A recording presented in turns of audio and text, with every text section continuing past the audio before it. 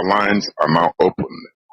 And please, let me say this, that we want people mostly to give preference to people that has questions to ask, because we have only 1 hour in order to for these calls. Please, 1 hour only. So you come, please, I beg you, do not start your preamble. Do not enter into any preamble, thanking this and that. Go straight to the point.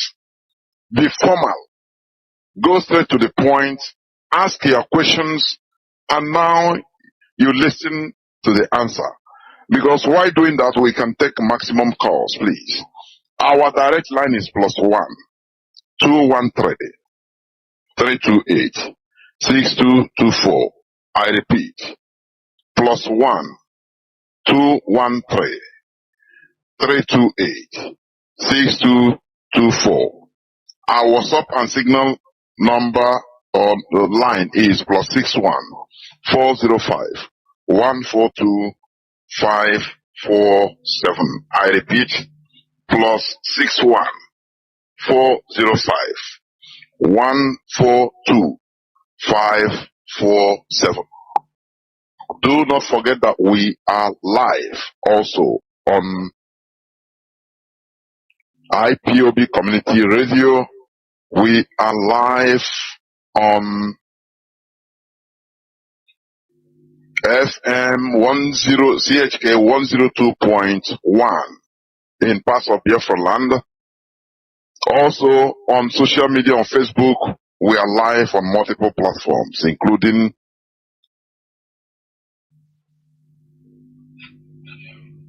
Radio Biafra HAUSA-SERVICE. Therefore, I have callers already lining up. Please, as I said, no much preamble, please. Let me check. Caller on direct line. Can you hear me? Let me see. Caller on direct line. Are you there? Can you hear me? Please go on straight to your question, if any. Go on. Caller on direct line, please. Sorry, I don't know. This thing is not coming out. Just hold on, if you may. Caller on direct line, hold on. Okay, go on now. Your voice could be heard. Go on. Caller on direct line, please go on. Go on. My question is, yes. How can we treat the issue of Samoneta? Because as far as I'm concerned, the man is really trying to destroy IPOD, but by the grace of God, he cannot try it. So how can we tackle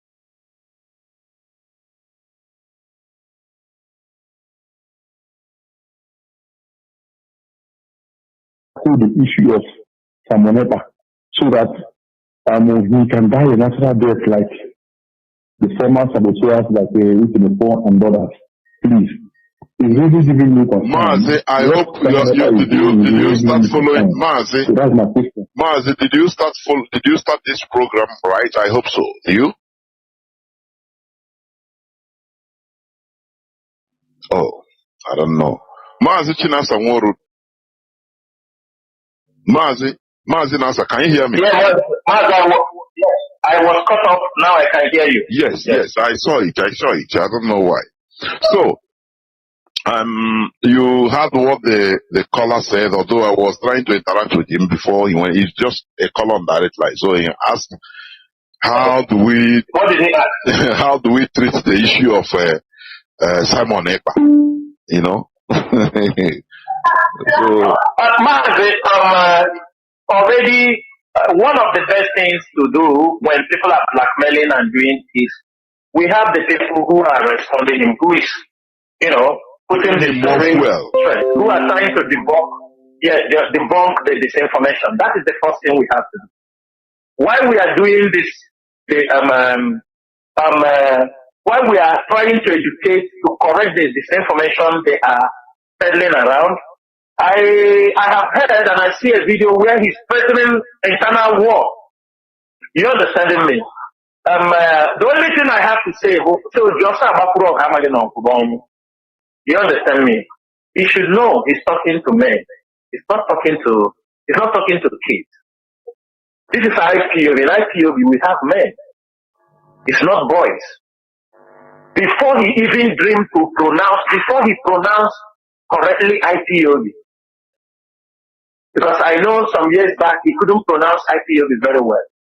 So before he even learned to pronounce IPOB very well, men are here. And we know.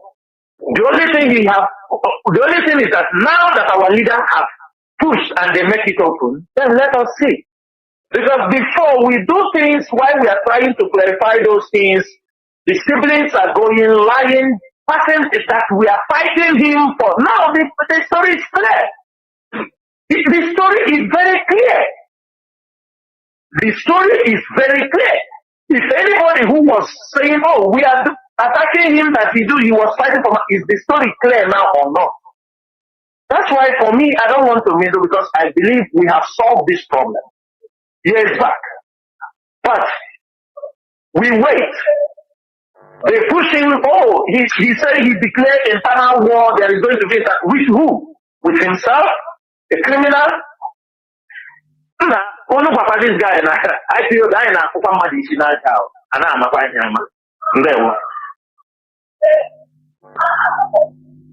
Mazi, I have a caller on signal. Mazi Akas, please, welcome to the program. Can you hear me, Mazi Akas? Yes, Mazi, I can hear you loud and clear. Good evening from here. Mazi, welcome to the program. Yeah, thank you so much for, you said we shouldn't thank you, but Mazi, it has been part of our life. When somebody is doing good, we try to appreciate. Mazi Chinasangoru, greetings from here. This is Mazi Akas speaking here from Austria, and I serve the indigenous people of Biafra as IPOB, Austria National PRO. Mazi Nasa, I have a question for you. You were trying to clarify something, but I want you please to, make it more clear to our people because our brother Mazi Madubuko finally got to our leader and tried to bring message for Mazi Nnamdi Kanu to the world for us to know the position of this great man. And when he said something, and that thing he said was not that too clear for many Biafrans, and I don't know, maybe if you can be able to elaborate it more, because I couldn't understand why our leader would say that he's angry with the TOS because they didn't stop sit at home. I don't know, maybe he was, because when he was trying to give this message, the anger of what this idiotic human being called a Berima is committing in our land, nobody in a right sense of mind will be happy of what this guy is committing through the DSS and Nigerian government sponsoring him to commit crime in our land. So Mazi Nasa, please, I want you to, because in my own, I don't see the reason why Mazi should be angry with the DOS of not stopping sit at home. We did the right thing, but we don't know if that, just as you said, Mazi might be getting different message. Maybe that is the reason why he should be angry with you, because we couldn't understand it. Please, if you can elaborate more on this. Thank you, Mazi. There were Mazi. Thank you so much. Thank you. Many people, because of that message, many people are really demoralized. I have seen people who are expressing their anger. How can Chinedu say he's angry for the POS that they couldn't stop the sit at home?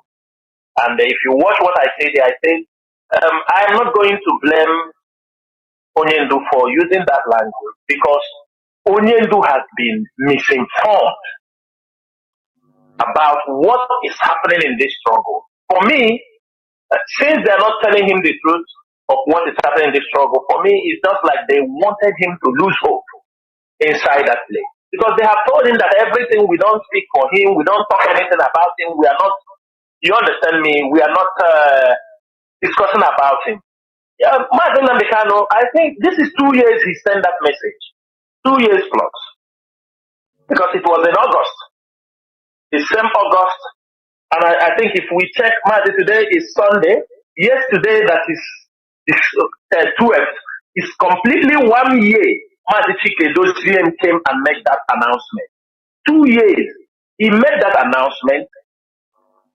And the Biafrans listened, even though people, the mistake is that had they allow us to control what we started. We try to communicate to him to say, look, we have pronounced this thing, not because these people have come and met you. The plans of the Nigerian government was even people for not to see you. Allow us to control this thing. But he was being misinformed, telling him that no, that's why he continued. And Mazi Chinedu listened and went and called off the sit at home. And you know the backlash from Biafra. But those who understood, it was even used to blackmail us. Within that time, his siblings were shouting, he told you to call it off, he told you to call it off. But ask them now, what I want to ask you, can they swear that after they have championed to call this sit at home off, have they gone from the back supporting a Berima to continue doing what he's doing on the sit at home? That is what people just have to ask him. Ask him this question. Have they ever tell him continue doing what you are doing, you are doing right? So for me, I believe it's a misinformation. How they have, and I'm sure Chinedu is somebody who reasons, he understood. And I am sure when Mazi Nnamdi comes out, he will listen to the men he left behind. Until he chooses not to listen, that's when we will talk something. But for now, I put everything as somebody in the DSS dungeon. I see if he have less decision to make because he don't have the clear picture. People feeding him with information and not giving him the correct information. Imagine people telling him Chinedu doesn't close the account in America. Where the gentleman is there running around how we can manage this struggle. They said he closed in Germany. They said he closed in South Africa. And I hope all those people are hearing. So Mazi, a lot of misinformation. And we wait. And also people should be fear God, as people used to say. If you pay money to bury an IPOB member, you turn around and say you give Chinedu money. Is coming on the way or lying. If you bury an IPOB member who fell on the service, who died, and you brought IPOB money and buried him, and you turn around, you want to project Chinedu as taking money for what? Those people, these are the lies they are projecting there. And these are all misinformation. When Chinedu was there, these are the things he does. We have never invented anything new. It's the same responsibility. People are going to school. September is coming. People, I don't want to even say something. I don't want to say go that area. But because if I say it, some of you may start looking for where they are and lynch them for what they are doing. But we leave.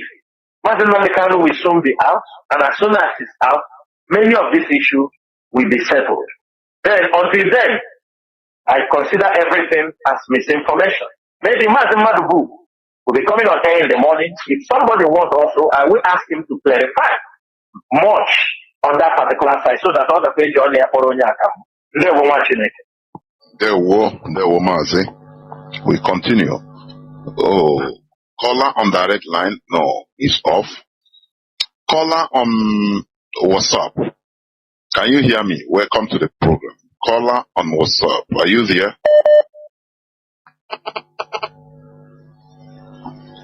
Caller on, let me see. See WhatsApp? Yes. Caller on WhatsApp. Are you there?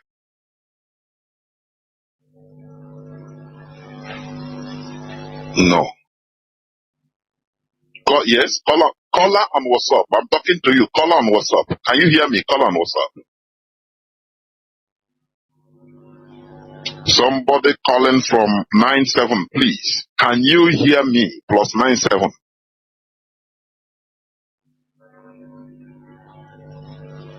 I don't know. Caller on WhatsApp. Can you hear me? If you are using earpiece, you remove it. You have been waiting since 13 minutes plus.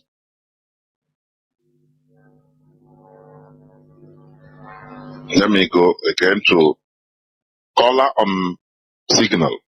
Call on WhatsApp as you cannot hear me. It is better you call back. Then caller on signal. Welcome to the program. Can you hear me?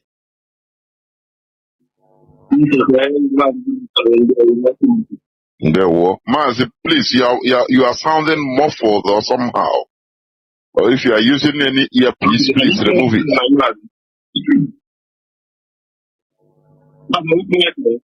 Yeah, go on, please. No time. Thank you. No, I'm going to you. And now, before I ask my question, I will tell you. There is this thing I have found out in our system. You know, we like to ask and ask and ask. It's good to ask questions, but sometimes we ask questions out of point. You know, and to our leader on the platform, sometimes explanation.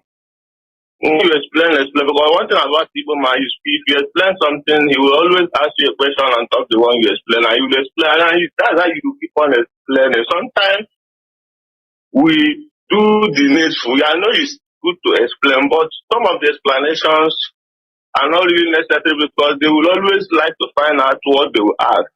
Concerning the message, our brother and our senior comrade, Mazi Benjamin Madugu, released from our leader, where he said the leadership, that our leader is angry with the leadership. We understand that particular explanation. This is him trying to convey a message to tell you the importance of him canceling that at home. That he is even angry with the leadership that they didn't implement the order immediately he said it. It's not as if it's anything that is different from what we know. This is something that has to show you that that message is given to you that moment is very important, that you stop whatever you're doing. So don't come and expatiate this for us, please. And when people come on air, they make their very argument, or they want to put their opinion. Let them stop using this word, Biafra, generalizing it. If it's your opinion, you're in a place that you're trying to air out how you feel about something, say it. Own that responsibility. Don't come and generalize it. Say we Biafra. No, this might be something you're inside your room thinking, and me here, I'm not even thinking towards that direction.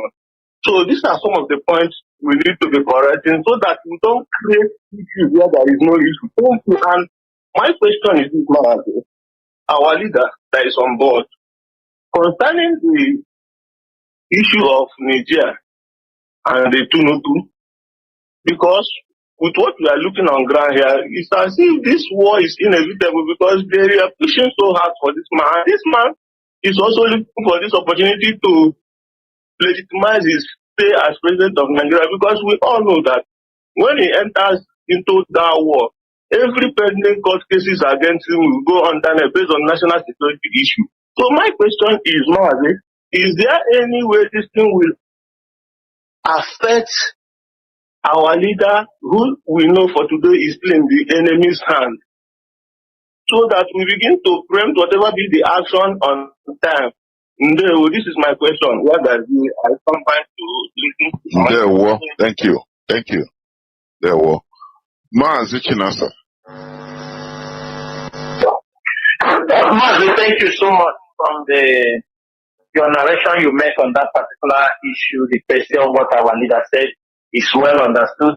I think you have added more flavor what I answered. But the side of Nigeria will have multiple effects.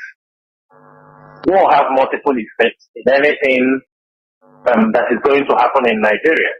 And I want to make it very clear, because our people are very emotional and they talk at a point. Onyendu is coming to court next month. that is just the day they said that is when the law, the judiciary will be back, because I'm sure now they are on holiday, they are annual leave. They will be back by September, and that will be the first sitting, the hearing. It's not that is not the day they are going to give their judgment, if I'm very right, and I'm sure I'm right. That is the day the case is being expected. They will hear the case and now set out a day for judgment. And with what we knew from what we hear from they have a maximum. They can set up a day for mock judgment after 2 weeks, after 3 weeks, but they have a maximum of 90 days to deliver their judgment. So we are hoping all the best. One thing with this issue is that our people fail to understand. Sometimes when we jab the British, jab the Americans, they say, don't talk. They're the people holding us. You know, sometimes when you want to talk, when they try to level IPOB, the Global Terrorism Index, they made it very clear that some people in the US State Departments were part of those that lobbied for those things. They lobbied some of them in the State Department. And they lobbied from the UK, Lord Ahmed of Liverpool, prominent among them. Now, if something goes wrong, if Chinedu goes, because he wants to legitimize his presidency, if he goes to this war, I cannot on this radio now tell you what is going to happen, because this is like a game of the chase. Why they play this angle, we have to play. We have to allow the judiciary also, we have to allow our lawyers also to do their own legal job. But for us, we are looking at it from the geopolitics. What will be the effect? Like I have told you, the war happens even now. They have not gone to the war, just cutting the electricity from Niger. Niger closing their airspace is already having a very devastating effect on everybody. On Nigerians who are in Europe. It's our people. Our people are in Europe. They will receive it hot. The thing when it happened, it is about IPOD. Now, some of them planning to come, ask them, let them confess, how much is the ticket fare? So, there might be consequences, but I cannot be able to say it here. But it's as the things, as this show goes down, we will try to watch and we try to examine what will be the advantages, where is it going to affect our leader, and anywhere we found that it's going to affect our leader, we'll also come on air and inform our people, because the most important thing there is to inform our people, let them have the accurate information, and stop peddling lies with people, because when they are pushing you, imagine there is a war coming to Nigeria. The ECOWAS want to station, and people want us to start talking about no, let them talk about those ones. Or somebody wants to tell us about sit at home, and the war is at your distance. The Western world want to keep us busy. They want to keep us busy with something so that we cannot be able to focus. I got a buying a sit at home, that is what they want to do. And we are not going to fall on those tracks, because we have fought this for 2 years. We need to focus. We need to focus. That is one of the things there, Mazi. So as we move on, if there is anything we see that is going to affect Mazi Nnamdi Kanu, we will come out here and make it. And even before we come out here to say it, we will make sure that we did something and make sure that Mazi Nnamdi Kanu is being protected. That is one major thing you have to know. So if anybody thinking that we are not going to stand up if anything goes wrong, that person is lying. But what we don't want to make our people lose focus on what we want and what we don't want. There were Mazi. There were. I'm here with joined by Mazi Anye. Mazi Anye Kings, can you hear me, please? Go on. Mazi Anye. Mazi Anye, can you hear me?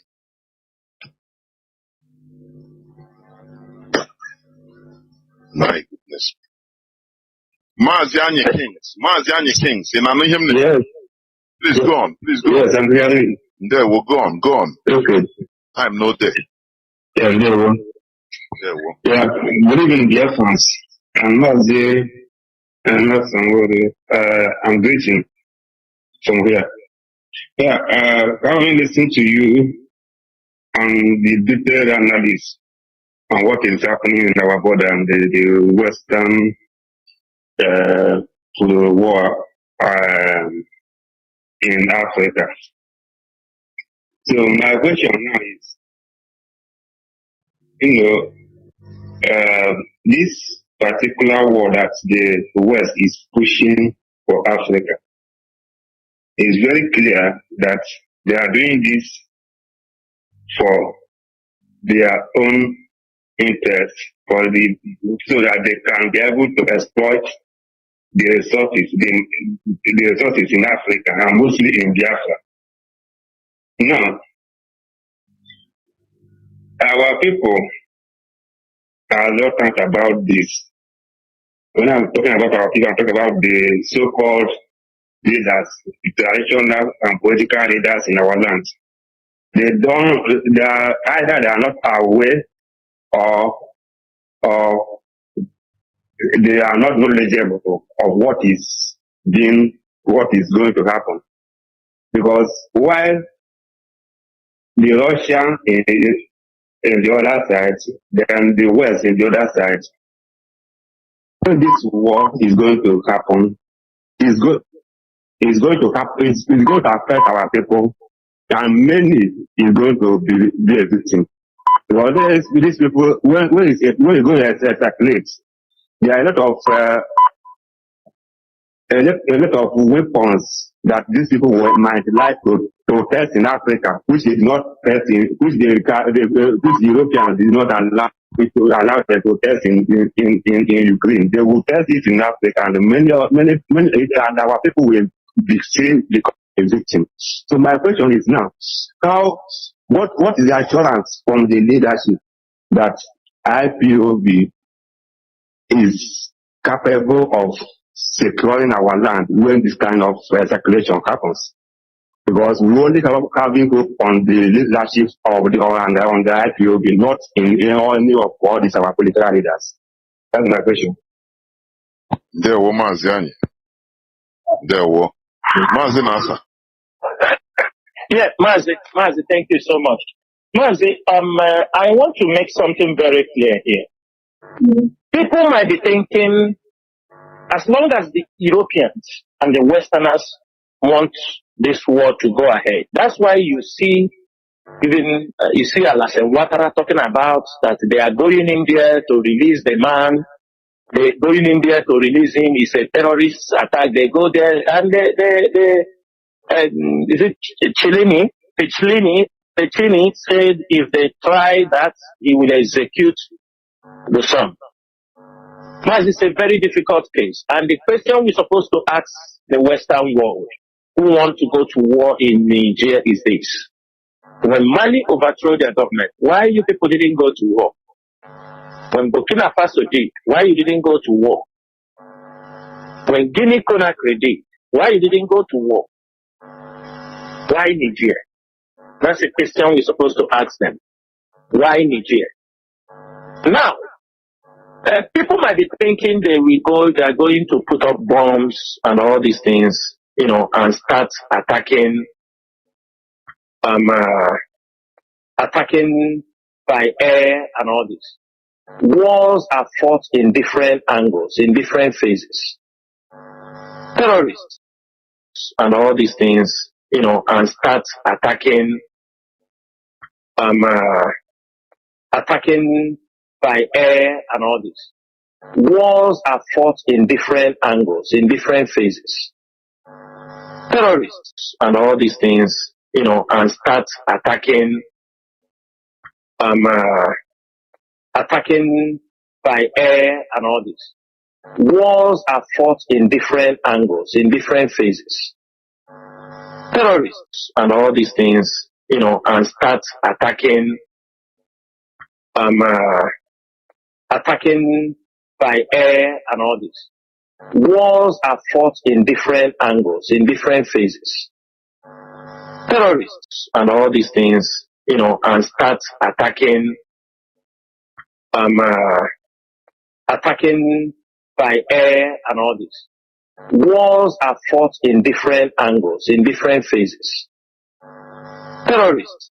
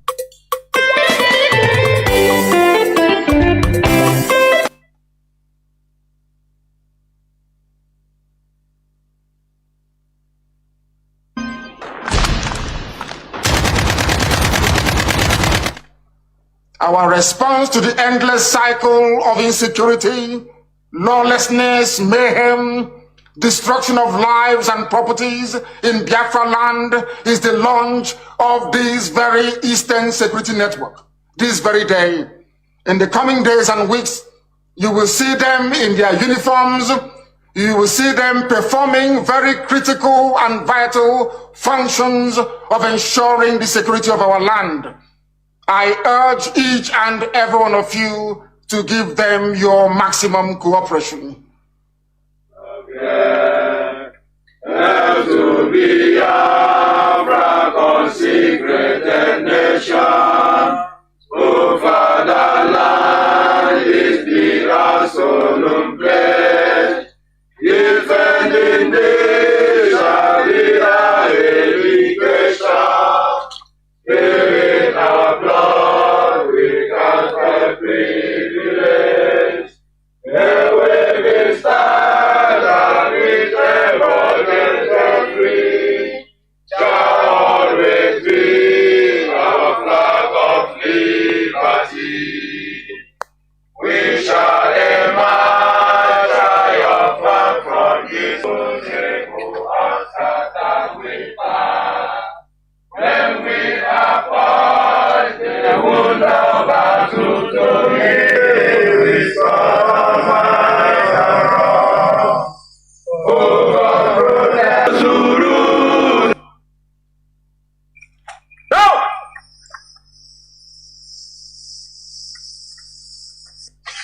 ESN, ESN, Protect Biafra land.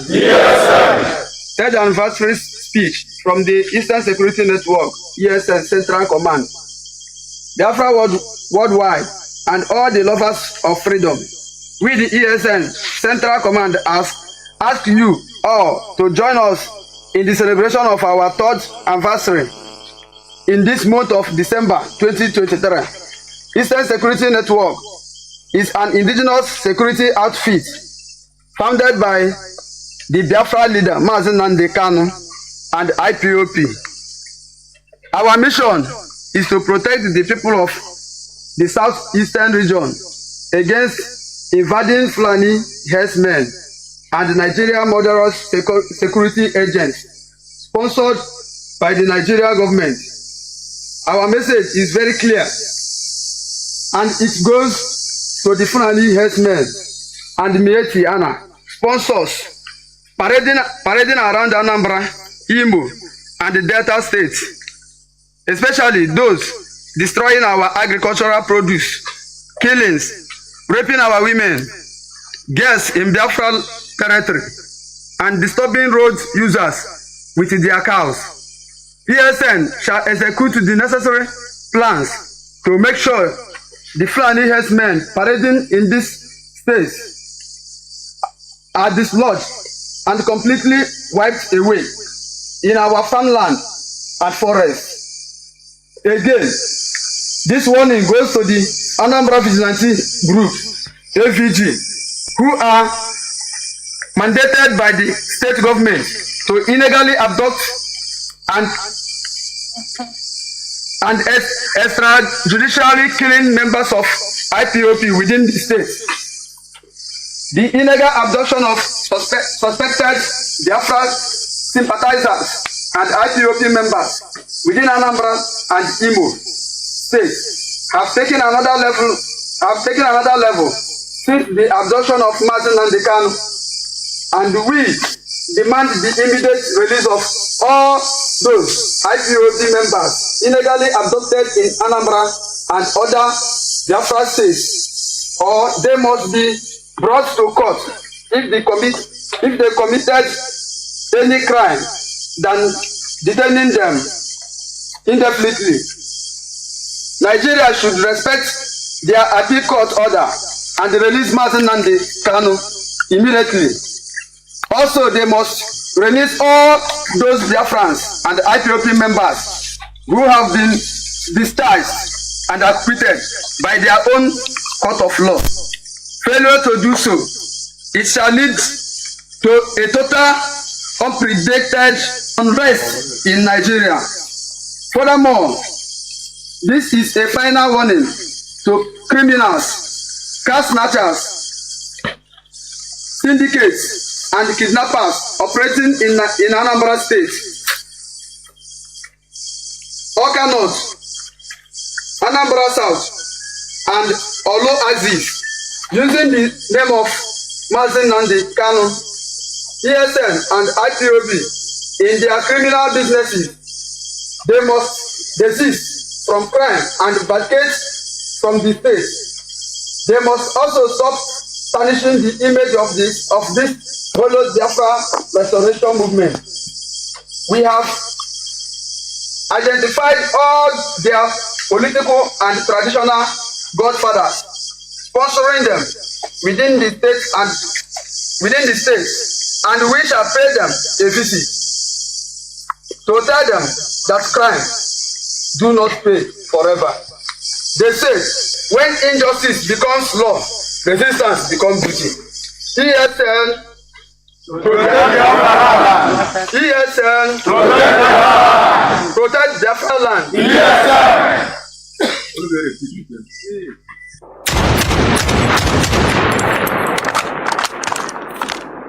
If it's not for IT, tell me where do I go? If not for ESL, where do we stay? If not for IT, tell me where do I go? If not for ESL, where do we stay? IPOB, thank you. ESL, thank you. IPOB, thank you. ESL, thank you.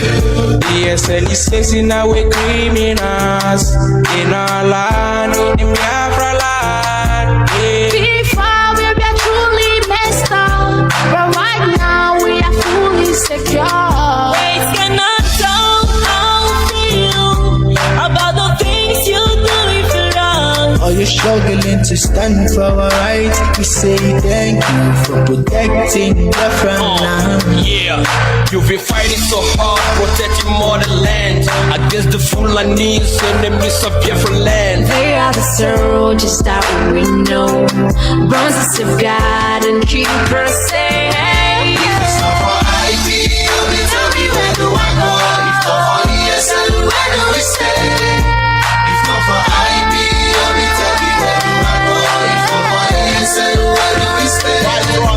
IPOB, thank you. Thank you, ESN.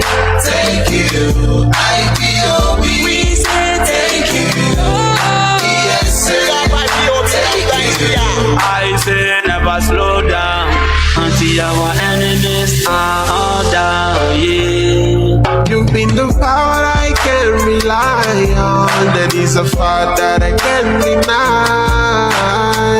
Champion soldiers fighting stronger and protecting lives.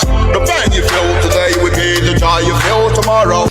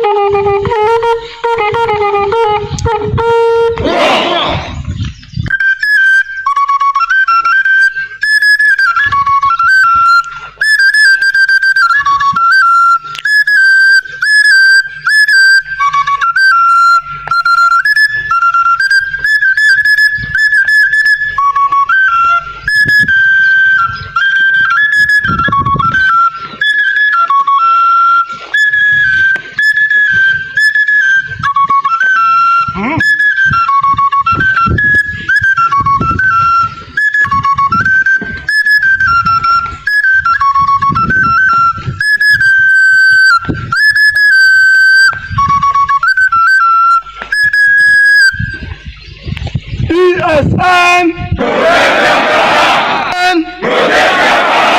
Protect Biafra land! ESN! This is the 3rd anniversary speech from the Eastern Security Network, Eastern Command. And I read, Biafrans all over the world and lovers of freedom, as we celebrate in this month of December the 3rd anniversary for the establishment of the Eastern Security Network, an indigenous security outfit pro-funded by the Biafra leader Mazi Nnamdi Kanu and IPOB. Our mission is to protect the people of the eastern region of the contraption called Nigeria. Our message is very clear, and this message goes to Fulani herdsmen, Mieti Allah, and their sponsors parading all around Abia, Akwa Ibom, and Iguacha Aziz, especially in Low Banta area. The crimes of these Fulani herdsmen has taken a new stage. They now involve in highway robbery, kidnapping of commuters along Enugu to Aba Expressway, and Low Banta is their main hideout in committing these crimes. ESN shall make sure the Fulani herdsmen parading in those houses are dislodged completely. Also, we are sending this message, clear warning, to the SWAT police in Aba, Abia State. You criminal security outfits are seriously engaged in illegal abductions and disappearance of many youths, Biafrans and IPOBs in the streets of Aba and its environs. You criminal security outfits shall meet your waterloom soonest, unless you deceit in killing and disappearance of Biafrans in Aba and its environs. Furthermore, the illegal extortion, harassment, killings of innocent commuters at numerous police and military checking points in Biafra land must stop.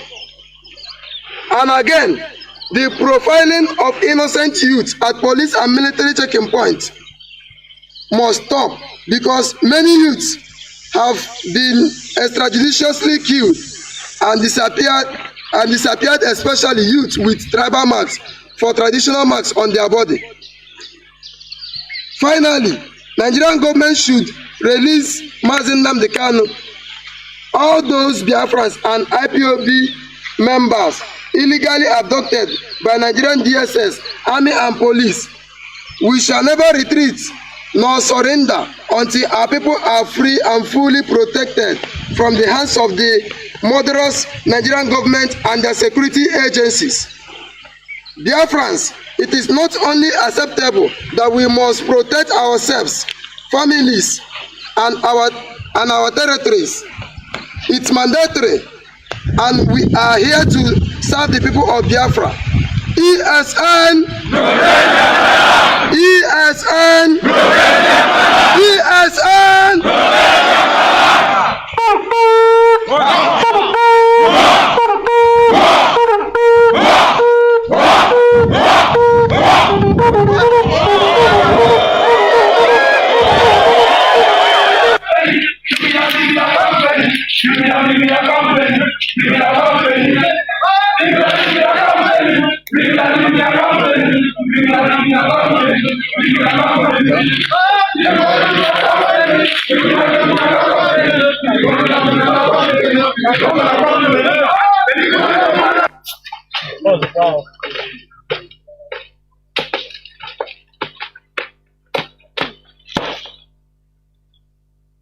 But here's the answer, the bossa.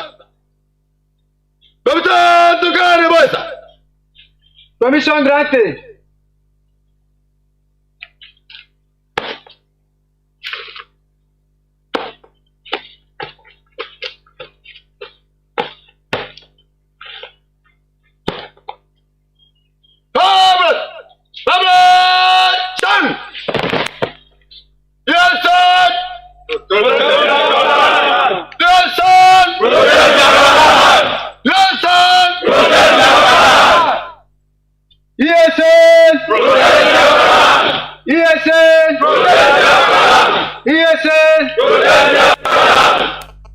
Third anniversary speech from the Eastern Security Network, ESN Northern Command. Biafrans, and all of us of freedom, join us to celebrate ESN 10th anniversary in this month of December 2023. Eastern Security Network is an indigenous security outfit funded by the Biafra leader, Mazi Nnamdi and IPOB. Our mission is to protect our land and the people of Southern Eastern region against the Marudi Fulani herdsmen and Nigerian moderate security agents sponsored by the Nigerian government. We are hereby warn all the Fulani herdsmen and Fulani terrorists, Marudi in Ebonyi, Enugu, Southern Benue, and Cross River State, who are finding their way into our bushes during this festival period to return back to where they are coming from. Moreover, we have expelled majority of these criminals from these states mentioned above, but we have noticed an influx of Fulani herdsmen again from our bordering states like Enugu and Benue State into Ebonyi State. Today we are giving them a marching order from them to go back to where they are coming from, for our farmland and bushes are not reserved for their illegal settlement. ESN shall never allow Fulani herdsmen to settle in any part of Biafra land. We shall intensify hunting them in our bushes, for their presence are not welcome in Biafra land. Also, our warnings go to the traditional rulers and politicians who are seriously facilitating the settlement of Fulani herdsmen in our community farmland, using the Nigerian terrorist army to harass, arrest, and kill those that oppose the settlement of Fulani herdsmen in their community. Come this new year, we shall teach these heartless politicians and traditional rulers a lesson of their lives, so they will understand that conniving with Fulani herdsmen, an enemy of the land, to occupy our ancestral land will only lead to their untimely death.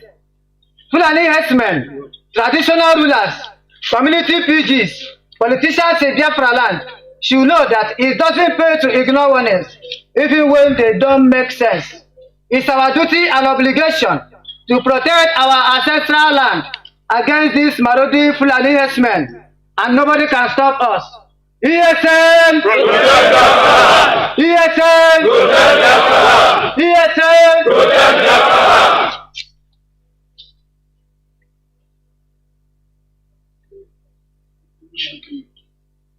I don't know.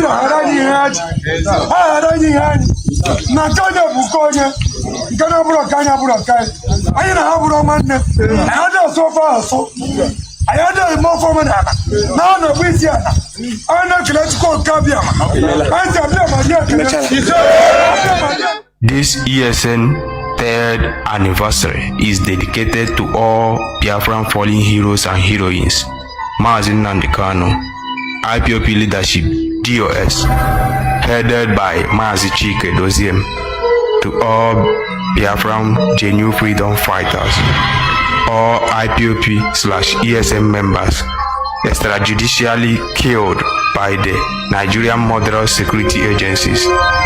ESN protects Biafra land. Good morning, good afternoon, good evening, and good night, great Biafrans and lovers of freedom. This is Radio Biafra HAUSA-SERVICE coming to you through Radio Biafra London. My name remains Mazi Chinedu from Olo province of Biafra land, and we are here live and direct. Today is the 18th day of December 2023. Tata bo obochike. Therefore, I welcome each and every one of you to welcome your friends and well-wishers onto this hallowed platform, regardless that I am a little bit late than usual, but we must continue. Therefore, as you may all have known, we are a people under threat of extinction. Therefore, What do we do? That is what we are doing. What do we do other than what we are doing? To protect ourselves, to defend ourselves, to make sure that we also exist in this planet Earth. That is why we are fighting to liberate ourselves from that abominable zoological republic called Nigeria. A racist construct created by Britain, where things that you don't see, horrible crimes you don't see any other place in this planet Earth is taking place. Where Bill Gates, the architect of eugenics, where Bill Gates and co have bought the organs of every Nigerian in advance, paid for the organs of every Nigerian. Have you forgotten? Something that it doesn't happen other places.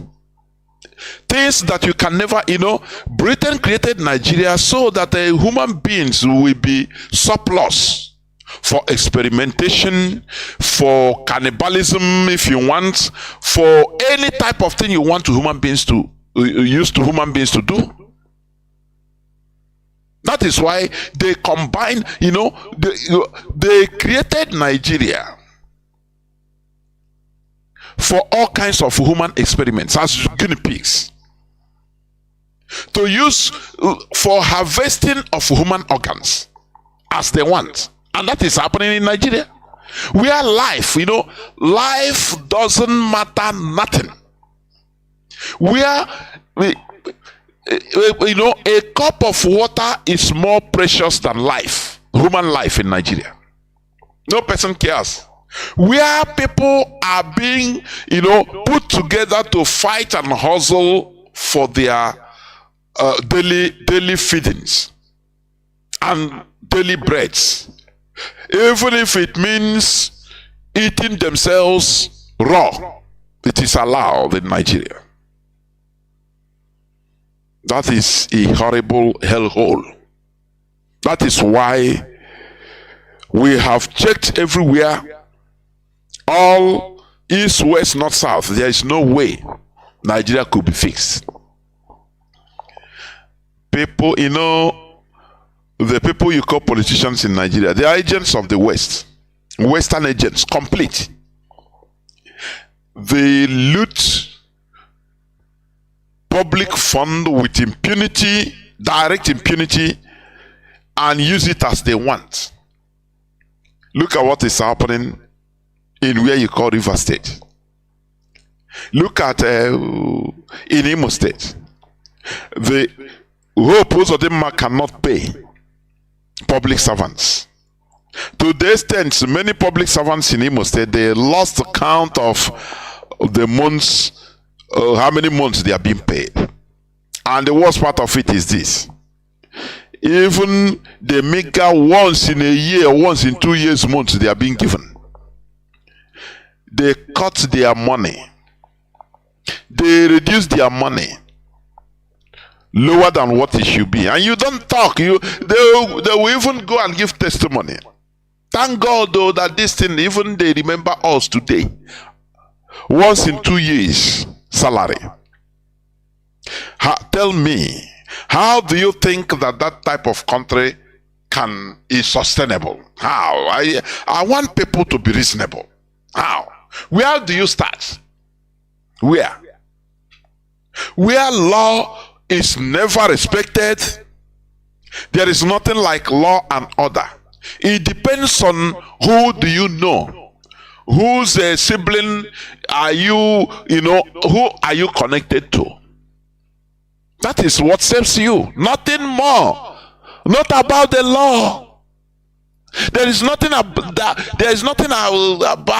talking about law that guides the citizens or protects citizens. No. It is about who you know. It is about the politician you know, or is your brother or sister brother or brother friend, the connection you have is what protects you, not law. There is no law in Nigeria. Nigeria is a completely anarchous domain, a place where there is no law and order. And that is why you can see what they call, I'll talk about democracy in Nigeria. It makes me shed tears. And I have been saying it here that one of the main weapons of the West, of the Europeans to continue subjugating Africa is their so-called imposition of their version of democracy. Are you hearing what I'm saying? Africa has been disarmed, complete. They are learning everything right from start, because the colonization of the European colonization of Africa stripped Africa naked of everything. I say everything.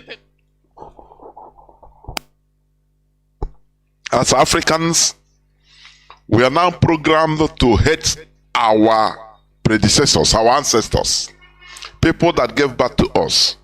We are programmed to hate them. We are programmed to hate anything concerning us, ourselves, our tradition. We are programmed to hate it. Even system of government, we are programmed in order to fight for European democracy imposed on us, not good governance. No person talks about good governance. No person talks about upholding our system of governance before the advent of the white people for us to develop it. No person. Everybody now thinks that their version, the so-called European democracy, is the only way to advancement, which is complete 100% lie from the pit of hell. China has proven it. Other countries has proven it wrong. That you can develop in your own system. But we are complete, we have been stripped naked, nude Africans. Both our spirituality, nothing. Everything we depend on foreign. As I used to say, let me reiterate it. We are the only race, black Africans, the only race that does not have any god that resembles us. We bow down to foreign gods that resemble other races. Indians have God, Shiva, and others that resemble them. Japanese, their god resemble them. Thailandese, they have their god resemble them. Arabs, their god resemble them. Europeans, their god resemble them.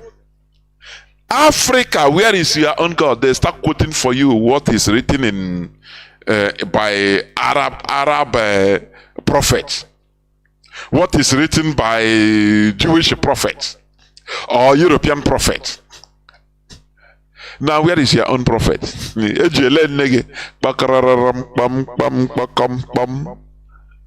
And we think we can succeed like that, advance. That is why we are the lowest of the low in every part of the world, the black race.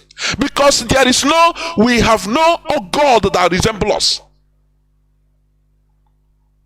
Here, we try to make you reason. We try to make you think. Reason. What you hear on Radio Biafra is not what you are used to hearing. No. What you hear on Radio Biafra is what will change your life radically, make you reason critically like a human being you are supposed to be. Do you think at all? Do you reason? We are Biafrans. We are in the center of the world, the center of the universe. And that radical changes, positive changes, liberation, we start from that dot That place, let Buhari call the dot. Okay, Bidodia now Basha, and that is what is happening. Because we are kingmakers. All we are asking is for liberation, for freedom. Freedom that others asked for and got it. Bangladesh fought for freedom, asked for freedom, and they got it. Now, how in this world that our own becomes different? Why? Why? Is it people that are, it is normal to subjugate? Is it that we cannot be able to rule ourselves, which is lie from the pit of hell? Because if we cannot rule ourselves, the Europeans wouldn't have even come to meet people in our, because we would have killed ourselves into extinction. Do you know that? These are logics that you don't even take into context. When people say, "Oh, you are not fit to rule yourself," now you ask them, then how are we living? Because we have been existing since hundreds of thousands of years back. Europeans came about a few centuries back and met us. They met us in good health. We were organized, doing our thing. If we couldn't rule ourselves, which means they would have come and met only vast land without no inhabitants, because we might as well have consumed ourselves, killed ourselves into extinction. But they don't want you to think in that method, in that way, because there is a way they program you to reason. They program you not to think, not to reason critically about yourself, about the situation we are in. But here on Radio Biafra, we knock at the door of that your frontal lobe that you have shut, you have unconsciously shut, thinking that is of no use for you, to you. That frontal lobe that makes you reason critically is what we are trying to reactivate, because you need it. Common sense. That is what we teach here. Today, as usual, I will be brief. As usual, I'll be brief. You know, nowadays I used to be brief, very brief. I want to go into just a few news headlines. And there is one news I want to talk about. First, Oba of Lagos tells Igbos what to do following demolition of houses in the state.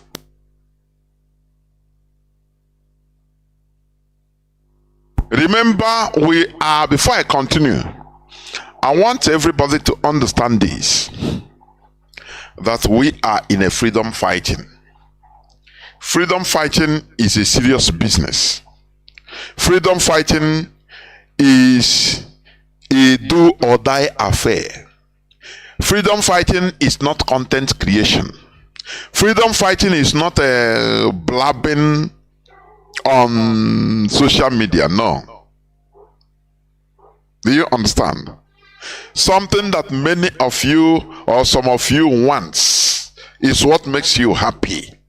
To be watching after finishing your job of the day. Now you start scrolling on social media to watch.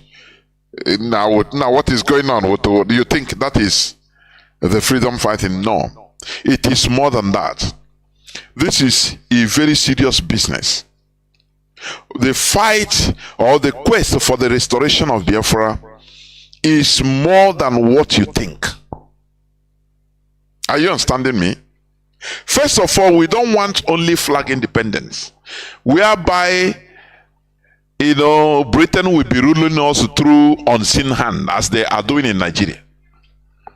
No, we want to take our space in this world and our space, whereby we can showcase our productivity.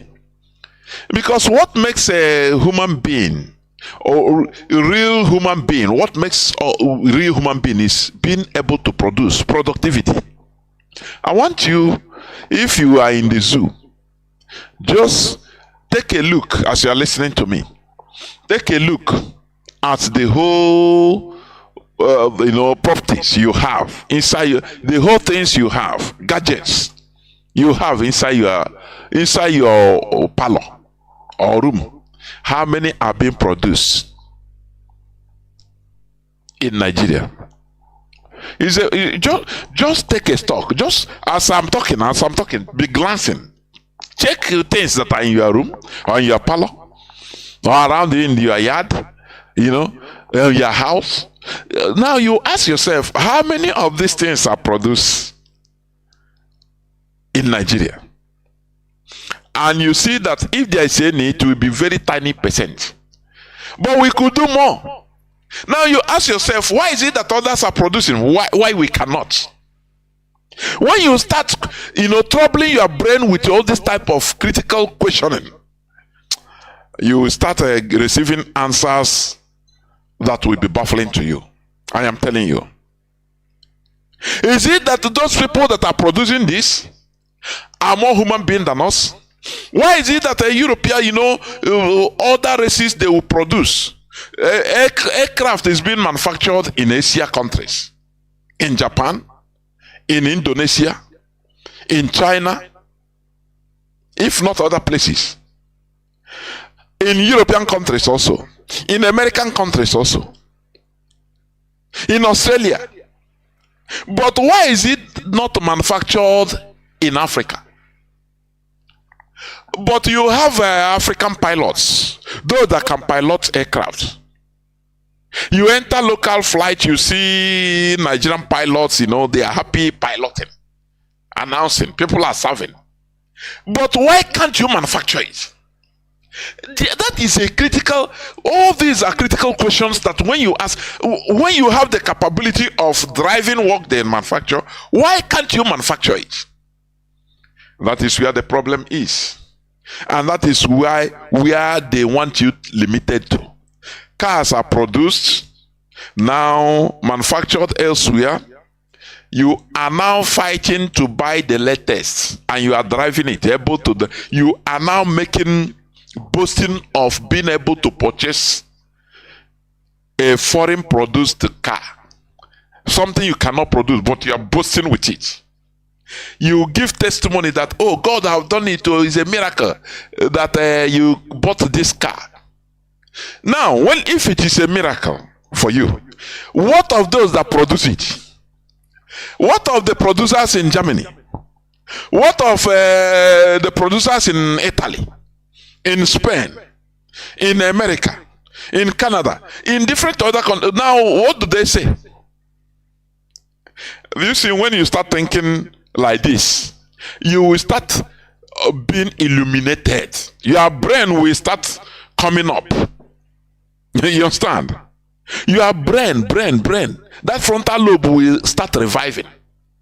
Because you said, no, if you just can boast of somebody making mouth or being able to buy this car, making mouth in Nigeria, oh, you're showcasing the car. Now you ask, what of those that are producing the car daily? And what the person is boasting is even second-handed cars. It's a car that they have used for many years and brought, and he is now boasting. Now you ask, what of those that produce it? If you getting that car is a miracle, now what of those that produce it? What do you call it? Then, which means they are your God. Do you see how things work? Do you see logic? If you getting it, being able to get some foreign good is a miracle, which means those that produce it are your God, because without them you cannot even get it. That miracle cannot even come to you. Do you see that? Do you see that? Oh, that is the reason why we need to be changing our mentality. As I was saying, we are in a freedom fighting. There is no room.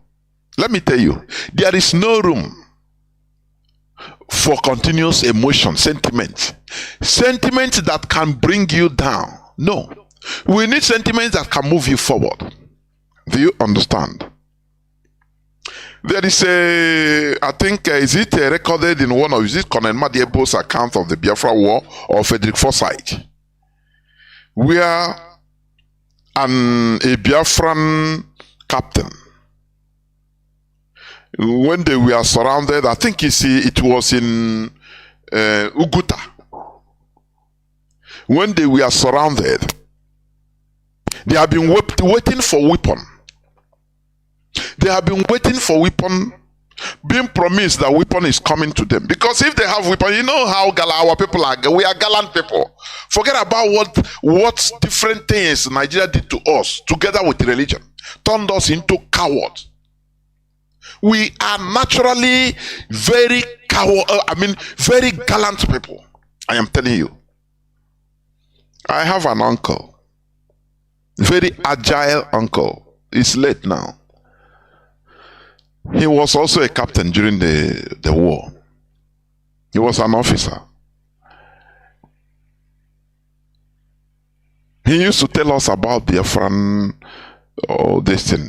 war. And when we were small, he said that,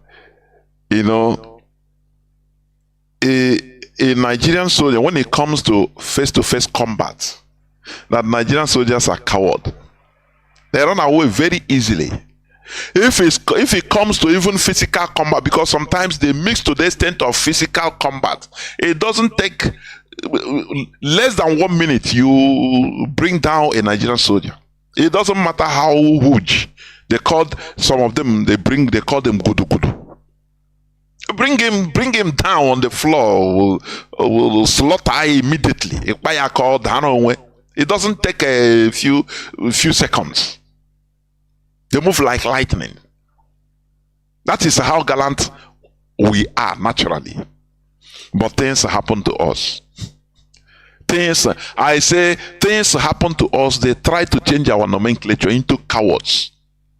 Whereby you will see two Fulani will carry knife and pursue 1,000 communities. In a community. For just 2 people, 1 or 2 people. Something that is not our character. But that is a talk for another day. So what am I trying to say? This is a serious business. We should understand that we are heading towards Biafra restoration. Are you hearing me? Our leader is inside the enemy dungeon. As I said the day before yesterday, our actions and inactions is what is going to bring out Mazi Nnamdi Kanu. Bring Nigeria. There is no other thing than, okay, let us negotiate. That is the only thing. Nothing more. Nothing more. Let us negotiate in order to stop all this thing. Let us negotiate. That is where it is heading to. So we should all be strong, mentally strong. Not that's why I hate somebody coming to this platform now threatening.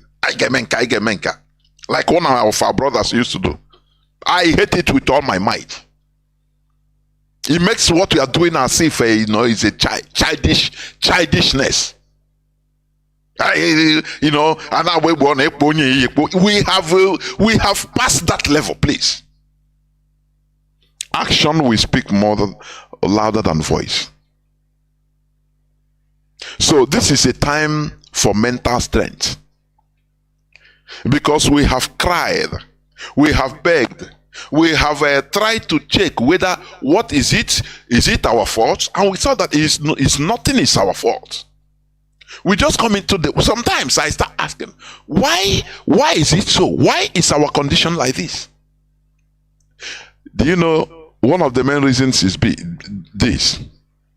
We were programmed to be happily accepting going into abyss, happily accept it. Anywhere you go, if you know see Igbo man, we take it as a pride, something of a pride. Whereas it's even a curse. We are not dispersed for holiday. You are not going out for holiday like other people do. You can go to spend your holiday, or maybe expatriates that are being called, paid from your country, a foreign country call you because of your expertise. Now you go, they give you what they can give their citizen. Maybe $10, they pay you $100 for it. No, this is not the reason why we are dispersed all over the world. We are dispersed just searching for greener pasture. Because in our place, nothing for us. Don't you see that it is highly pathetic? It's a very pathetic situation. We are, without Mazi Nnamdi Kanu opening our eyes, we were happily marching into oblivion, thinking that now we are the highest. Without knowing, but now we found out that, oh, we are almost finished as a people. Do you understand? Mazi Nnamdi Kanu, the only thing is, my happiness is Okoro Gedegum. Do you know that? Do you know that had it been Mazi Nnamdi Kanu is not he want to sell everything, he would have come out anytime he wants. He just signed something. I used to say this for people that are going on the Mazi Biafra the Nobi. Another thing. You understand? Another thing, you know, but do you know that is how smart Mazi Nnamdi Kanu is? Because he trained us to be so at alert, even on him, to check on him. I don't know whether people understand what I'm saying. Or one that thing I say, I don't know. Mazi Nnamdi Kanu is so smart to understand that even he himself is a human being. So he trained us, the listeners, the comrades, to this war of liberation, in order to even checkmate on him. In case tomorrow he start coming and he start telling us, nah, he get us, nah, later. Do you know what he tell us? He said, person at his back should cut off his neck. So, which means he didn't pity himself. Do you know what that thing means? Because he doesn't want to tomorrow. People say, oh, it's the same. No, don't worry. No, he said, no, checkmate on me, even me. You me, the leader, but checkmate on me. In case if I start talking another thing, please, the person behind me, cut off my neck. Biafra is bigger than me. That is a command he gave to us, isn't it?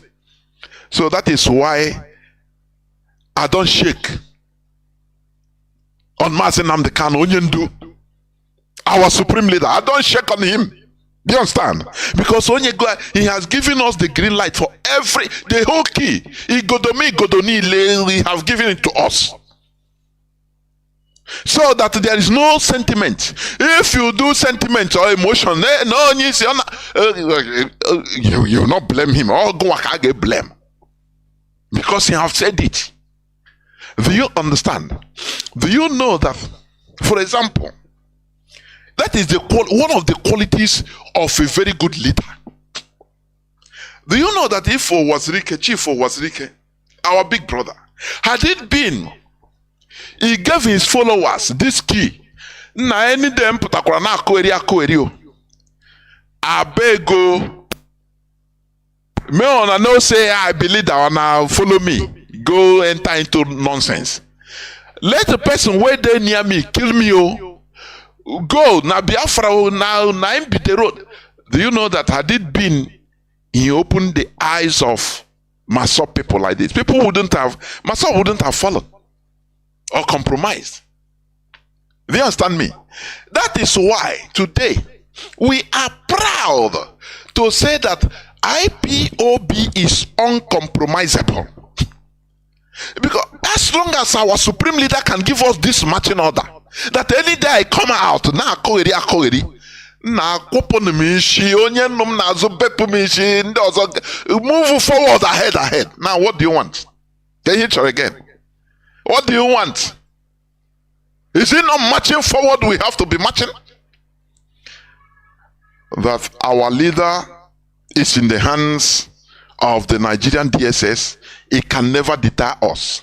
Rather, it will fortify us into quadrupling our efforts to making sure that he is released, because he will now be under duress. He must be released under duress. Nigeria we see something that they will release it. They start asking, now let us, now come, let us negotiate. How okay? Your leader is here now. He's here. So how do we do to negotiate? That is what is remaining, and you must be part of it. Do you understand me?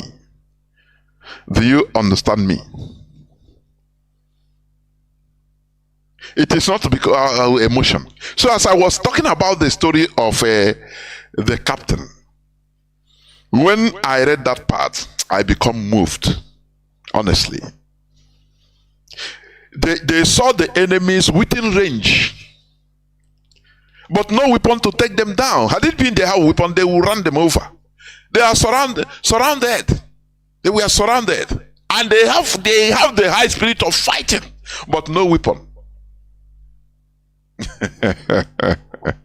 Now, they said the man, I've forgotten his name.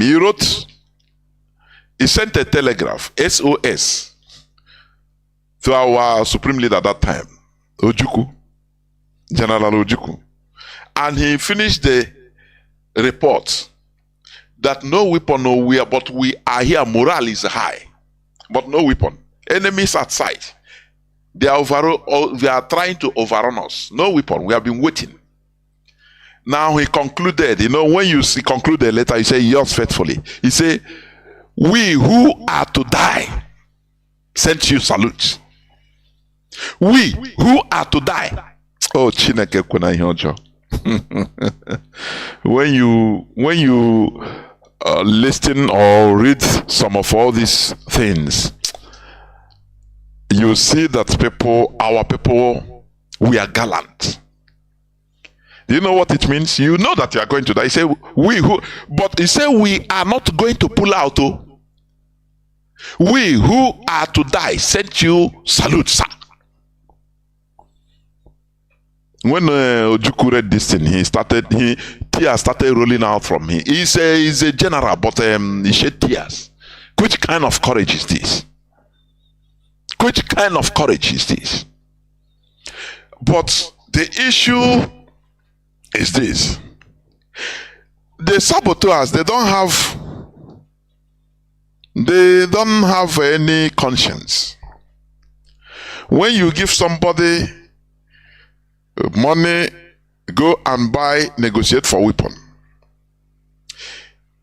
he will go and bring akpakara dingwom, condemn iron inside containers and bring. He don't hit. Oburego balaga. Now you start asking, what type of people are these?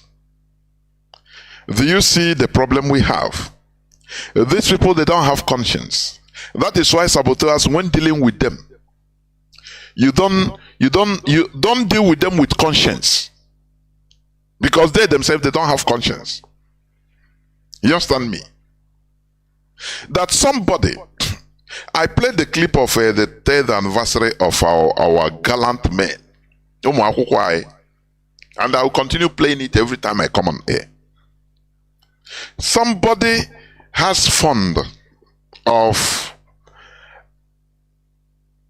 IPOB in her care. Now she now took it as Okwechi. Do you see the wickedness of human being? Normal thing, when Onyendu was even there, things used to work very well. She don't need to know what happened. Okay, send us to this place. We need it. Period. If we send and just give rights, keep record, and that is it. But immediately Onyendu was rendition. Okwechini. Now you need to secure, because for them, Onyendu is no more coming out. I am telling you, that is for them. So now nke onye riri ka obu.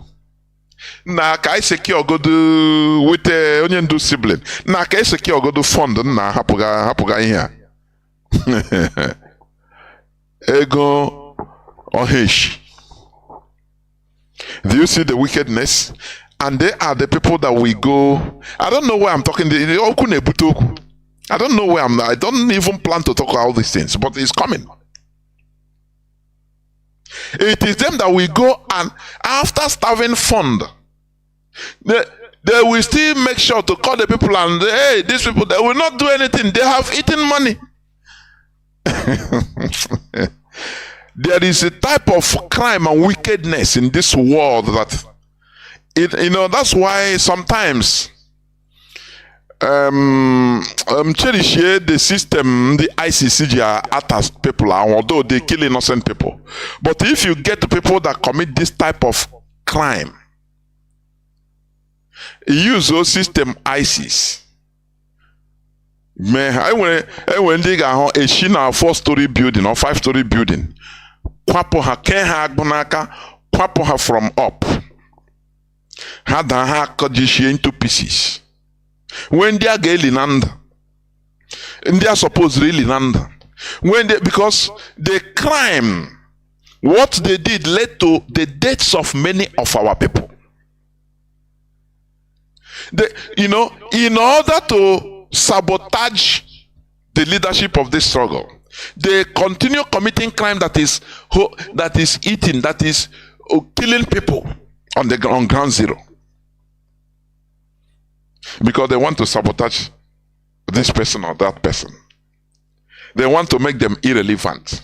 No, they are not going to give you anything. No, these people, you don't see, they have they collected money. They are starving you now, but the money is in their hand. Many people don't understand how IPOB works. That is the reason why. Many people, with the presence of Onyendu, the departments, every department is working normally. Because this is a freedom fighting.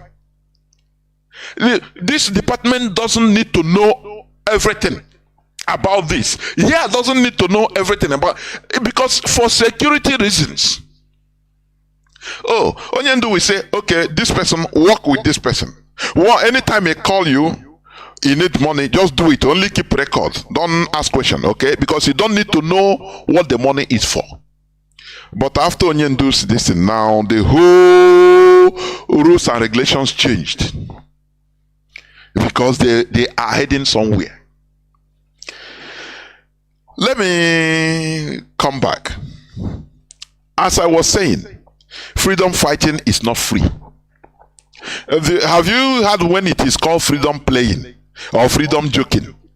It is always a freedom fighting. Fight, all gone. In fighting, there are casualties. Do you understand? So people should understand that what we are into is a journey, one-way journey of no return. Do you see? Look at you have been watching our gallant boys and girls, ESN, inside the bush. They have been staying inside the bush. Do you think that it is the same clothes they have been wearing since since 3 years? Is it the same clothes? Sometimes when I hear people giving their expert suggestion on what to do, like this. And now I say, do you think that the fund is coming? That IPOB is a billionaire movement? Oh, what that little fund, but look at thousands of our people, thousands of our gallant men and women everywhere in Biafra land. How questioning? It doesn't matter the difficulty. How questioning? Undisciplined. Don't go out, they stay. Don't do this, they stay. No problem. They obey. Waiting for command. How are you not going to support these people, please? With what conscience are you not going to support these people? Please. IPOB has been blackmailed. The leadership has gone through hell. But we are still standing. Do you think that it is going to social media that made it like this? It is a skit making. Let me tell you, what they want to do is to blurring the line between IPOB and criminality. Blurring, so that once you talk about IPOB, ESN, now you talk about car snatching. But there we continue making it known to all and sundry hearing my voice that IPOB is never engaged in criminality in our land, in anywhere. No. I say I could remember at the elite stage, people were suggesting that let IPOB enter into armed robbery and kidnapping in order to raise funds because it is freedom fighting. You know, at that time, when you look at it at the periphery, they give an instance now take many other places now freedom fighting because you need to raise money. I get kidnapped one day, gonna buy another millions of dollars at a go. But do you know what? Mazi Nnamdi Kanu, I was even a proponent, a supporter of that. Myopically, it's now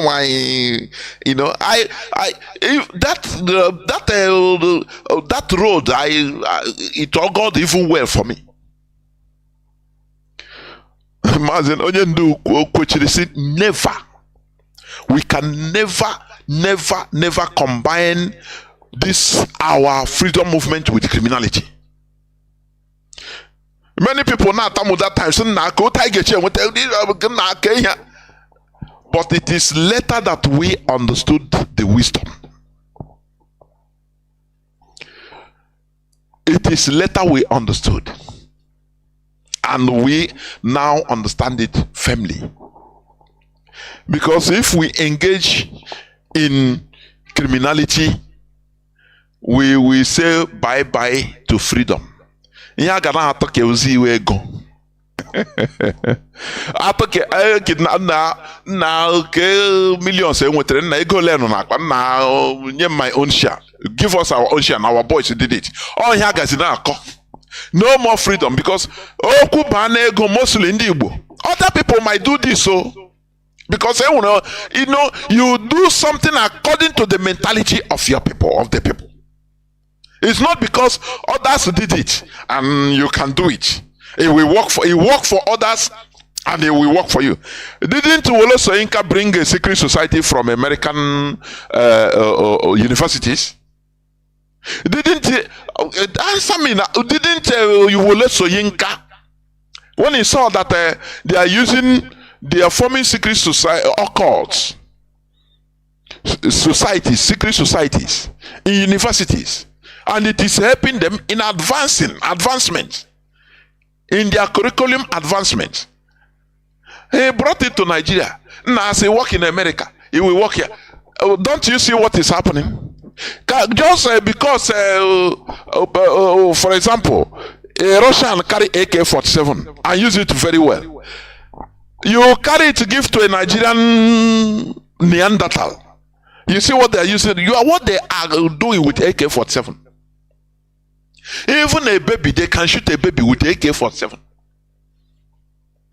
That something work for other place. It's not a guarantee that it must work in our own way, or in us, or with us. It's not a guarantee. You understand? So these people, any person that is using ESN, these are Nigerian government facilitated criminals. In order to destroy IPOB, they have tried to destroy IPOB since the rendition of Mazi Nnamdi Kanu through different ways. But they are surprised that I could change him. That is why the Nigerian military head, he convened the security meeting that they should tackle issues. We are watching. We know what they are saying. You understand? So any person talking about using ESN name or IPOB, he call you, he say he's a kidnap. He said now we take gumbo kid. That no, we have been saying it for years now. It has nothing to do with IPOB. We have nothing to do with criminality, any type of crime. Nothing. ESN. Don't you see ESN in their anniversary? It's on social media. Brave men and women. They're highly disciplined. They don't have time for snatching car. Where are they going to ride it? For what? These are criminals. That any person that you are kidnapping using IPOB name or ESN is a complete criminal. These are sponsored by the Nigerian government in order to tarnish the image of IPOB and ESN in the international community. Because anything, what they do, they carry all this in the video, everything they report. They send it to the whole foreign embassies in Abuja and Lagos. You don't know what Nigeria is doing. You don't know. You don't know. That's why Mazi Chinas and Wuru will come here. You people think it's wasting time. He will come here and talk the reality to remove or distinguish IPOB from criminality, even calling the criminal's name. For you, it is not important, but you don't know that it is all important. Because we know what Nigeria government is doing. All those people, all those criminals, they label it, make reports. You say government, they arrange it very well. And now package it and be sending to the whole embassies in Nigeria. All, I say all. Because they want IPOB proscribed. Do you know our force? What keeps us going is that Akaye Diocha. We are doing the right thing. That is the base. We are doing the right thing. Akaye Diocha. There is nothing.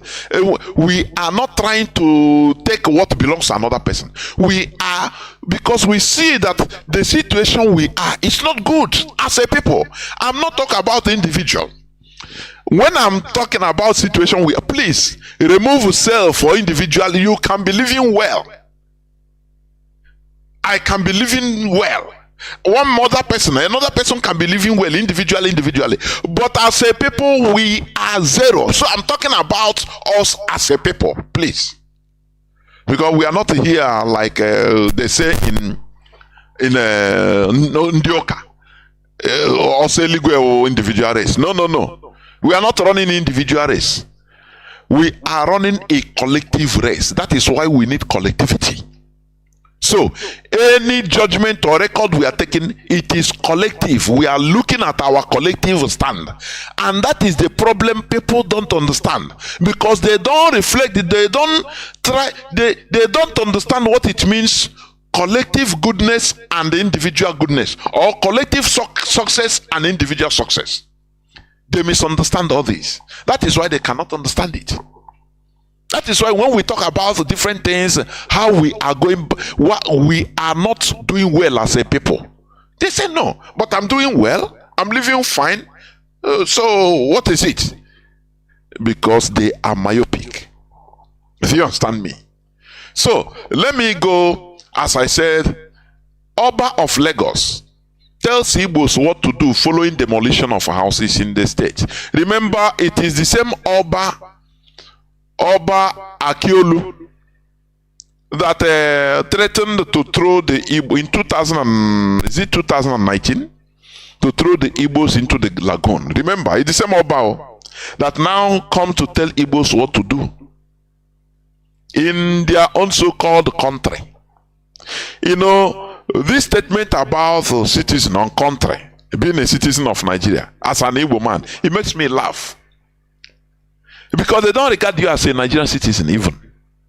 You are an Igbo man. When it comes, you are an Igbo man. You are a stranger in Lagos, in the economic capital of your country. You are a stranger. I never see this in any other country of the world, where they refer to citizen in their capital as a stranger. It never happened. It never happened. But it's in Nigeria, because you know, as I told you, Nigeria is a country that is not like any other country in the world. Do you understand me? That is why you see things that you see somebody, like, let me comment on this viral. I will go on this caption, news headline that I'm reading. I will analyze it. But let me say this, because I remember different people send me this. Sometimes one video you see even more than 100 people will send it to me, which is also good. Because it will force you to go and watch it. So now you see somebody from Bauchi State living in a yard, one room, not one mansion or one house, one room, where he kidnaps our children in Igbo land. I don't know which place is that, but it's in our land, in Igbo land. Sometimes it makes me, I feel, how low have we gone? How selfish have we become? When the people, all these skit makers, we are consulted by a chap that ran away from there, maybe a child of 5 years or 6 years, and I ran away from there, or less than. He didn't go to police. Because no person trusts the Nigerian police. You go to Nigerian police, they can even kill the child. The Nigerian police can even kill the child and harvest her organ, or sell the child. That is what something that doesn't happen in any other place. Before I continue, let me read. When I talk about police, look at this news headline: kidnapped Delta Divisional Police Officer regains freedom after alleged ransom payment. A DPO, Nigerian DPO police, kidnapped, ransom paid to kidnappers for them to release a Nigerian high-ranking police officer. Now tell me, Nigerians, Chineke, if kidnappers can be able to kidnap a DPO police officer, and he will pay ransom. Now, who are you as an ordinary person? As a trader, as a public servant, as an ordinary person, who are you?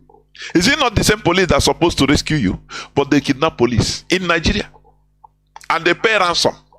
With their so-called sophisticated technology, this and that, to track people that they track is always for them IPOB. That is when they get power.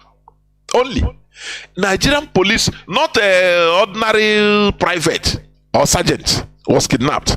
DPO, he was kidnapped, and the ransom was paid, and the kidnappers vanished into thin air, and he regained freedom in Delta. So these people, is this institution, Nigerian police as an institution, is it worthy to even cater for your life, for your security? These are matters arising that I want you to start contemplating. I want to be activating that part of your brain that you think that you don't need. That is why we are crying that Nigeria is not. I think somebody said this sometime, that Nigeria is not conducive for human abode, for human living. That when he travel where he stay, I think he's a woman, he made a statement. He said no, he run away from Nigeria. What happened? Because Nigeria is not conducive for human abode, for human being to live.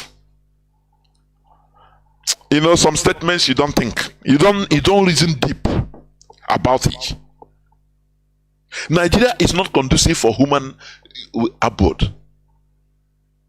How can a police officer, they kidnappers, they kidnap him and they pay ransom before he come out, and he will praise God for it. Now, the police will tell you, now your life today in the hands of God. Oh. Now, why then don't we, ask ourselves, what is all this?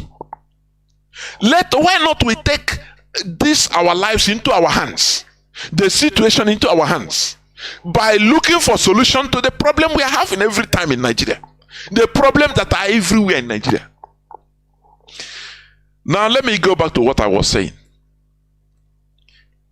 Somebody from Bauchi living in our land, in a general yard, in a general house, one room, was discovered kidnapped children inside his room, one room. Oh.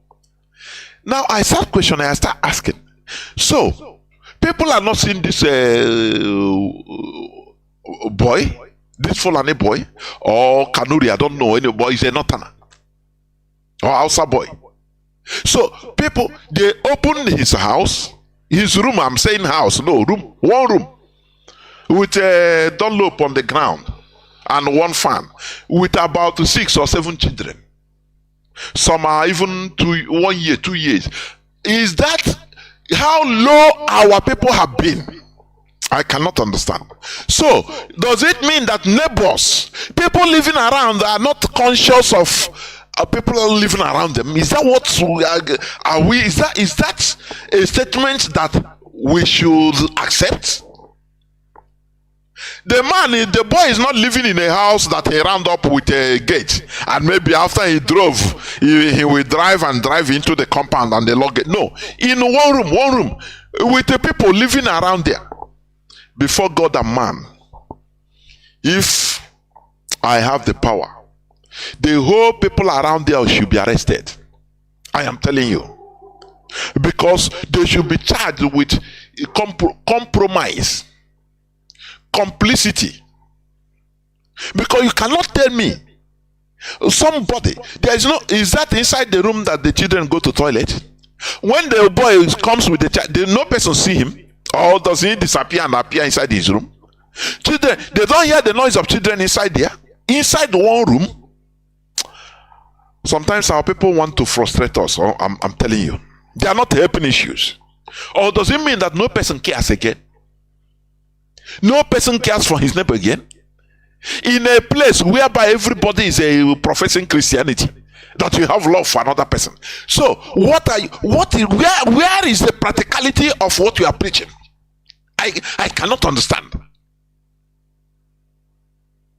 In one aboki inside in our land, living in a general yard,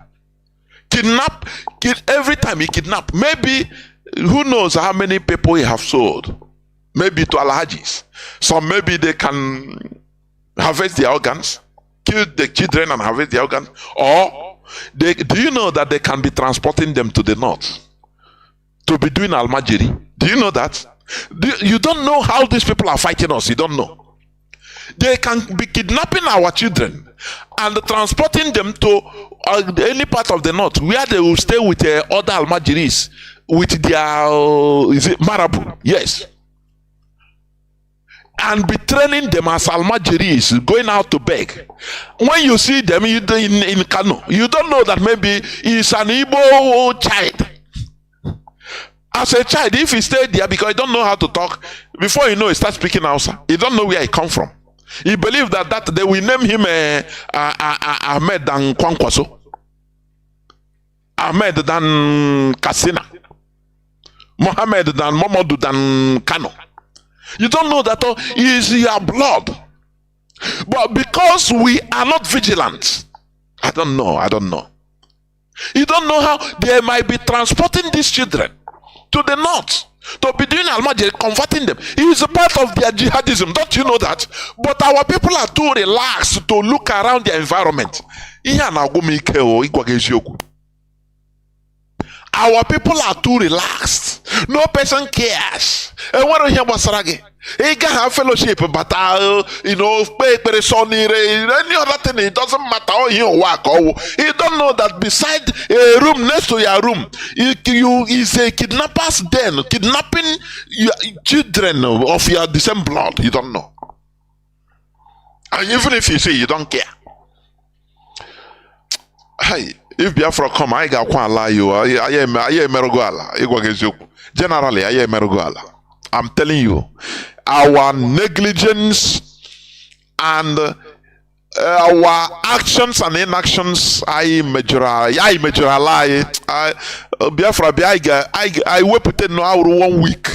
Ofizo kai wure na kwala maka ihe arai mechara. Generally, because this is not life. There is no place in this world this thing can happen. Where children are kidnapped in one room. I'm not saying even one flat, one room, full room. They have neighbors. When the people knock on his door, say we are your neighbors, so he come and answer them, which means he have been accustomed to interacting with neighbors. The way he came out, which means, they must used to come there, they talk, they used to see him with the children, they don't care. They don't care.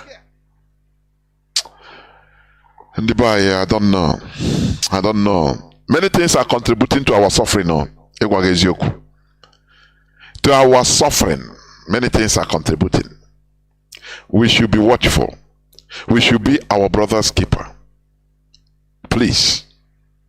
Now, let me go back to Oba of Lagos. Tell Igbos what to do following demolition of houses in the state. After the thing, once they beat you finish, because they know that you are very gullible, easy to convince, emotional. Once Oba don't talk our matter, now Oba try at least he put him out of our matter.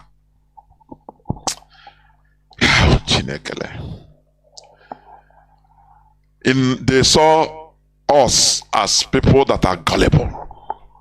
I am telling you, that is why they are mesmerizing with us. They can scatter your head or break your leg. Under the second minute, they give you biscuit as a baby. And they tell you, shut up now. Me, I don't beg you now. You have a blood gushing out. You cannot walk again. No? I'm just giving you example. They break your leg. And you are crying, my leg, oh my leg. They go buy biscuit and give you. That's you. Stop crying now. Me, I never give you biscuit. I'm waiting in the cry again. I beg, shut up. And you start being artificially happy with him to show your happiness. Whereas you have lost your leg. That is the way they see an average Igbo man. You understand me? They beat you, wound you, everything. The following minute they come to give you carrots. And finish. They know that Igbo man, anyway, as long as Jehovah Beze, they said they will pay compensation and let us hope in God. Every time you are hoping in God, this is no time to hope in God. I've been saying this. If you want freedom and you are a believer, look into yourself. We must be unbelievers. We must be doing things by ourselves. Because unbelievers, you do things. You be practical. Not anyway. They destroy your homes. You have nowhere. They will come and say, don't worry, we're on top of the issue. The one you have gone now said, we're on top of the issue. Your people should become, maintain good citizenship. We're on top of it. Hey, they raise your morale. And you clap, you are happy. And off they go forever. Who will you hold responsible? Who will you hold responsible? Yes, our people, they will start going to church, praying, holding God responsible. Now God will bring down your house. Now God will build your house for you. Now him demolish your house. Why you hold God responsible? I beg, make I hear what? Ndibo. Let me read this. Akiolu dismissed the notion that Governor Babajide Sanwo-Olu would intentionally demolish their properties, emphasizing that cooperation is essential. They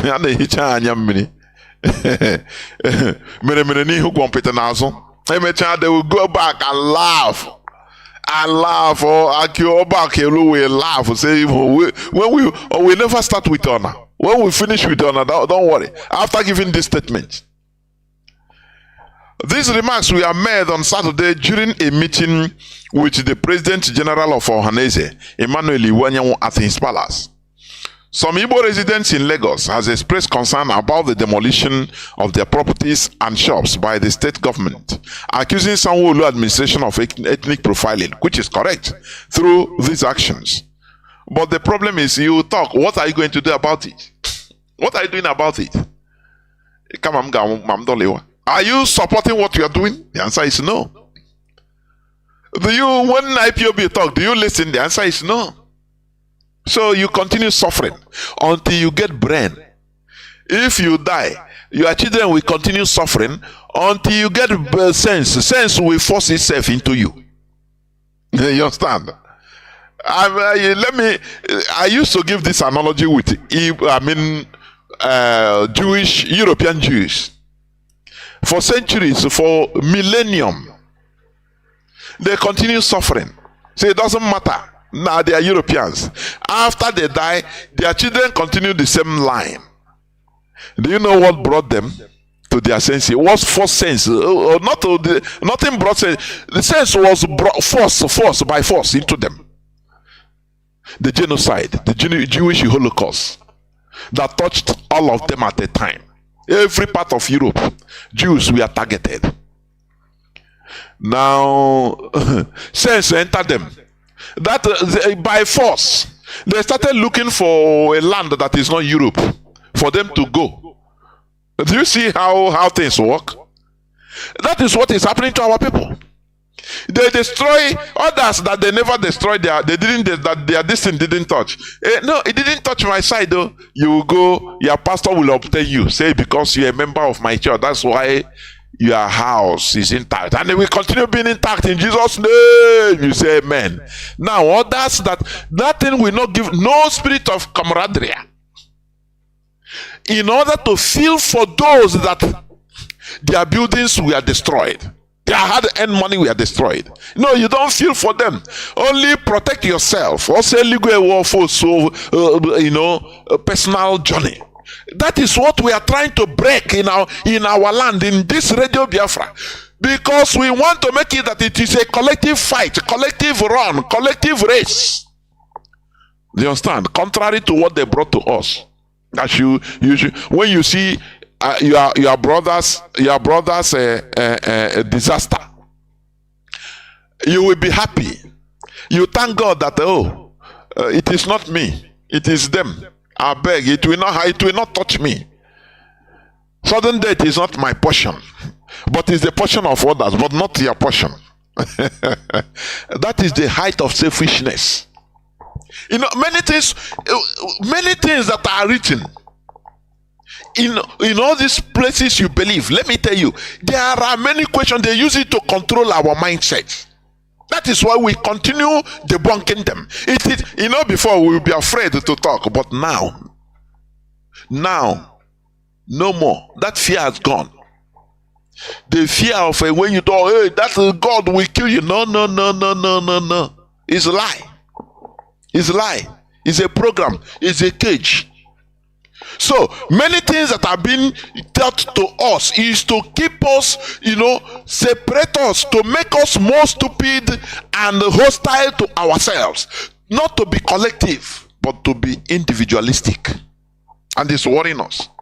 So that when you see the mishappening that befalls on your brother, on your fellow Igbo man, it will make you go church more. So that what happens to him does not happen to you. And you are happy, you give testimony that, it didn't reach our side though. You are a very selfish human being that is committing crime against humanity. That is what the only thing I should say. I would say. You are committing crime against us as a people. When you know, like one of our brothers said, any testimony. That I have my personal encounter. I could remember when I had a 101 with our brother. Oh, this is my personal encounter. I was crying and laughing at the same time in me. Personal encounter. He said that God will give me money and make a Igbo woman be hawking pure water. Pregnant woman hawking. He said you don't want that. You don't want that God. And it's true. That is, when you have that mentality, it's for us to join hands together to do something that will benefit all of us, not one individual. I don't want to digress. Let me continue reading, please. However, Akiolu said, that is Oba Akiolu said, the one that said Igbo people will throw, he look at even people that are older than him in face on 2019, telling them that he will throw them inside the lagoon if they didn't vote for this governor now, that is demolishing Igbo properties. Akiolu said, we know Igbos are very hardworking. That is the way where they get us. They know our weak points. When you tell Igbo man, I won't do a bambo. That is a mechana ihe niile.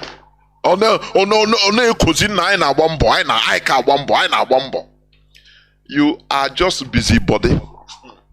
Akpata atufu okewo. You understand? Akpata atufu. Ejire abo garanya.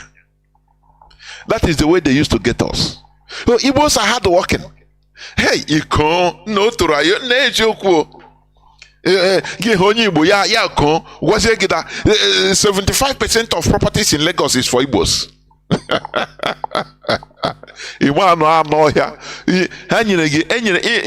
Long rope.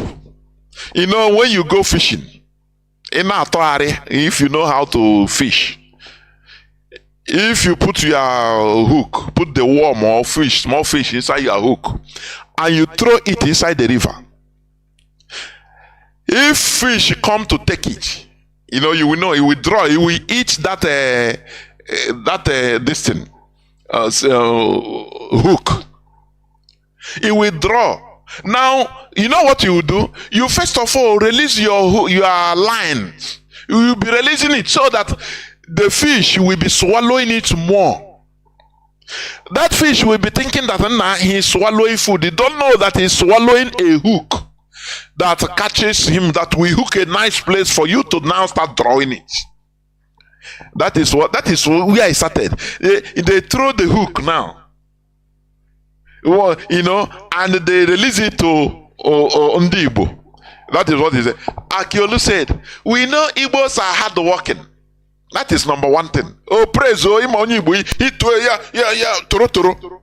Yeah, ko.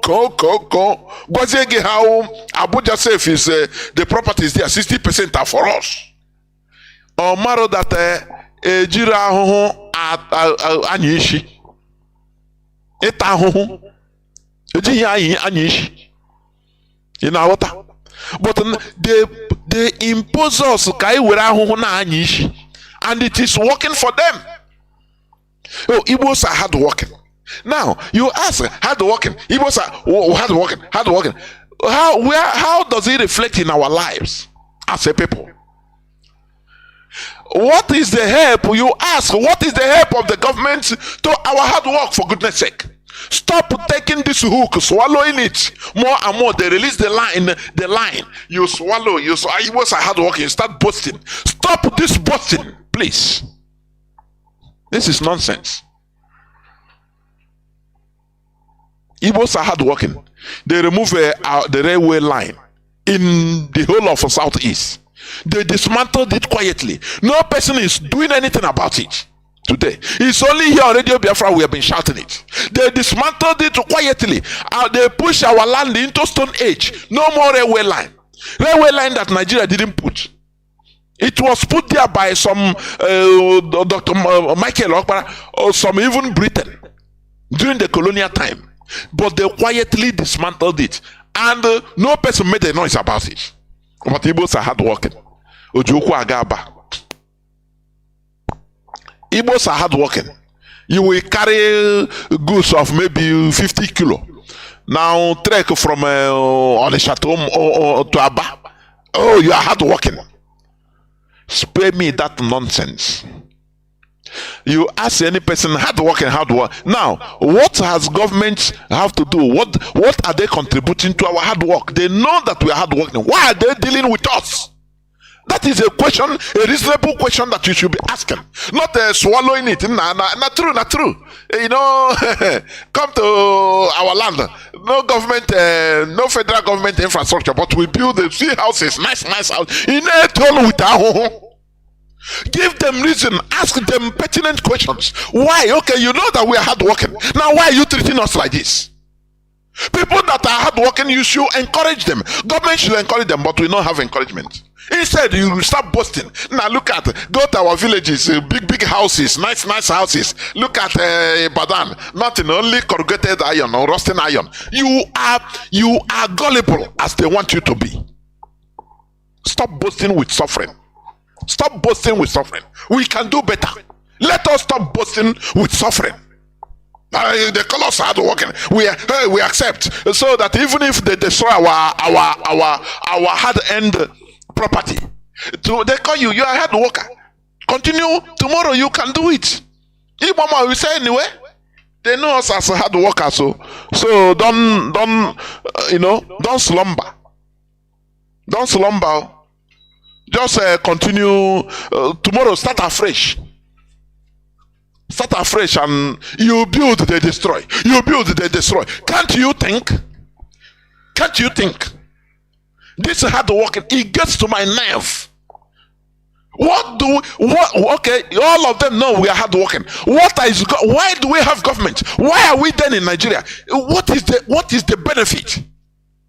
A government should encourage hard work. But now, why are they dealing with us? Oh, we are hardworking. We build, they destroy. They say, oh, start. You are hardworking. Or you continue. Start again. Start afresh building. And then, are you not an idiot accepting all this nonsense? They are mocking us all the time, but you don't know it. You never accept. Hard worker. Hard worker. Ngwa continue hard working. Oh, bro, as a boss. No matter. No, the time for that has gone. We have uncovered all their tricks in their wardens.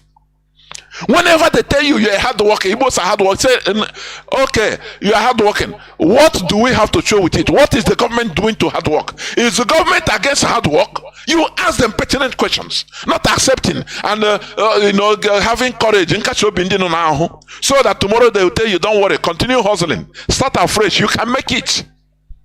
They will come and deceive you and say, we are hard workers. Oh yeah, even if they will destroy our properties, we will start again.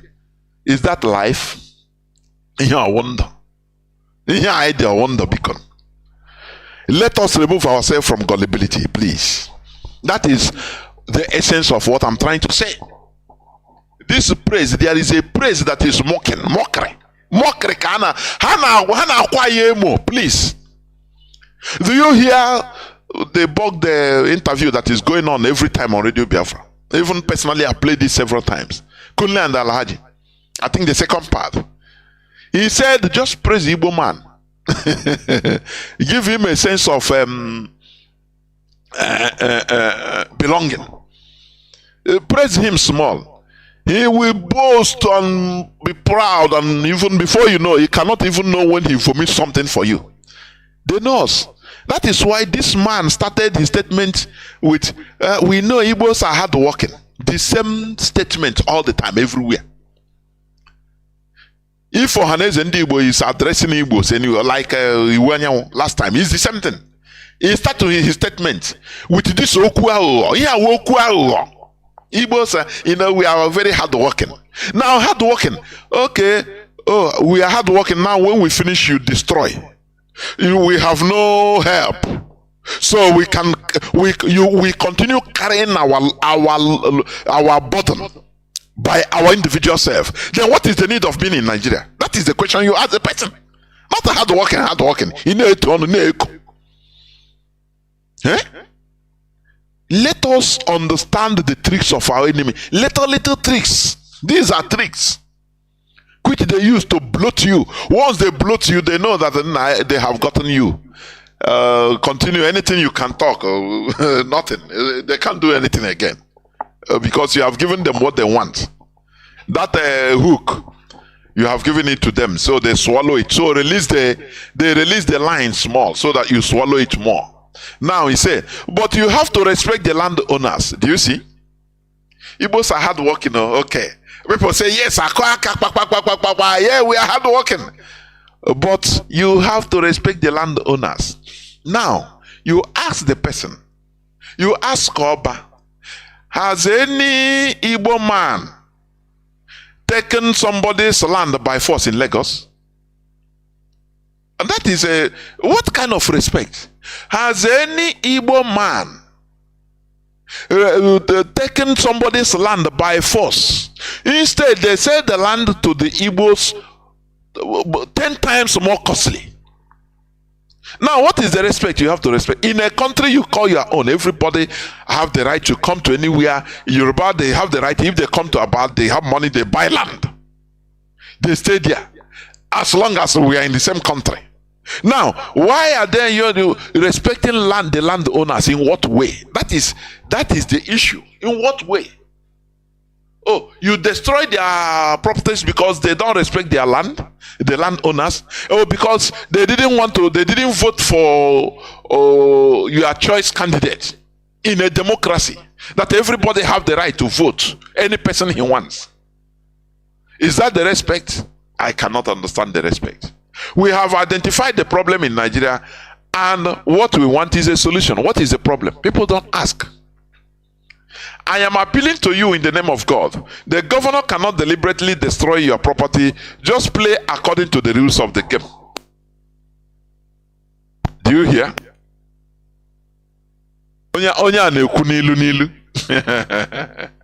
Oh, he's talking on parables. Just play according to the rule of the game. The rule of the game is whenever there is an election, any person they tell you to vote for, you vote. Don't have mindset of your own. In Lagos, so physically they control you. Your mindset, they control you. When it comes to voting, they control you. You have no right. In religion, no, they control you. You are manipulated. Everywhere is manipulation of Igbo man. What is happening to us? I am asking. What is playing according to the rule of the game? Oh, when there is election, now Igbos should not vote for anybody. They don't have any choice because they are not citizens. Is that what you are telling me? Because they are gullible people that are controllable, subjugable. Is that what you are telling me?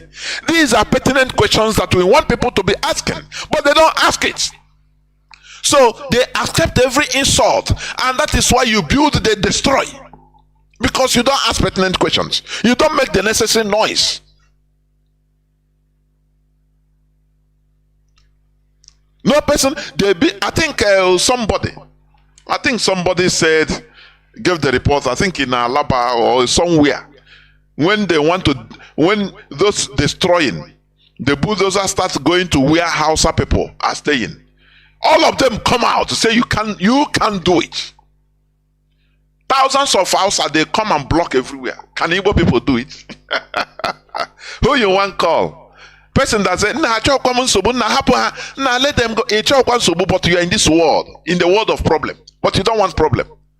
Let us remove this mentality. It is a time to accept that we are in the world of problem, so that we deal with the problem. You understand? That is why one person will carry knife and pursue 1,000 Igbos. Everybody will run. Cowards.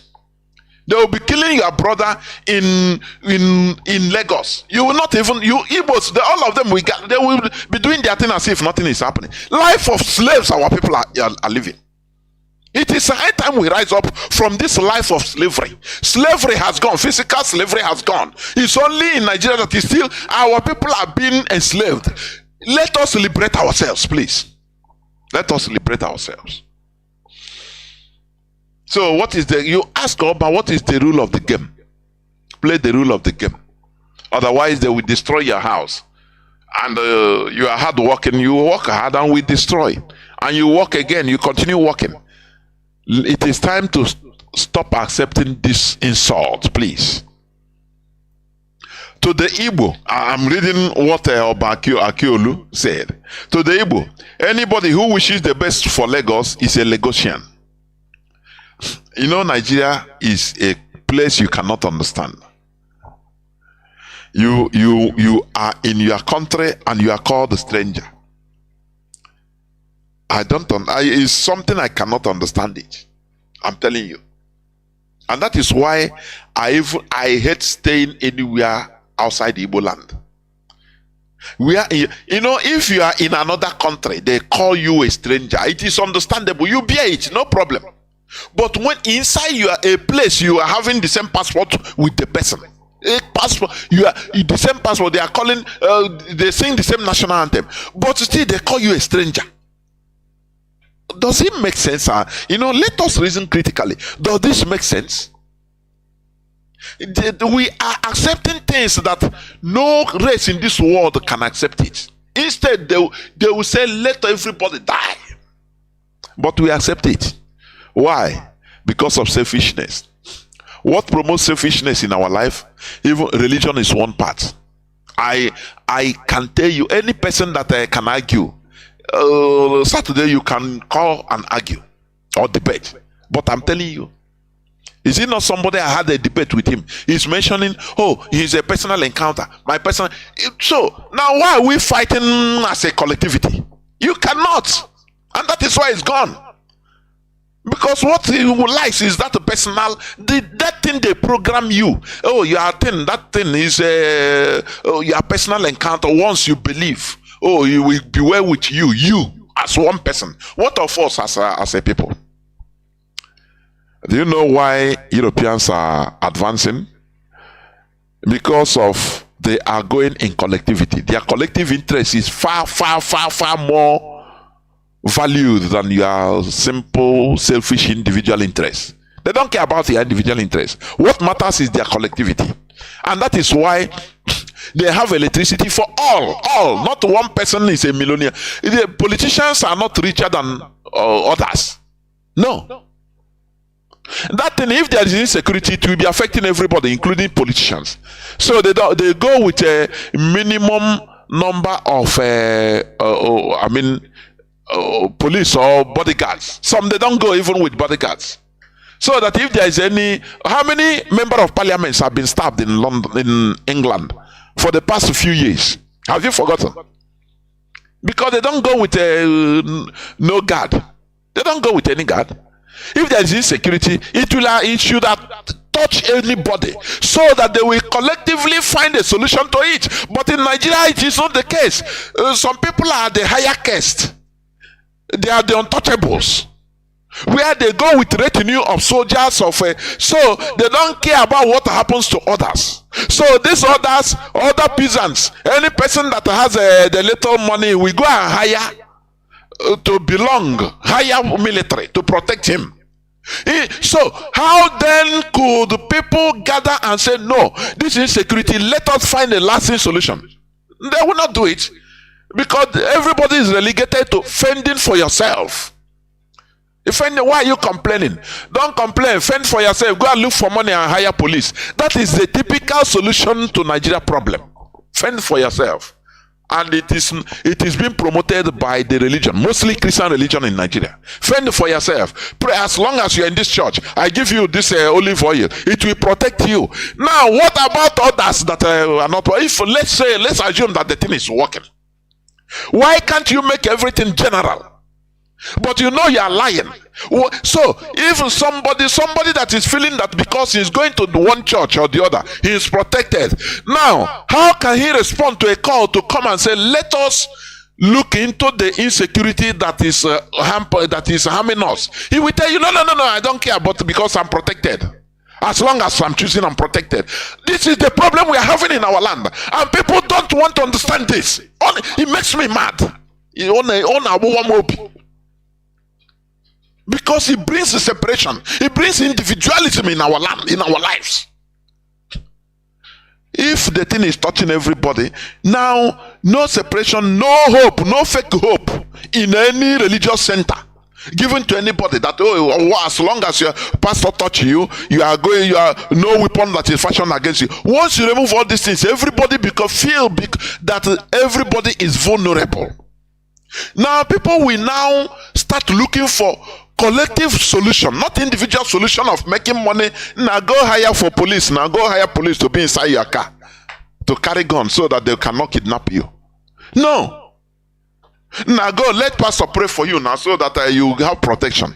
No, that is individualistic, selfish solution to the overall collective problems. Now when you it's the same thing. When you call for collective solution, the person that has money to hire policeman or military, he will not listen to you because for him he is okay.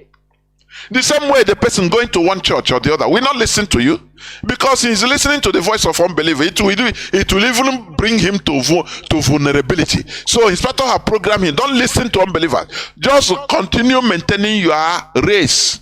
As long as you are coming here, no weapon that is fashioned against you. That's wrong. Do you see all these teachings? That is what it's not about any other thing. These are mental programs. This is what we preach here. I don't know how people can't understand this. These are things we should break so that all of us will see ourselves as vulnerable, as equal. Now we do things to save ourselves as a people. That is what IPOB stands for. That is why we answer one family.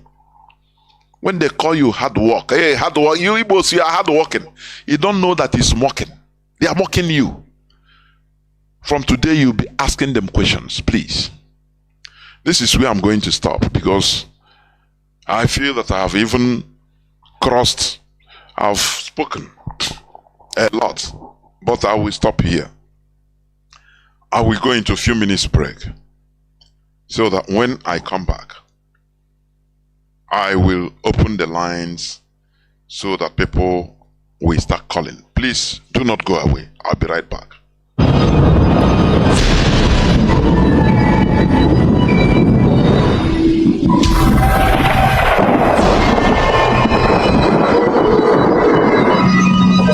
Eastern Security Network 3rd anniversary, December 2023. ESN protects Biafra land.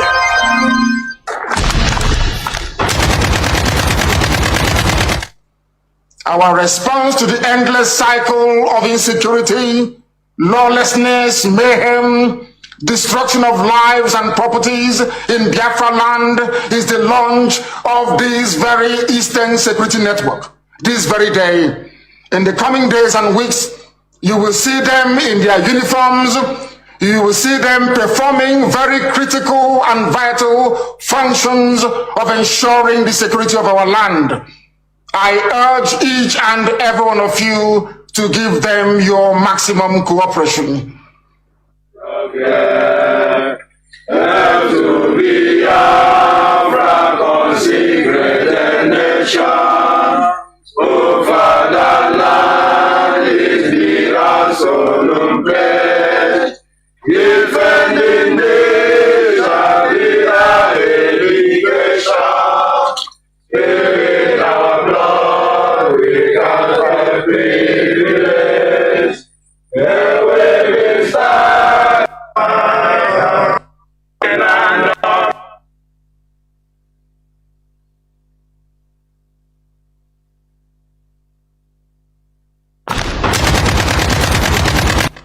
Of this very Eastern Security Network.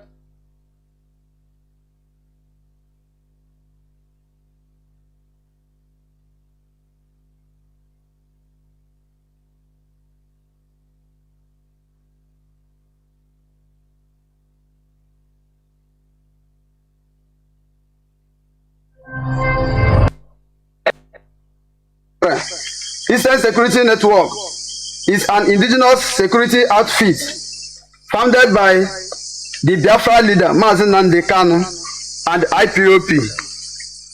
Our mission is to protect the people of the southeastern region against invading Fulani herdsmen and Nigeria murderous security agents sponsored by the Nigeria government. Our message is very clear, and it goes to the Fulani herdsmen and Mieti Ana sponsors parading around Anambra, Imo, and the Delta states, especially those destroying our agricultural produce, killings, raping our women, girls in Biafra territory, and disturbing road users with their cows. PSN shall execute the necessary plans to make sure the Fulani herdsmen parading in this state are dislodged and completely wiped away in our farmland and forests. Again, this warning goes to the Anambra Vigilante Group, AVG, who are mandated by the state government to illegally abduct and extrajudicially killing members of IPOP within the state.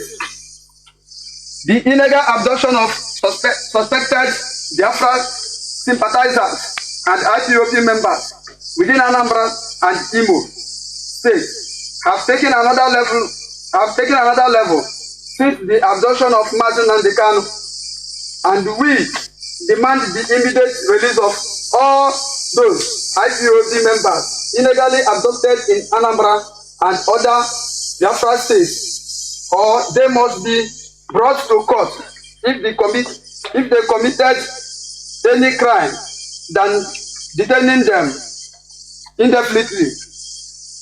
Nigeria should respect their appeal court order and release Mazi Nnamdi Kanu immediately. Also, they must release all those Biafrans and IPOP members who have been discharged and acquitted by their own court of law. Failure to do so, it shall lead to a total unprecedented unrest in Nigeria.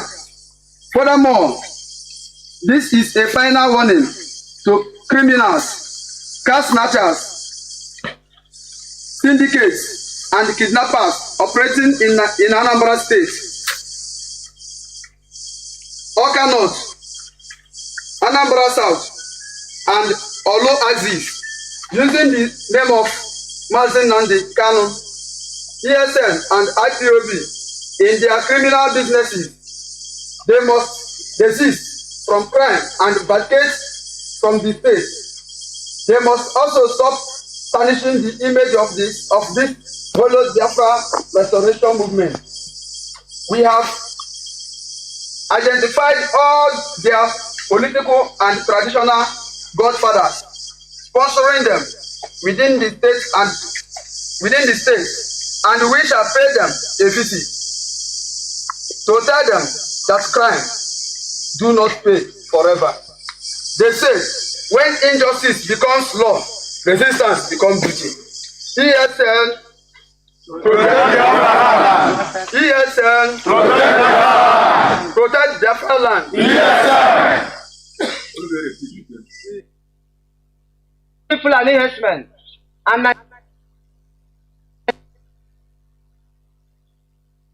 Boys, here is the ESN, the bossa. Permission to carry bossa. Permission granted.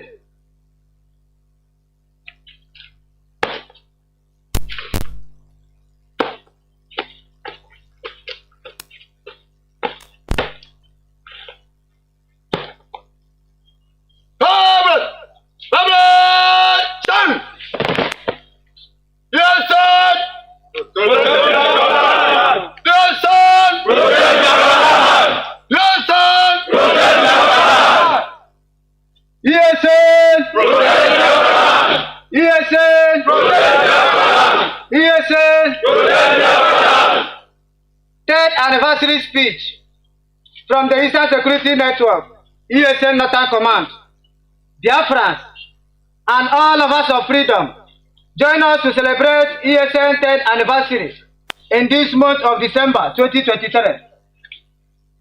Eastern Security Network is an indigenous security outfit funded by the Biafran leader, Mazi Nnamdi and IPOB. Our mission is to protect our land and the people of Southern Eastern region against the marauding Fulani herdsmen and Nigerian moderate security agents sponsored by the Nigerian government. We are hereby warn all the Fulani herdsmen and Fulani terrorists marauding in Ebonyi, Enugu, Southern Benue, and Cross River State, who are finding their way into our bushes during this festival period, to return back to where they are coming from. Moreover, we have expelled majority of these criminals from these states mentioned above, but we have noticed an influx of Fulani herdsmen again from our bordering states like Enugu and Benue State into Ebonyi State. Today we are giving them a marching order from them to go back to where they are coming from. For our farmland and bushes are not reserved for their illegal settlement. ESN shall never allow Fulani herdsmen to settle in any part of Biafra land. We shall intensify hunting them in our bushes, for their presence are not welcome in Biafra land. Also, our warnings go to the traditional rulers and politicians who are seriously facilitating the settlement of Fulani herdsmen in our community farmland, using the Nigerian terrorist army to harass, arrest, and kill those that oppose the settlement of Fulani herdsmen in their community. Come this new year, we shall teach these heartless politicians and traditional rulers a lesson of their lives, so they will understand that conniving with Fulani herdsmen, an enemy of the land, to occupy our ancestral land will only lead to their untimely death. Fulani herdsmen, traditional rulers, community PGs, politicians in Biafra land should know that it doesn't pay to ignore warnings, even when they don't make sense. It's our duty and obligation to protect our ancestral land against these marauding Fulani herdsmen, and nobody can stop us. ESN! ESN! ESN! Welcome back. This is Radio Biafra HAUSA-SERVICE coming to you through Radio Biafra London. My name remains Mazi, Jonathan Chinedu from our province of Biafra land. We are here live and direct, and today is the 18th day of December 2023. Tata Bobo Cheke. Therefore, our lines are now open. I will take a few calls, please. Our lines are now open. Our direct line is +1 213 328 6224. I repeat, +1 213 328 6224. Our WhatsApp and Signal line is +61 405 142 547. I repeat, +61 405 142 547. You can call us and give us your view on the issue treated. But remember, we are in another phase of this freedom fighting. It is a very serious business. It is not a joke. It is not maybe a cinema or Nollywood. No. This is a people's business, serious business, life and death business. It is not a joke. Therefore, we must all continue in this journey, because it is a journey of no return. I have a first caller already on WhatsApp. Caller on WhatsApp, can you hear me? Caller on WhatsApp. Hello? Yes, caller on WhatsApp, please. Can you hear me? Go on, please. Caller on WhatsApp, can you hear me? Please go on. Go on, please. Jonathan. The whole world is hearing you. Please go on. Go on. I've been saying you go on. Go on. Go on, please.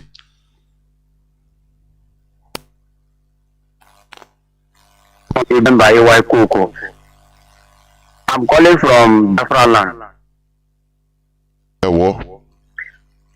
Thank you very much. Please, what I want to say is that please, in Iguacha here, we need Radio Biafra because I'm listening through app, the IPOB community radio. So we need the CHK, number one. Then for your talk that you are saying about collective, really we need to be collective in all that we are doing. You are really talking the truth. You know, all this individual progress, individual this, it is me. That is what is killing all of us. Are you still there? Like, yes, I'm still here. Go on, please, go on.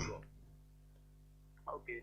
So all this individual, no let me, that is what is killing us. So if all of us can come together and fight this thing, I think it will be more better than also illegal. It is only blame me because that thing it cannot take us to anywhere. It cannot take us to anywhere. You have said it, and that is the truth. That in fact he has finalized everything. That is what is killing us. You will be seeing somebody doing something. We say that one consign him, no only him, because it never reach you. So that one consign only the person. If the person died, that is the person problem. If the person succeed, that is the person problem. Until when the person reach the other thing. So that individual, this thing very, very bad. We need collective. Everybody come together to do something, and that is why something is wrong in this our land. Like the other day, I was discussing with somebody. I was telling the person that when somebody is rich, only him that is rich in a community, that is an error. He is poor. He's not rich. He is poor. Even be rich. He's poor. I'm telling you, if only look, Mazi, let me ask you. In many parts of Biafra land now, even Nalolo today, you cannot move out with a good car, nice car. Just move out from 6 o'clock. You cannot move out. Those people you say those people who you think when you are when you are surrounded by hungry poor people, you are in a mess. Honestly, go on, please, go on.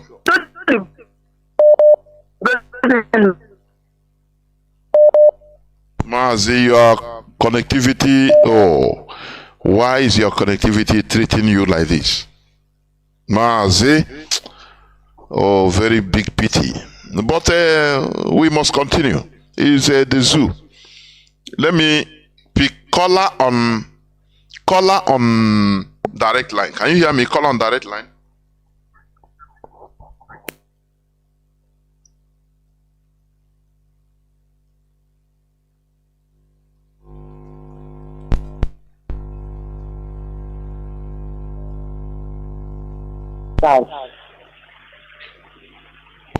Good evening, sir. Go on. Ganiru. Hello?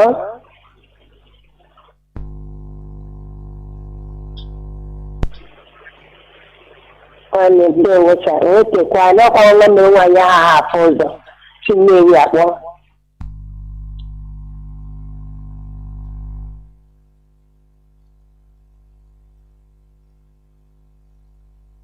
Na m na-eji akpọra nnọọ ndezi blọkụ ya nnọọ so anaghị m enwetereziri ihe anụnwa nnọọ. So for now ka m na-akpọ m iji mgbe ana m akpọ daytime and ihe anụnwa nnọọ mana ị nara epic maybe not because you don't know my line now.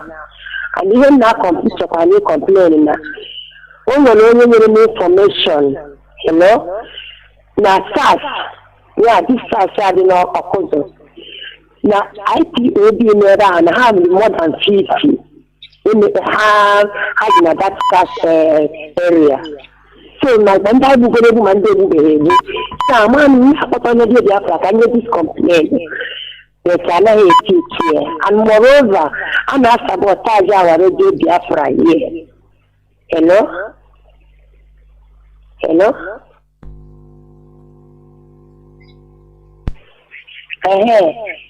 So this is our radio Biafra. We have sabotage for 2020. Radio Biafra is in this area. We go to elect o nwere ike a minute akọtọ ya off. A minute akọtọ ya off. It was only yesterday mgbanyekwara na ọkụ na redio Biafra na-ekwu. Ọ bụrụ broadcast unu mee na ebe August ebe Mazi nwanne nwoke Chinasa nwụrụ na-aba about leta edelu onye ndidelu. So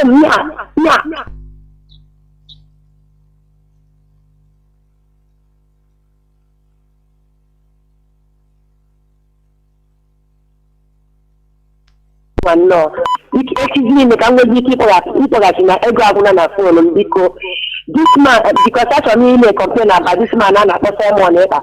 Simon ihe niile nọ na IPOB nọ na isi anụnwa nnọọ onye a go ya ha niile to his side. So they said na my fellow woman na-aba m ọgụ because of Simon Ekpa.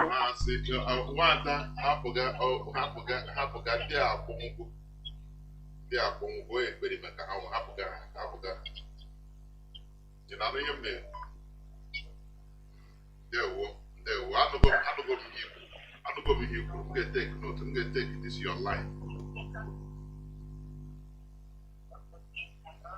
There, what you see?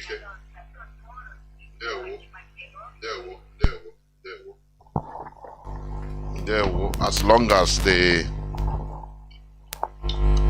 radio is talking, she confirmed that the radio is speaking right now. It's okay. Because that is what is happening currently is what counts or what matters. Caller on signal. Can you hear me? Welcome to the program. Caller on signal. Mazi Jonathan, I can hear you. Mazi, no.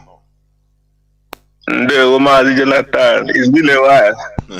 Honestly. I know, but the line was hot line and it's deserving because Biafra are itching to air their views. Of course. We must continue because we know that Biafra and freedom fighting is not an easy something. There is no back to go, like we always say. You know, our leader has proven to them that we can beg for our freedom. You understand? So freedom is given. Nobody can give you your freedom. You take your freedom. It's your right. For us to know that freedom is our right, we must fight and get it. This is what our leader is representing. You understand? So for Zoo to release or not to release our leader will not deter us or deprive us from getting our freedom. They know. You know, so we are not here to threaten anybody. We are here to fight for the freedom of our land so that we live as human. Even if we fight and we don't live to achieve the Biafra, and our children are the ones who will live and develop the Biafra, our destiny is fulfilled. Because for the people that are enjoying today in Europe, there are people who fought and died for that place to be how it is. So if it is our own responsibility today living to fight to liberate our land from this hand of Fulani and the British Empire, so be it. We will fight and must be free. There is nothing that will deter us. Continuous incarceration of Mazi and Kanu cannot stop the coming of Biafra. Rather, it will quicken the coming of Biafra. This is what we know, and this is what Nigeria should understand. Understand? So, Mazi, speaking of issue that is happening around us as Biafrans and Igbos, is the spirit of one Nigeria in some of us that is keeping this Nigeria moving. Nigeria is actually riding on our back to prosper and intimidate us and kill us even at the end. Look at what is it called? Emeka Anyoko. I saw a news from Sahara Report where him and Paya Adebanjo, they are now forming a 17-man committee to bring a new Nigerian to rescue Nigeria. They call the team. You know, this is what our people have been. How many times they have been forming? They have been forming different things right from even right from the word go. It's what we have been hearing since we are born. They want to save Nigeria. Have you had any country that is undergoing the mantra is saving Nigeria, peace and unity. We must remain together. which other country on earth is always talking all this? Since independence is the same mantra. They don't want to go to the grassroots of their problem. No, it's only the periphery, living unit, official unity. Mazi, please go on. Mazi, just like what you said now, I made me to remember something. You know, this is very funny of this country. Very hypocritical people. You see them saying one Nigeria, but once they give you a form to fill in Nigeria, in that form you see which religion are you, which tribe are you, which state are you. So they are the one who know that. Just like look at what the idiot that call himself Abba Okiolu. In 2014 or 2013, when I was still in Lagos, this man was this infamous idiot was the man put mad to say that our people will drown in lagoon if we don't vote somebody. And today he's coming to tell our people another story because our people are not even thinking. Our people, if you look at our people today, most of our people are not even behaving as if all these things are being said to them, all these insults are being meted to the Igbo. That's why I asked my question, who are these Igbos that claim everywhere you see them with Mishiago, anywhere they are representing all over social media? Our culture is now a social media thing, but when insults are being levied against us, if IPOB did not come out to speak, no people will come and speak. So I sometimes it begin to give me concern. Look at Emeka Anyoko, he's a Commonwealth Secretary General. I have never seen this man speaking or anything concerning it, but I have seen him one or twice in Lagos when he always bruising to come and do his thing and leave. A very quiet man. These are people who are enjoying Nigeria and the suffering our people are suffering. They don't care, they don't behave as if there is anything that concerns them with Igbo man, but they are answering Igbo names. So when these outsiders look at this kind of people who are supposed to be speaking on the behalf of our people, that are the ones even encouraging some of these things, they have no choice than do what they are doing to us. But I know that power have changed hands. That's all I have to say. They know that the power have changed. It's no longer the former way of life. The status quo has changed, and we are in a moving trend now. DOS is leading us, and we are following them.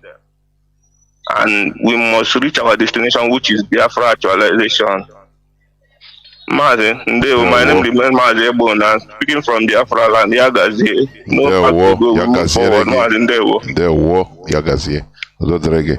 We must continue. People are calling on direct line. I want to pick another call before I go to WhatsApp. Yes. Caller on direct line. Can you hear me? Caller on direct line. Are you there? Call on direct line. Can you hear me?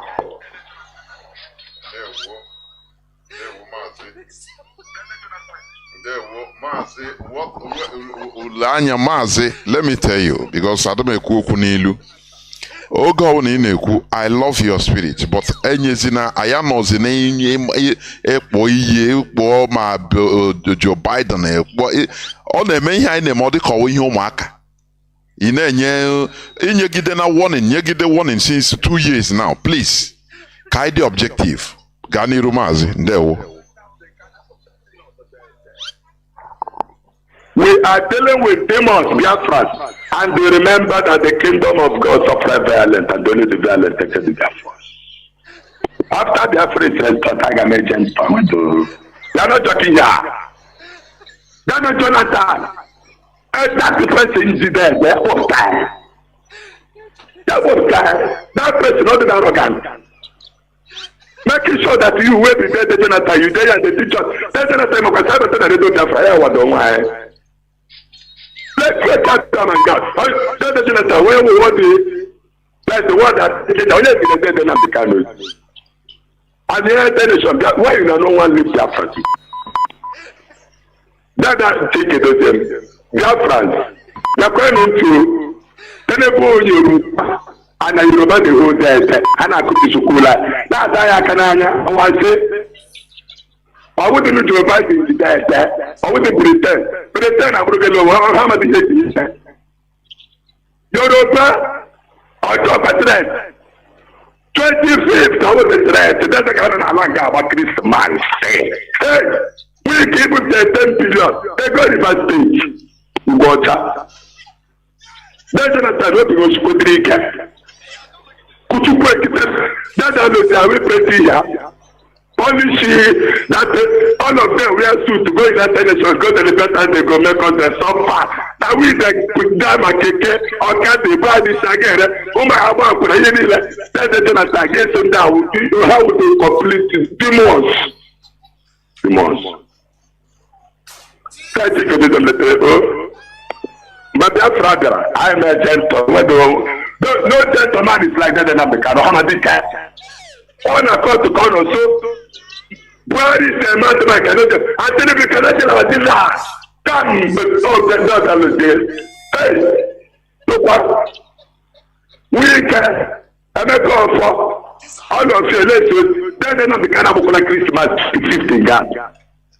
How about I don't know. I can say I don't know if you want to take it. You know who got it. Father Becker has been God before, friends, you know now. Father Becker has seen Jesus Christ before, they know now. They why did you say prep? How do you wait and they totally say God, Jesus Christ? You should come, you know they are the when I want to that side the justice. I'll be there for that. They never did that. Show me living on a Saturday, God be preacher. Can't call you a prayer, singing out on a lie. No, okay, when they look at the Prague, on somebody in the city, there's a ton of players who are can't pay the Paggy. I've been the airplane. I don't know. There were Mazi. There were. There were. Thank you very much. Thank you. We must continue. I think you have made your point. Caller on WhatsApp, can you hear me? Welcome to the program. As we are winding gradually towards the end of the program. Caller on WhatsApp, please go on. Can you hear me? Yeah, Mazi, are you talking to sir? Mazi, are you not on WhatsApp or are you in Imo? Yeah. Yeah, sorry, because I know everybody is calling. Yeah, thank you for having me, Mazi, and God bless you. Thank you for your time and your dedication, Mazi. Very quick one. Mazi, I just want to say about ESN, you know, this third anniversary of ESN. Let's say kudos to ESN and let's give them busa. Mazi, what made me to call is one of our brother called on Mazi, Methuselah program, and he says something, and I buy that idea. So I want to see if it's possible. He says we should not be waiting for making fundraising for ESN only. So we have to channel another avenue of raising funds for ESN, and I buy that idea. And what he said is this. He said, if it's possible, let our DOS and HOCHED look into it to see if it's possible to open another channel. You know, if anybody can donate even $1, €1, £1, or £1 into this fund, not specially for fundraising. That is just for anybody that have some changes, you know. So if you have some changes, like people for weekend, you finish weekend, you have some extra money, you can put it for ESM, for a special, pause for that.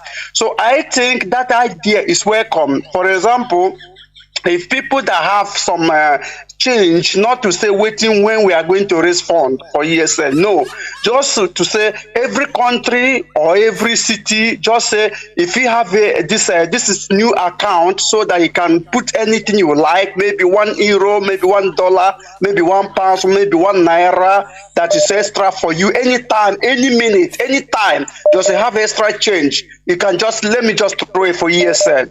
I think that is a wonderful idea. So I just want to say, if it's possible to our leaders to look into it. Now that Biafrans know now that ESN is intact, before most of them is confused. If ESN is not intact, or if ESN is gone out of hand of this experiment or something like that, now they know that ESN is intact. that ESN remain who they are. They're there to defend Biafrans. So what I'm saying is, Mazi, Biafrans, please devote your time to contribute for ESN. This is the time. And ESN said they are ready to go. They are ready to go means they are ready to go. Please, for anything you can donate, please donate for ESN. If this channel can be open, Mazi, it will be wonderful so that people may not be waiting until they say fundraising. Fundraising is okay. But this is just, casual giving. Just if you have a chicken change, you can say, let me just throw it to ESN. Mazi, that's what I want to say for here. Mazi, thanks for having me and God bless you. Thank you, sir. The way he said chicken change. Anyway, people, it's noted anyway. It's noted. We must continue. Caller on signal. Can you hear me? Welcome to the program. Caller on signal. Yes, Mazi, Jonathan Chinedu. My name is Mazi Obasi Ejike. Our leader remains Mazi Nnamdi Kanu, one of Biafra land. Biafra is our religion. On this Haro platform, Leader Biafra is where we worship. Eze Chukwu Okuke Abiyama, the God of our land, the God of our ancestors, is what we worship. We are here always. We thank all the Biafrans who are doing the needful. What we want is corrective effort so that we can subdue those who try to destroy our land. Chukwu Okuke Abiyama will be with our leader all the times. We will continue until we have our way out. Nigeria think that they have already holding Mazi Nnamdi that other IPOB will scatter. No, we are in tight.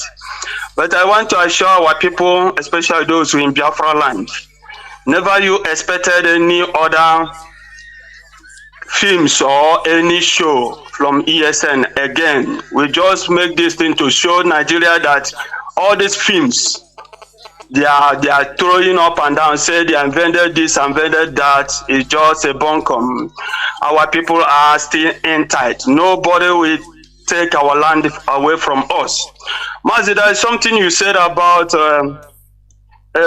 Fulani Hausa guy who are kidnapping.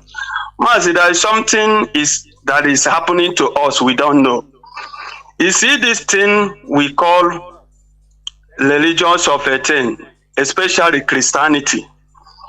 That Christianity is totally organization of the weak. God will fight your battle because God created only you alone.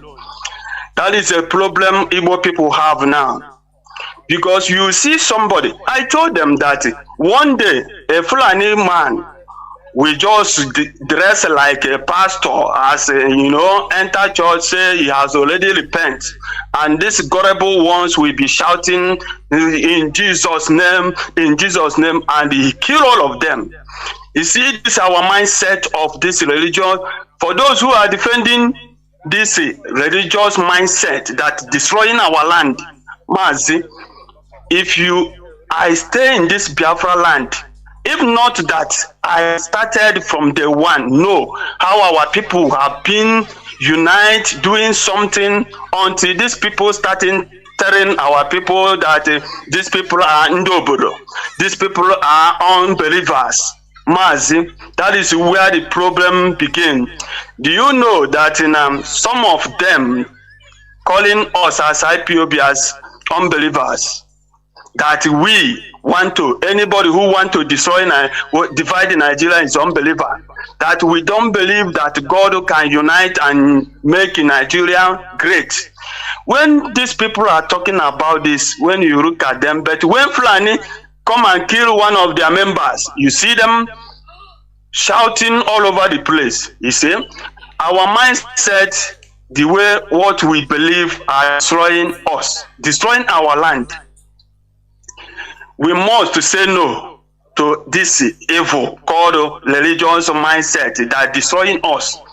Our people should understand, like this Fulani or Hausa guy that living around with the people kidnapping our children. Nobody, because maybe this one is a deeper life, this one is the Christ Embassy, this one is Grace of God, Assemblies of God. Everybody is going his normal way. And my own is the best, my own is this. How do you show? Have you seen God? And God told you that your own is best, and that is the way you're supposed to worship God. We're supposed to ask these people questions. Have you seen God? And God told you that what you are doing is right. You want to tell us that your own is more powerful and you are doing the will of God. No. These people are evil, because sometimes they said when 2 or 3 people gathered, that is God or Jesus Christ is among them. I asked them, if our villagers having meeting, they will tell them that they are Ndobodo and the believers. Where is that God?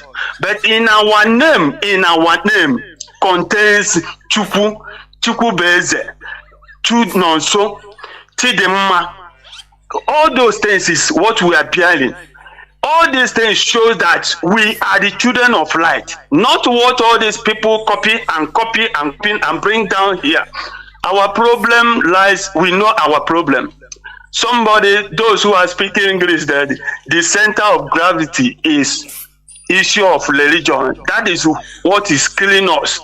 But our leader said, why we are behaving like this? Because we are still in one Nigeria. So great Biafrans, let everybody know, take Biafra as your number 1 religion, so that when you see something touches your brother, you know that you must go and help, that thing touches you.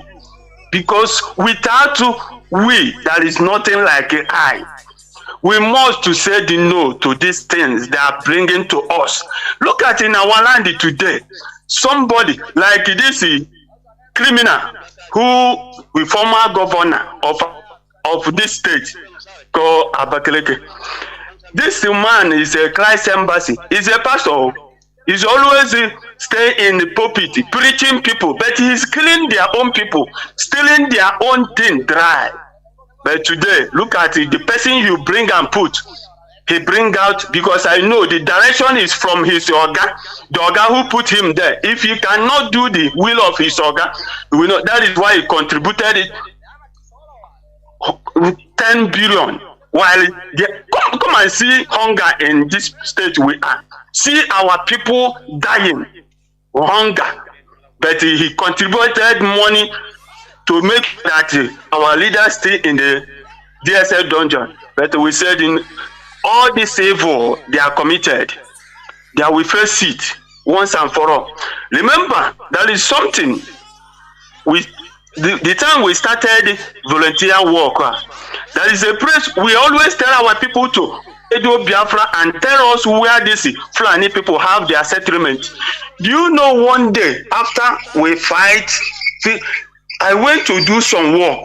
I reached there, I hear moo. I asked the man, what is happening there? He just told me that it's a Fulani settlement. I said, what? Are you not be hearing Radio Biafra? That when you see, what am I going to do? If we make noise, Fulani will come and burn them. I said, so you know that I will burn you. Let me tell you, as far as you are living with them, it's like somebody who are living with a snake. Any day you like it, bite you. I give that man 24 hours. Those Fulani will get out from this place. He just take it as the next 4 hours. He called me and tell me, how do we do this? I'm saying, go and sit down, because you people don't want to help us. If you people want to help us, whenever you see these people, you call, tell us where they're dead. Let us get these people once and for all. And people don't want to help. Mazi, get Biafrans, please and please support ESN. Train yourself hard, because this fight is corrective. Not to, we are talking about ESN now, but what we are saying that everybody, this security is for all of us. Whatever you wanted to do, that way, the will of our leadership follow the will of the direction of our leadership. Don't say you want to do your own in your own way. We don't need all this problem again. We have already settled the issue of nonsense man who call themselves rubbish. This time around, please and please follow the direction of our leadership. Tell us where this thing is. Wherever you see these people, make sure you call and tell us. Forget about what is going to happen. Mazi, you're a good man. Continue your work. All the great Biafran. You on the home and Adinama. We don't know more Chineke. Continue. There we call Mazi Chuku, can you hear me? Welcome to the program. Yes, I can hear you, man. There we thank you for holding on. Thank you very much. My name is Chuku Emmanuel. I'm speaking from my location. I greet you once again, my John, as always. I greet my leader and our leader, Mazi Nnamdi, the man who set up this platform to expose so many evil that was hidden under the roof of heaven. I greet him once again. Yes, Mazi Jonathan, your topic this evening, as always, a people that have no leader is finished. Igbo has no leader after the war. What we have is a group of people called Ohanese Igbo. And the assignment that was given to these people is to hand over their people into forever slave. When you watch the action of Ohanese Igbo, you will agree with me that Ohanese Igbo is made to destroy Igbo race. A people that cannot choose their leader by their hand, and their enemy is forcing leadership to them, is finished. If you take all the way after 1970 war, when Ohanese and Igbo start on board, till today, you can agree with me that Igbo has no leader. And that is very dangerous. If you look at Iwanya when he traveled to Lagos, and the comment he made, he cannot stand as a leader, if he is a leader, and defending his people as a leader. Instead, they start to bring stories. Try to talk about the property Igbo have in Lagos, claiming that when the time is trying to be a president of Nigeria, Awolowo will pray for him. Awolowo will love him and try to say all manner of rubbish. Is that what somebody who says he's a leader, is that something that he come out to say? Iwanyangu is above 80 years.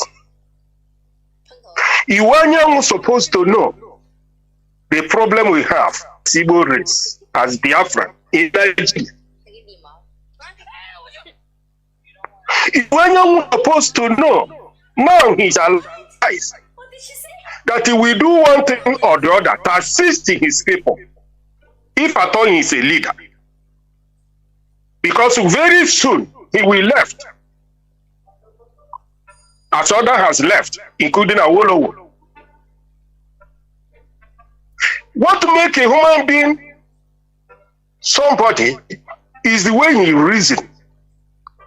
The white people today, if you see how a white man is planning his states, you will understand that the white people think different from the black people. The white man think about the past. The white man think about the present. The white man think about the future, unborn generation, and they are planning according to from another stage to another stage. But if you go to the black man is only thinking for his family and some few of his criminal friends in the name of government. A black man will sold his people as a slave only for him to make money for himself. A very big margin difference is between white man and black man in the way of reason. The other time you talk about when Chinese are fighting themselves, and when they saw that Japan want to use the opportunity to enter into them, they come back and say, no, we will not allow these people to come and conquer us and enslave us. They go together and join together and fight their enemy. That is how a human being reasons. But in the case of black man, one of them will join their master, the other side, and kill his people. And after that, the person or the other group will enslave them and kill them, and they remain slaves. That's the difference between the black race and other race of the whole world. The black man is thinking backward. That is what is happening. Look at what happened in Nigeria. Our leader came to save Nigeria from the bondage they find themselves. Instead, the Yorubas will see the handwriting on the wall and think on how they will liberate their people. Now they are alive. Somebody like Obasanjo and the Tinubu and all of them. Let them do something that the Yorubas that is coming on one generation will not suffer in the name of Nigeria. Instead, they will like to join with the Fulanis to face the Igbos. And you see the difference between white man and black man. If you take this thing down to what is happening on this Igbo and autopilot and Simon Ekpa are the same thing, the same group of people. Mazi, please round up. Mazi, they round are up. fighting. Okay, they are fighting to be a slave instead of helping their people to get out from bondage. They are fighting to make sure that their people, everybody becomes slave. That is different thing between black and white race. Thank you very much, Jonathan. As always. Thank you. We be the strength of those who have heard the truth and believe for it. Our leader will release at the end of this journey. Thank you very much. Thank you. Mazi, can you hear me, please? Go on, you'll be the last caller. Yes, Mazi, I can hear you. Can you hear me as well? The whole world is hearing you. Please go on. Thank you very much, my brother, Mazi Jonathan, my big brother. I salute you. And then I said, okay, continue to empower you and give you good health. And that is what we are asking. Because anybody who don't have good health, I don't think that person will be able to do what he is supposed to do. That is what I pray. I said, Mandembuaka be had to continue to empower you, guide you, and protect you. We all know that you are in the hand of the enemy of Ndibo and Biafras. We know. It's not that we don't know. Anybody who said that you don't know, you know that person. I don't know who, from the planet he came from. And the DOS, HODOS, and all the principal officers, I salute you. Mazi, this is your brother. We're calling you from the country that murdered.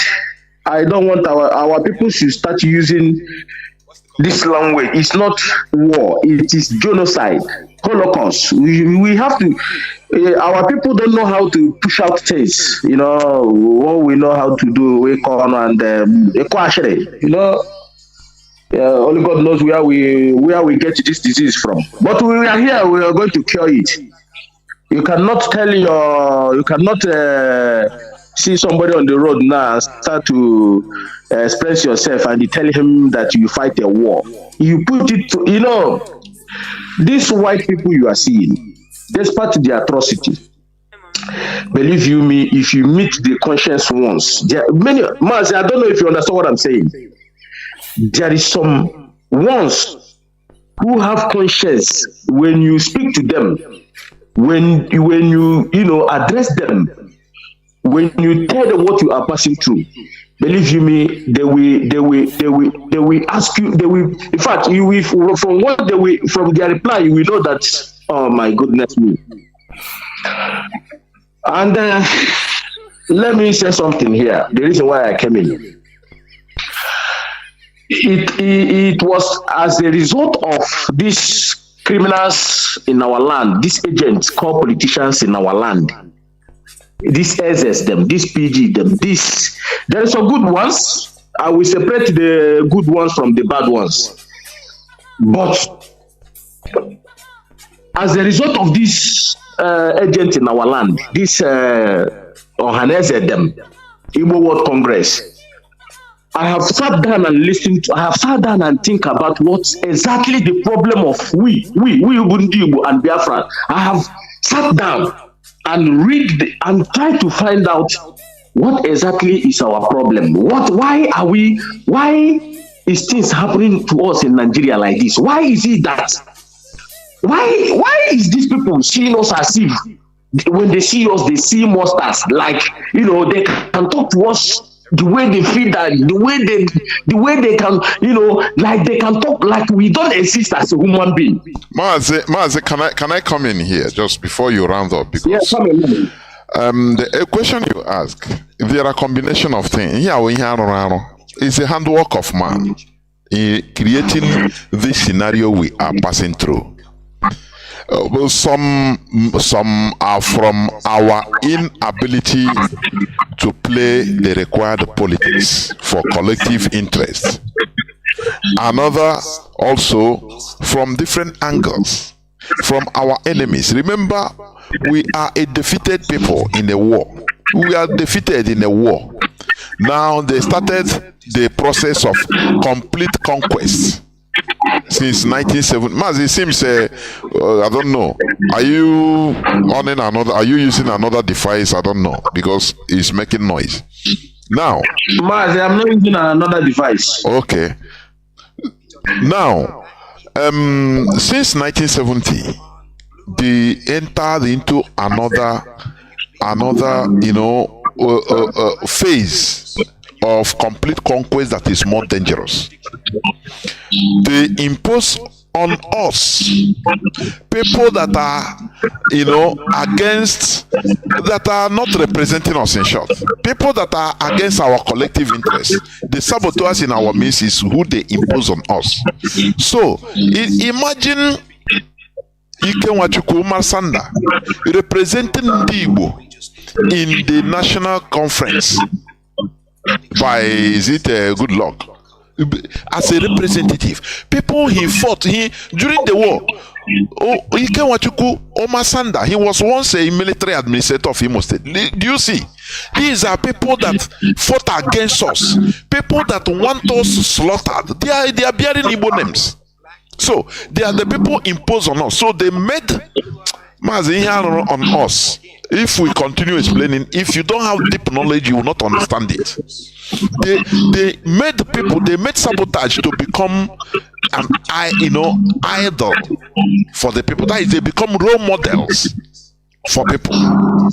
The repercussion is what we are seeing today. We have right from before, since after the war. The worst mistake we did is to go in and sleep saying that political hierarchy. It makes you to be political promotion. In Nigeria, as an Igbo man, you must work against Igbo people, Igbo collectivity. So that thing, they promoted it. Now, now it become a way of our life. To descend to the lowest peasant. The sabotage also is there. I got pacha here like this. I get me like this. I go here, amen. Mother yiri pacha is laying here. One or two people got hired before that day. One or two people got report all the whole thing. I be a so it is something here we have right from time. I made a mistake. Our fathers made mistake. That is the mistake we will never continue making. By not being at alert. I am telling you. And the result is what we have seen today. I will people that are most subjugated, most humiliated, and I will say as a pattern of life. They sow seed of discord on everywhere, anywhere they put you as Igbo man. Look at Ohanes and Igbo. If they talk about Igbo, they talk about only 5 states. Do you see? They forgot the other people, our people in every other place. So you see that honestly, that is the only thing. Mazi, go on, please, and round up, please. Yes, Mazi, I carefully. You have said it all. Because that's why I said if you're an IPP member, you need to power yourself. You need to tell yourself that you are a winner. It baffles me. What drives me crazy sometimes? It baffles me where somebody that is not of our ethnic groups. If it's somebody from my ethnic groups that are talking to me, then I will now start to understanding it the way I will say, okay, this is my own brother. Maybe let's sort it inside. Somebody that outside, that we are better off. You know what, Mazi, what kills me, what makes me sometimes, when I go to social media, when I, because I always look where they discuss Igbo or Biafra, IPP, Mazi, Nnamdi Kanu, I must call in there and, speak to them in the language they will understand. Yes, they know me for that one. But you know what baffles me? Why I keep asking the result of what we are suffering today. You have said it all, but let me keep a little change. Could you imagine that to Oba of Lagos, a traditional ruler of another ethnic group, we stay in his chamber, talking down to another ethnic groups, calling them calling them all sort of names, telling them if you did not vote for us, we throw you in lagoon, telling us, Igbo people, from the research I've done, they say that Igbo people are the sixth richest ethnic groups in the world. Six richest ethnic groups. Do you know what that is? These people, this man sitting in his comfort zone and keep talking to us as if like we are nobody. And what baffles me, you will never see other traditional rulers reply him, tell him to go to hell. Curse him, tell him to go to hell. Obuchanakwa also IPOB. That is why some Yorubas, especially today, we don't bow for these criminals. They know that we don't bow. That is why when that man said that thing, I have warrior poison now. When Yorubas look at us, they will know that these people, they really mean what they are looking for. Look at that man. We can never wake up. There is no equal people. We know us as in we don't disrespect people. But from what I have seen have made me to know that I can disrespect anybody also in Nigeria as he stands. Because this man will stand and tell us the ethnic group that what we cannot achieve in Aba and if we do this, if we don't vote for we toss in Lagoon. And we have Obi of Onocha. We have some Igbes. Tell this man to go to hell. Call his names too. Okay, but no. Now I now understand that these people are agents in our life. They can speak because they are the problem. Because if these people, if Bukatua, the former lawmaker of Northern State, can come out to national television and say you must deserve to be killed, the video is there. No, nobody challenge this man because nobody. Look at the vice president, a terrorist man. Do you know what he's telling this Lagos State governor now? That he is maltreating the Northerners. That is the news. That is maltreating the Northerners. This vice president, this Shetima. That is what he's telling Showolu of Lagos. That is maltreating the way he's maltreating the Northerners. But when it comes to our own, nobody speaks. At least these people. Okay, look at Autumn. Autumn as a governor, only him. Upon everything the Fulani did to him, he still speaks for Mazi Nnamdi Kanu. He still asks them, what was the crime of Mazi Nnamdi Kanu? Nnamdi Kanu should be released, but in our own side. Mazi. I understand you. I know. Mazi, but let me, before I drop, you see, Mazi Nnamdi Kanu taught us a history. In England, there is one of their king that that's why they have this House of Law. They cut off his neck. Where that you are nobody. In France, they do the same thing. The France rose up and cut off his neck. Guess us, we can do that. These people in our land, these people, Rotas or Krocha, all these criminals or politicians, they are nobody. You know what usually would be fair? Usually would be full eliminated and the police and DSS. That is where their whole lies. They knew that the Biafrans can raise against them. But their own power and might is the military they are bringing to kill us. That is all.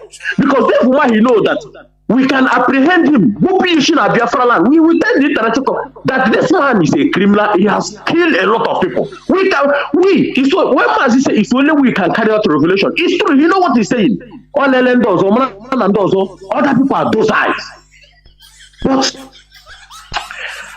Mazi, I will leave it here. What I'm saying that we will keep pushing. Of course, one day. Yes, Mazi, thank you very much. I understand. Caller on WhatsApp, Mazi, please make it very brief because I just pick your call because you have been calling. Otherwise, Mazi Hugo would have been the last caller. Go on, please. Just make it very brief. Thank you so much, sir. Good evening, dear friends. Good evening, Mazi Nnamdi Kanu. Honestly, I'm happy to be on air today, and I just want to make it brief. Like you said, 2 questions I want to ask. I was making a short browsing to find out the number of the population density of human ecology. However, in Britain, as far back as 2022, I realized that it's about 67.500 with some fragrant population. So I want to drag you back on this now. My question is this. Now, when people said if they leave Biafrans, they will not survive. If they leave Biafrans, they will not survive.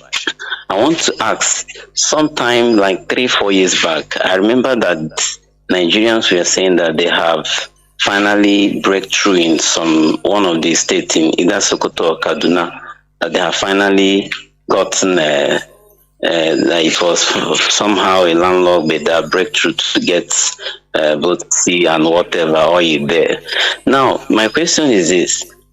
If finally the Biafrans are let go, does it mean that what justifies the economic growth of a state is only by majority of the population, or is it based on the little sense of reasoning and the ability to work it out as a family?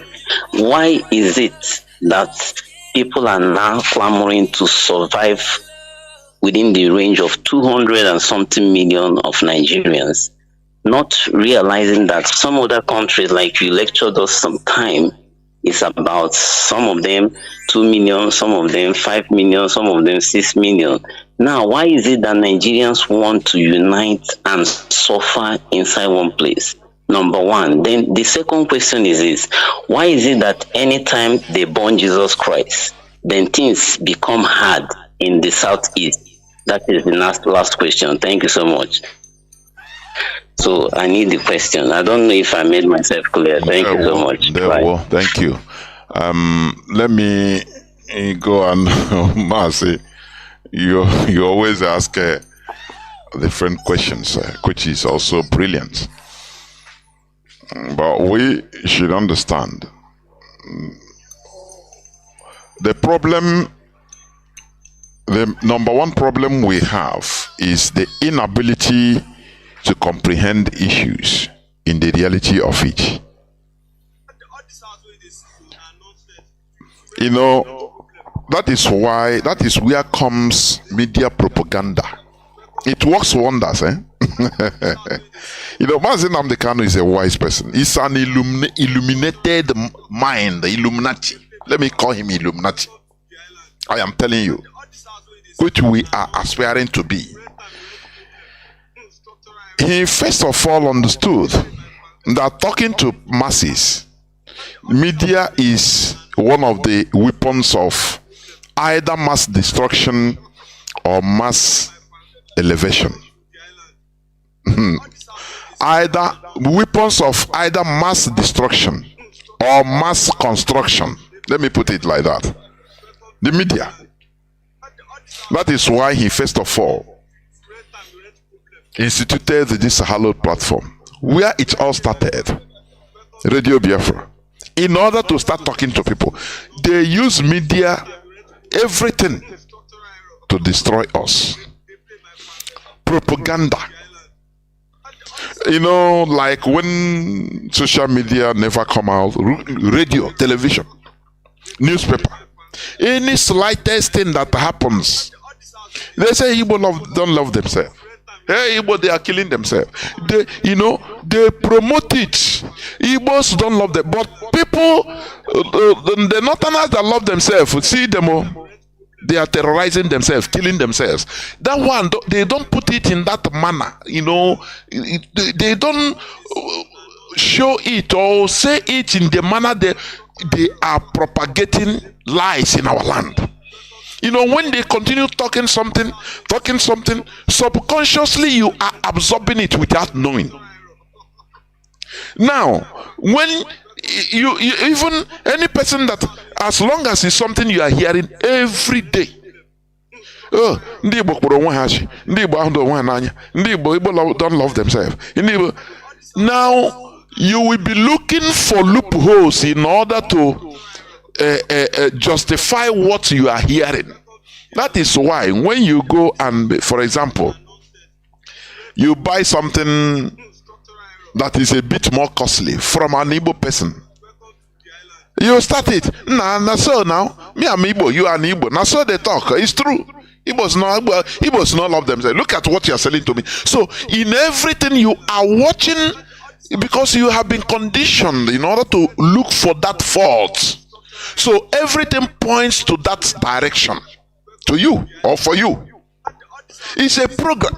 I don't know what people. I don't know. If you understand what this program means, you direct robot with program. Finish, and the robot will be acting as you command it through the program. So this media propaganda is acting, is a weapon of mass destruction or weapon of mass construction. In Radio Biafra, it becomes a weapon of mass construction. because we are constructing ourselves to the way we should be. Because you are talking to thousands, if not millions of people at a time. Do you see the reason why we always talk about religion? Because what they are propagating to people, it is just like media. They are propagating to the people falsehood instead of telling them the reality. And if they are talking to one person at a time, it's okay. But they are talking to the congregation there, which are thousands. Now, other thousands, if not millions, watching on the screen, social media everywhere, millions. So anything they say, they are conditioning the mindset of people. That is now what makes people to start believing what is not true. That, oh, we are really better in unity of Nigeria. Oh, Igbos don't have land mass. Oh, we are landlocked. All these lies and propaganda, you start believing it. Now, when you tell somebody that, look, your own fellow brother, look, let us look for solution. Nigeria is not our place. Nigeria is killing us. He will tell you, oh boy, leave. How can you tell him that? Whereas his pastor have told him to bless Nigeria. Every time they are praying for Nigeria, that Nigeria, they believe, because they are believers, that Nigeria must be fixed. I read here Aldebayo the other day saying Nigeria, every time Nigeria seems to be falling, but we stand again. And he don't know the impact of what he's saying to people. Millions of people. You don't know. So that is the battle we are fighting. When you talk, if you finish talking, now their pastors will talk to them directly in their churches, in the screens. They will hear other things that are contradictory. So people becomes confused. People that are not focused, they become confused in their way of thinking. They say, nah, all the back, they become they continue wavering. If they go like this, they support.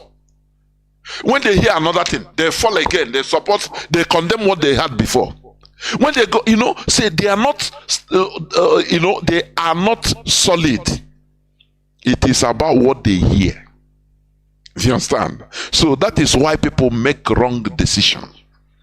That is why people are not buying, some people are not buying to what we are saying. Until reality hits them direct, it touches them. That time maybe they might not be alive to understand or to tell the story. Many people that are being killed, abducted in Biafra land, many of them, even if you tell them about IPOB, they can fight you. They will tell you, oh yeah, go and do. But, they will be abducted by Nigerian military. They will be telling them, no, we are not an IPOB. I don't even know IPOB. They will kill them.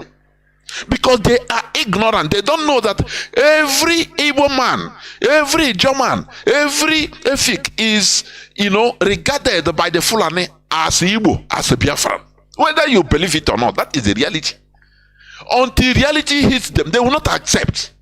Is he not one of our brothers? He said, what converts him, made him to be a hardcore IPOB? He was in the north, farming, as an Ijo man, or a Yoruba man, doing his business, farming business.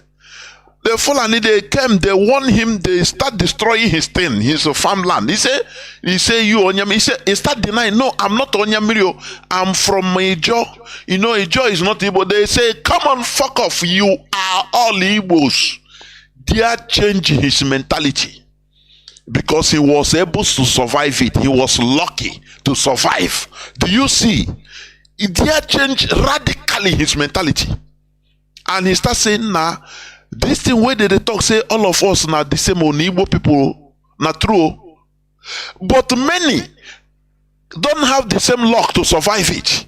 So they cannot change because they are dead. Because of ignorance. And some that have not passed that direct experience. They will not believe you. When you talk, they say, forget you Igbo man, we are Ijo. I am a German, I am Urobo. I am Delta Igbo, so I don't belong to your Igbo. Because they never have that direct experience. That is why they are deceived. So, that is the situation. That is why, you see the media, You see, the media is, as I said, is a weapon of mass destruction, or also it could be a tool for mass construction. That is what I describe it. So Mazi Nnamdi Kanu is wise by establishing this, so that we fight for our collectivity. Like what our brother said, the worst thing that can happen to a race is sentencing a race. I used to say it all the time. Sentencing a people to individual survival. People don't, individual survival. That is the worst thing that can happen to a race. That race will continue diminishing. You think that you are doing well individually. Personal wealth is nothing. It's nothing rather than the community wealth. It is better a village, a community, to have all bungalow, at least 80% of the population, maybe of 200 people in the village, have all bungalow and electricity. It is better, more better. It will make crime all normal, pour from that community. It is better than having 1 or 2 people in a community of 200 people, having maybe 4-story building, only 2 people with electricity, only them. Then others are having nothing, only living in huts with no electricity. Do you think that those people, that person is rich? Is poor, because he will be disturbed.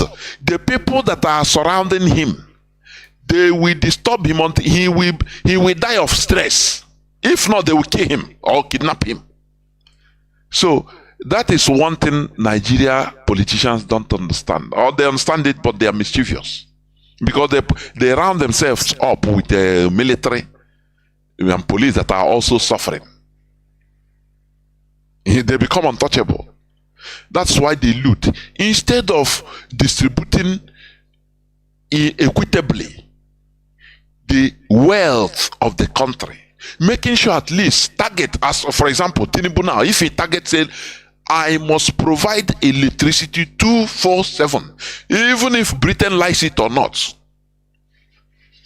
You know all these things we talk about the system. Yes, even if they don't, even if the foreigners, the colonial masters don't like it, you come to national television, you tell the population that, look, this is what I'm going through. I'm trying to provide electricity, but look at the others. But they cannot do it because all of them have skeletons in their cupboards before even reaching to that political height.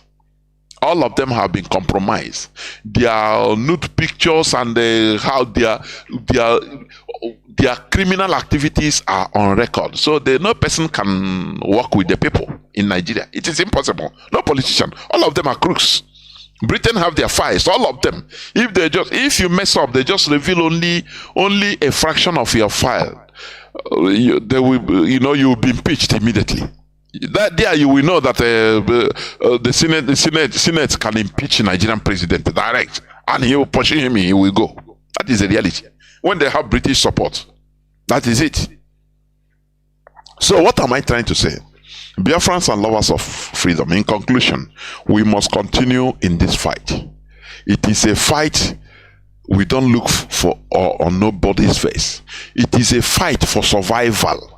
If we stop due to one thing or the other, we are all gone. We are dead. Are you hearing me? So it is not something that emotion will make you to stop, or due to the continuous detention of Mazi Nnamdi Kanu, you give up. You are you doing it for Mazi Nnamdi Kanu? You are doing it for yourself. You understand? So we must continue. It is our actions that we bring out Mazi Nnamdi Kanu. Now it is now confirmed. So get ready for the turbulence ahead. That is the only thing I will conclude. Thank you for listening. Biafra is our religion. Biafra is who we are, is our identity. From me, Mazi Jonathan Chinedu, from here, it is simply Good evening.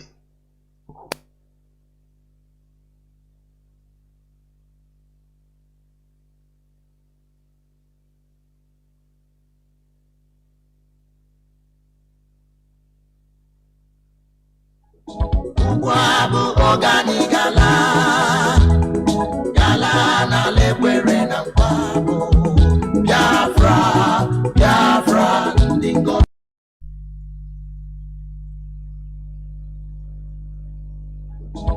Wabu ogani gala, gala na lekwere na wabu.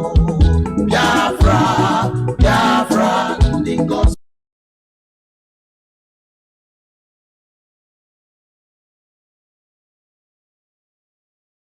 Therefore, without taking any much time, I will bring in Mazi in order to do his introductory comment on his introductory statement before we move on. Mazi, please, welcome to the program. Mazi Chinasa, can you hear me? Mazi, can you hear me? Yes, now your voice is coming out now. Before your voice was not coming out. Go on. Okay. Yeah, I think I was on mute. Mazi Chinedu, good evening. Good evening, and good evening, fellow Biafrans and all the lovers of freedom. My name is Mazi Chinasa. Mazi Chinasa serve the indigenous people of Biafra as a member of the Directorate of State. This evening, I have come to you people to continue to spread the gospel for the restoration of Biafra, to educate our people and inform our people and make certain clarifications where people say they are confused, so they won't be confused.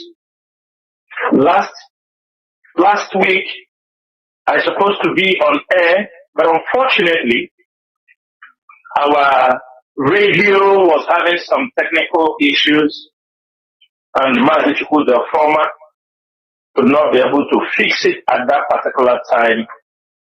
But later on, when he came in, he realized there was an attack on the radio, and I hope they have rectified any technical difficulty we might have witnessed on that particular day. This evening, there is nothing much to talk rather than to make certain clarification, make certain pronouncement, and educate our people to know what is ahead of them and what we have to pay our attention more on. This evening, I'm going to separate our program just in two ways only. The issues that have been making waves on the social media the past few weeks over the document Chinedu wrote, the letter he wrote, and all the brouhaha surrounding that letter. All the challenges, all the lies, blackmail, pedal against the leadership of this movement in the access just to destroy the movement. But one thing is very clear. Our hands are clean. We have come with a genuine heart. Many Biafrans are fighting this struggle with a genuine heart. And this evening, I will hammer on those things once more. I am someone, people cannot lie against me. I am not one of those you can lie against him and I will keep silent. You can't lie against me. I will confront you head on because I know I have no skeleton in my cupboard. I have nothing to hide in this struggle. People who are always interacting with me or people who are dealing with me in anything I do, I am a straightforward person. A man of self-accountability and deep-rooted in morality. And that is why I have come so long. This is my 10th year in this struggle. Some people came up, they said, we don't know. You don't know me because you have not been in this struggle. You came in last year, you say you don't know Chinasa because you came last year. or you just jump into this struggle. Who is a member of IPOB for many years now that do not know who is Chinedu Sanwo-Olu? Is it because we don't wear suit and come out on social media to speak? Everybody have what he has to do. This journey is still a very long journey, and those who are not sensible enough, who are not strategically enough, will never make it to the end. Those who have come with a greedy mind, with a criminal mindset, will never make this journey to the end. Of course, death may come along the way. It doesn't mean that everybody who will fall along the way is because of his criminal mind. But those I am referring to, it is very, very clear, and they know themselves. So this evening, I will put up our discussion in two different stages. It will be the internal issues, the blackmail, or everything that is rocking the lies peddled against many top leadership of this movement, and also what is happening in our borders, how it's going to affect us, and why we must everybody get prepared on what is about to come. Everything is approaching very fast. They know the reason why they take away Mazi Nnamdi Kanu. It is because of days like this. Because they know what is going to happen. That is why they continue to set up people who will come to distract you, people who will come to make you continue to shout on the social media, your papa, your mama. You don't know when things are happening. People who will come out and always ask you, what are you doing for Mazi Nnamdi Kanu to come out? And they have never done anything themselves. At least let them do. If they said we have not done anything, what have they do by themselves? What have they done? Or what are they doing? They can only come on social media and tell you, what are you people doing? Because they don't know. And the moment you tell them, their chief infiltrators, they will pass information for him, they will come out and use it as a program and run. Do you understand me? Stole idea to go to pronounce so that people who are watching content creation will be able to surround and they will make money through YouTube. Before they come to Facebook, before they come to social media, before he came out from the village where he's living in the Scandinavia, some of us has been here. And it is because we are here, many of us, that is what he heard and he came out. But today, people have seen how they are working tirelessly, sponsored by the Nigerian government and the DSS, to make sure they destroy this movement, which they have failed. Therefore, I'm telling you, in a couple of months' time, the government, everybody has to be at watch out because they are bringing up a new person. We don't know where the person is still coming from, the angle he's going to do his attack, because they have concluded that this guy could not deliver the mission. The chief infiltrator has failed. He could not deliver the mission. You see him now all over. Do you understand me? Shouting everywhere. They wake up, they shouted. The other one, the sibling of Onyendu cannot write without calling Chinedu Sanwo-Olu. You know, the hotel, the Chinedu Sanwo-Olu hotel. This is only, they sleep and wake up Chinedu Sanwo-Olu.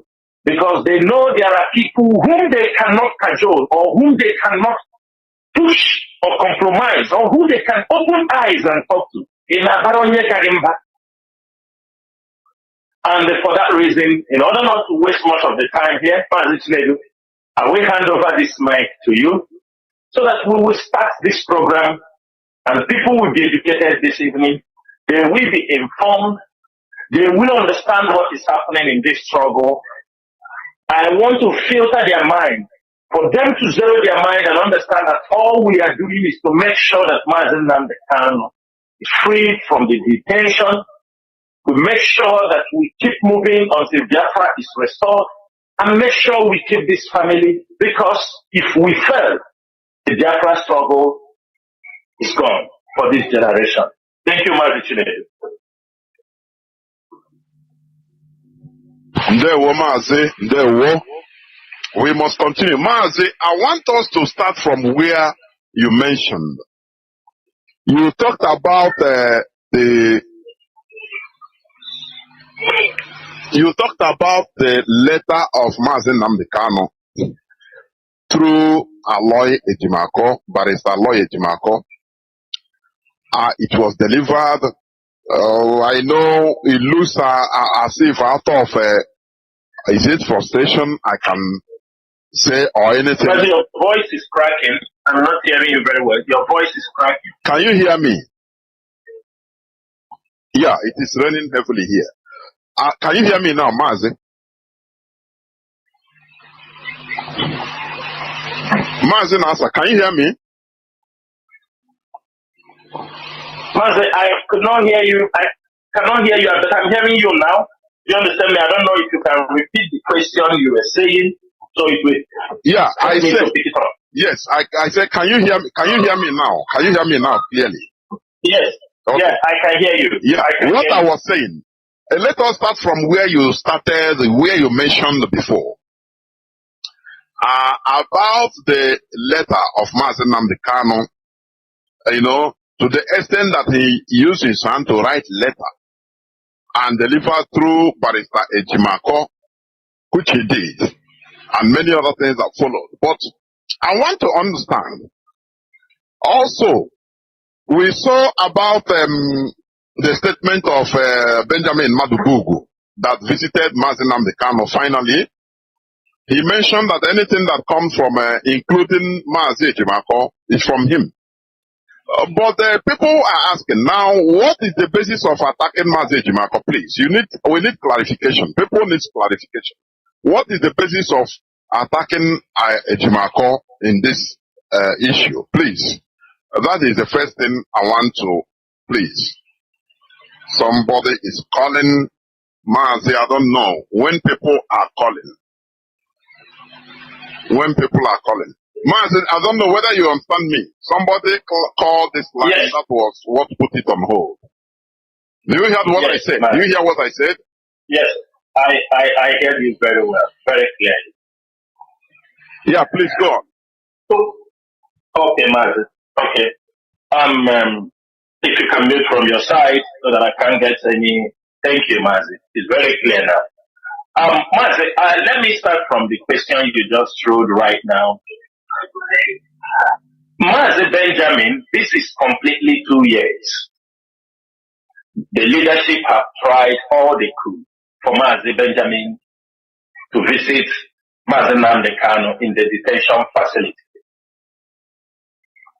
Many people have fought against it. Last month, the leadership also spent money to make sure that Mazi Jonathan, when Onyendu wanted to see him, Onyendu want to hear from him, because all this while, those who go to tell Mazi Nnamdi Kanu about IPOB, mainly his siblings. The siblings of Mazi Nnamdi Kanu are the ones that goes to tell Mazi Nnamdi Kanu. And the barristers, that is, the barristers is if we send them message, and we don't know other messages they used to drop for Mazi Nnamdi Kanu. But it is only Benjamin Madubugu, whom we know is an IPOB member. He went to prison because of this struggle. And for 2 years, we have tried. On many occasions, they label him all kind of things. They bring confusions. And all these things they did was to make sure that Benjamin don't visit Mazi Nnamdi Kanu. Because we know if Benjamin visits Mazi Nnamdi Kanu as an IPOB member, he knows the structure, he knows everything. At least he can be able to tell Mazi Nnamdi Kanu what is happening outside the four walls of the DSS dungeon. Mazi, am I coming out? Is saying my connection lost? I don't know if it's affecting the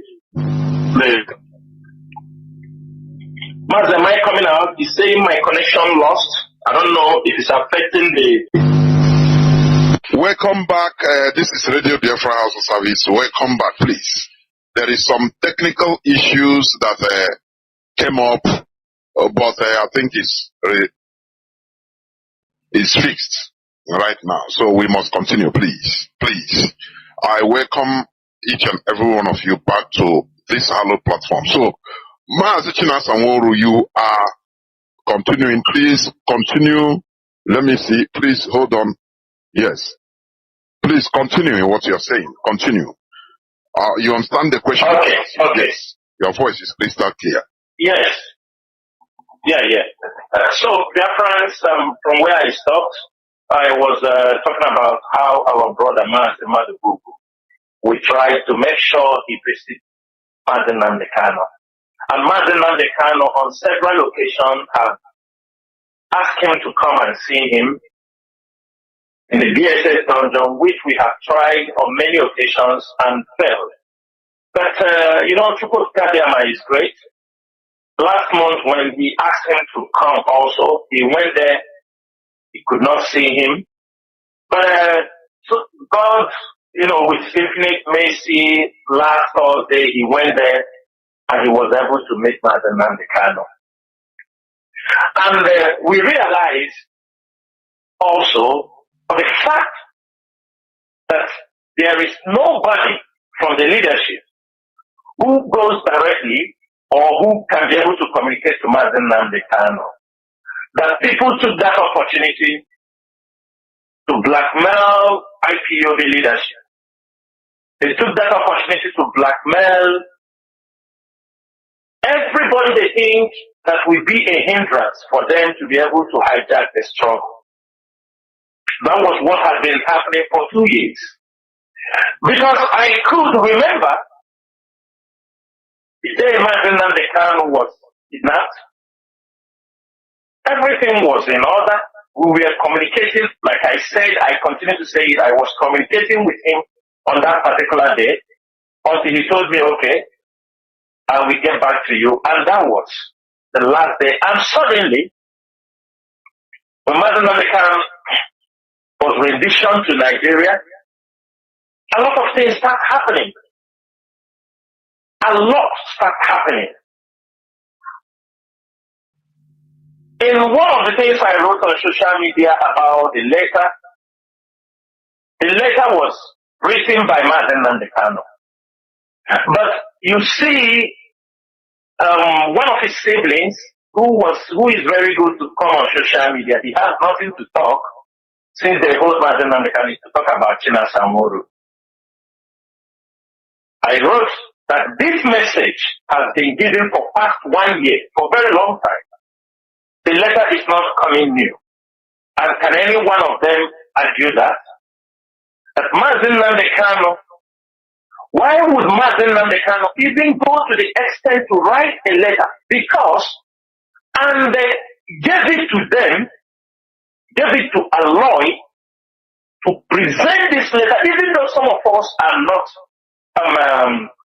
somehow agreeable. Of course, not everything people do you must accept or you must just say it's okay. But for us, there was no need of even giving a written note.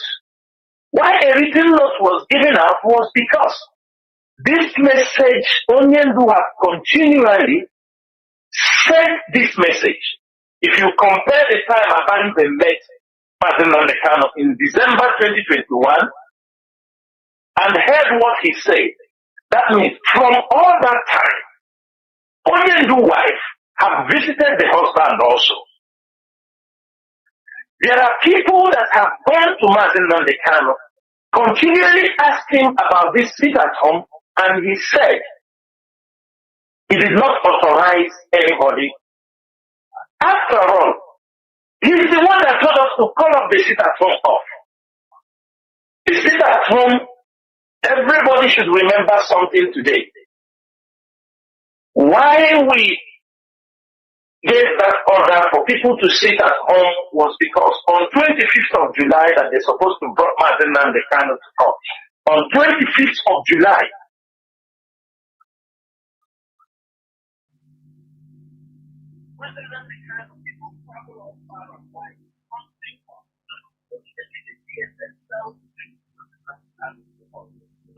Mazi, please, it seems you mute your phone. Please. I don't know what happened. Mazi Nasa.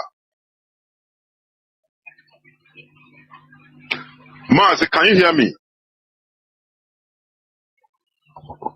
My goodness me. I don't know. You mute, or is it automatic muting? I don't know what is happening. But we must continue. Do not forget that we are still on this platform with Mazi Chinasa. It doesn't matter the ups and downs that we are experiencing, we must continue.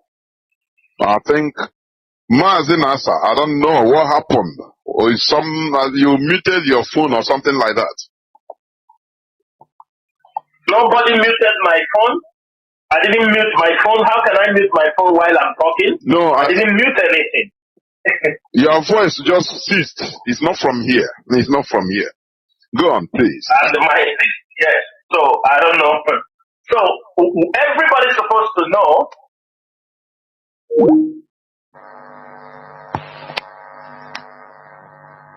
Honestly speaking. Oh, this thing will just kick you out without warning. I don't really know. Mazi, please continue. My goodness. Mazi, please continue. Since we are having so much attack today, yes, on this platform, the system you are using will just automatically go off by itself. I don't know why. But go on, go on. I don't know. My system is okay. Go on, go on. Because it's not from here. It's not from here, honestly. Continue. Okay. Yeah, continue. Okay. I said everybody should know the reason why we ordered for this sit at home.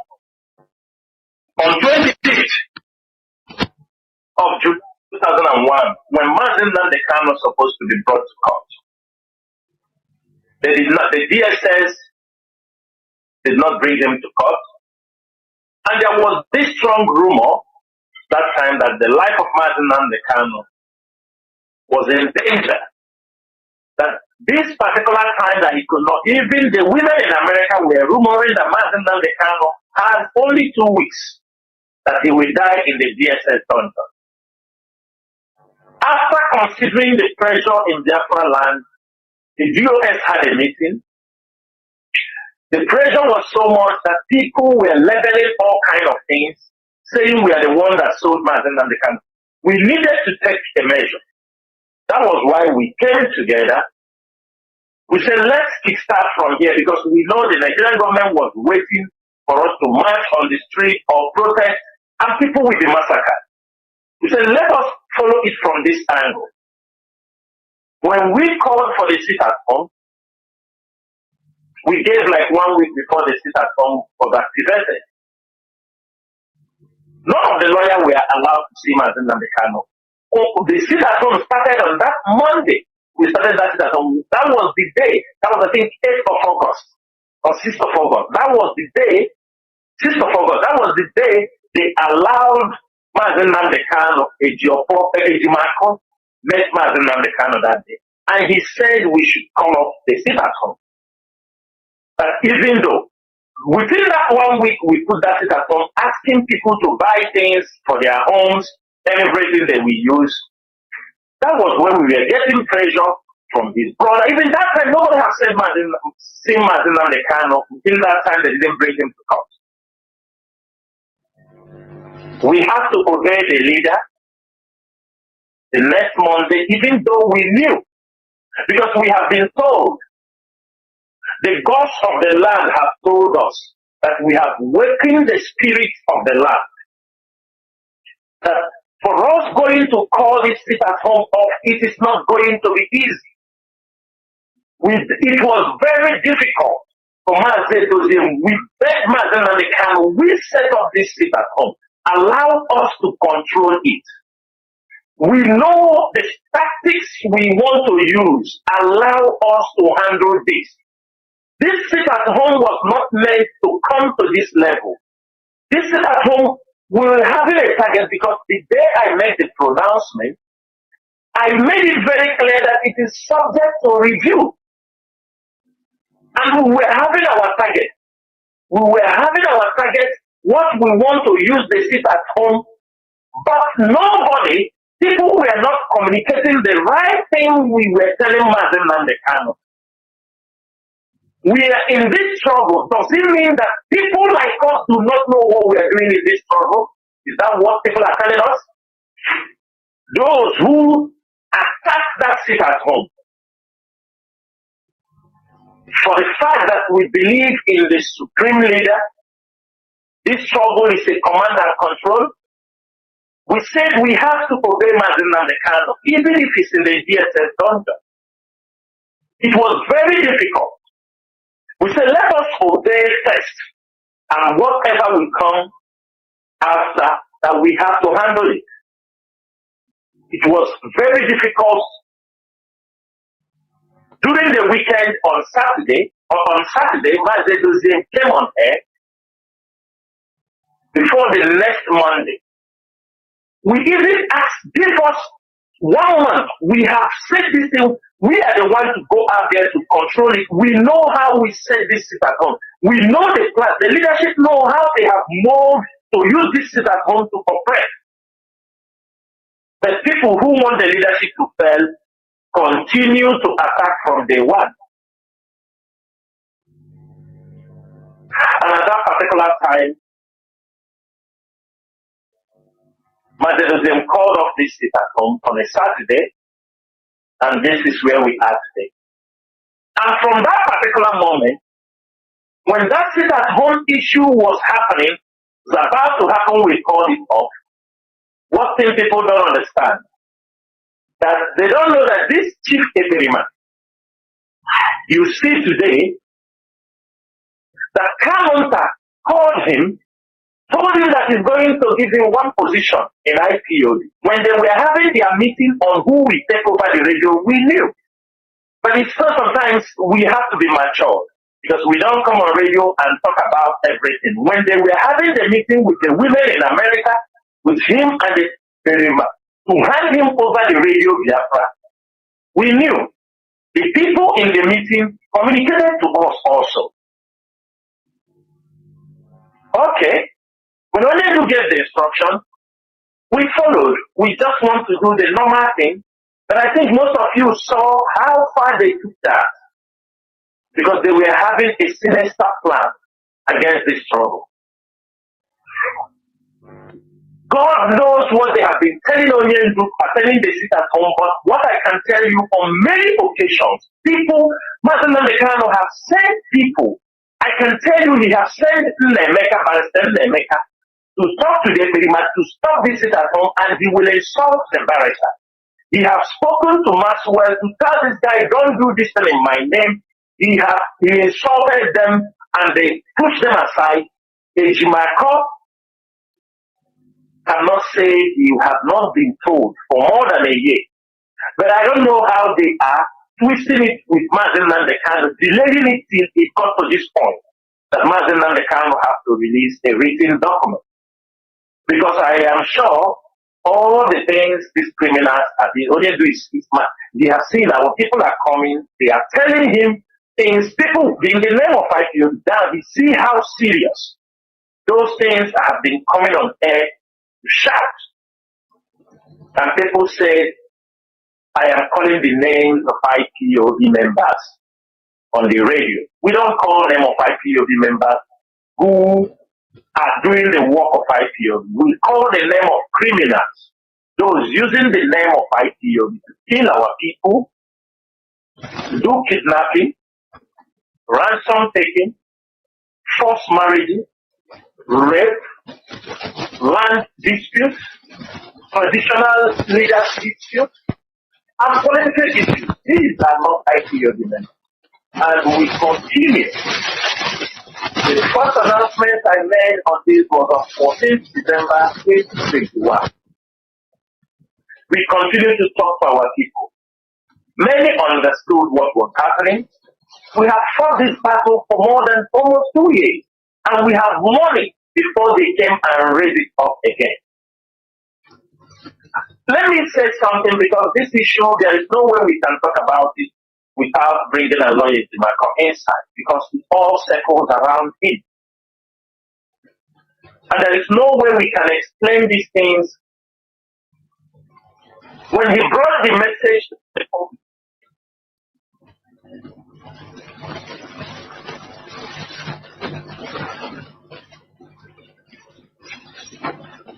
for very long. And I can tell you, only to have even asked them to institute a case against Eferima in Finland over using his name for more than 1 year ago. But I don't know how they have been maneuvering it in Chinedu until he loses his patience. Let me make it very clear. When there is a breakdown in communication, there are people you see, they don't want to communicate with you because they have their own plans. They have what they want to do. Ejimako does not like to work with any member of the GOS. Nobody in the GOS, the frontline GOS, people that I know who communicates with Ejimako because of certain reasons. It's not because of yesterday or because of the day before yesterday. Everybody knew when Mazi Nnamdi Kanu was renditioned from Kenya.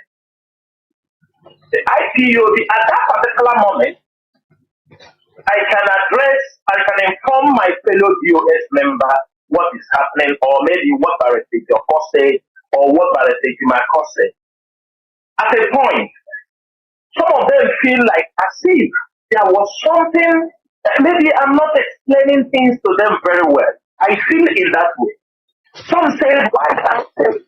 These lawyers they are there in the social media.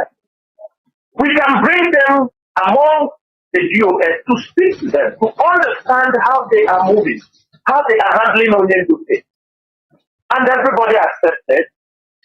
Some of the DOS members who are always worried of what was happening in the social media. Everybody, all of them, everybody, we said, can we speak to this lawyer? Because I'm hopefully on that. We brought in Barrister Joko. We brought in Barrister Lawyer Jimako. We want them to brief us, to understand this case, because many things we hear on social media, they come out, they met, that time they come out, a Lawyer Jimako will write his own visit, Prince Kanu will write his own, Kalanta will write his own, Joko will write his own. Everybody come out and, I make this person today like there is confusion everywhere. I don't forget that day when we call it Jimako. We want to understand issue in Kenya, everything. Why is all this confusion? Joko was there speaking to us. When we want to speak to our lawyer, our lawyer said, did we call him to intercept him? We summoned him. Why we summoned him? He took the telephone to say that the DOS summoned him. This is our first conversation with him. We let him know we are not summoning you. We want to understand what is happening, what is going to happen in the phone. I can bet you people, when he handed over that telephone to Fireboy to speak, he is the lawyer. We want to hear from him. He handed over that telephone to Fireboy, and the leadership removed that line up because we don't want to speak to Fireboy. He's not the lawyer. That was the first sign. We decided. We said, okay, everybody, this is the number of Bitman. If you want to get any information from him, you can do that. So that whatever he tells you, whatever he tells me, we can be able to understand what is happening. Some were communicating him, but their communication were not efficient enough. They are not getting the sense. Some of them feel tired, but I continue because I know all them more days of somebody must be there. We can't keep everybody far, irrespective of anything. Ask him. I continue communicating. Along the line, when the case in Kenya was rolling up, because if you come outside and talk about us, we have to come and explain to the public. Unless you don't want us to talk about what we know with you, then stop blackmailing us. Stop thinking we are not stupid. We know we are the leaders of this movement.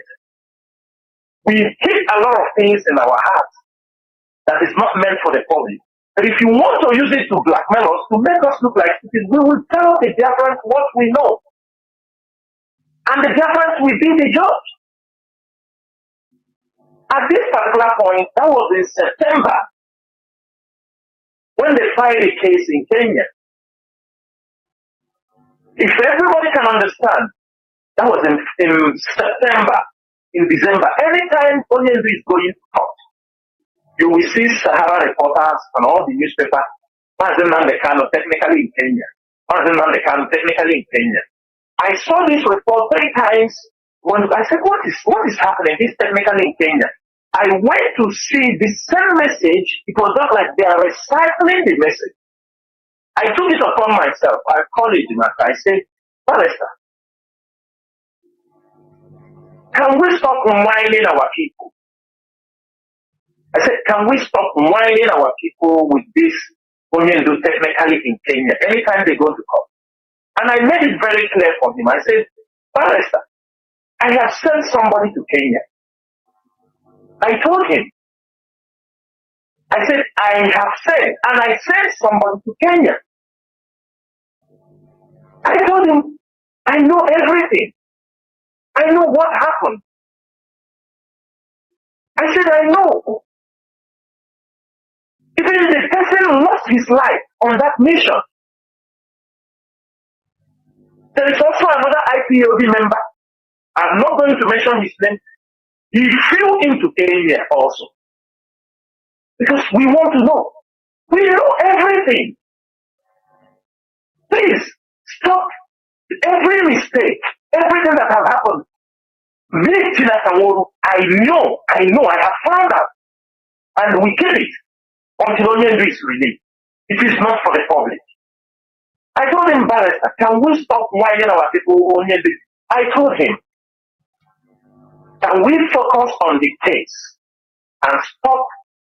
And I said, you guys are doing nothing. And I told him clearly, I said, go and tell Onyendu that this nonsense they are talking in Kenya, nothing is happening in Kenya.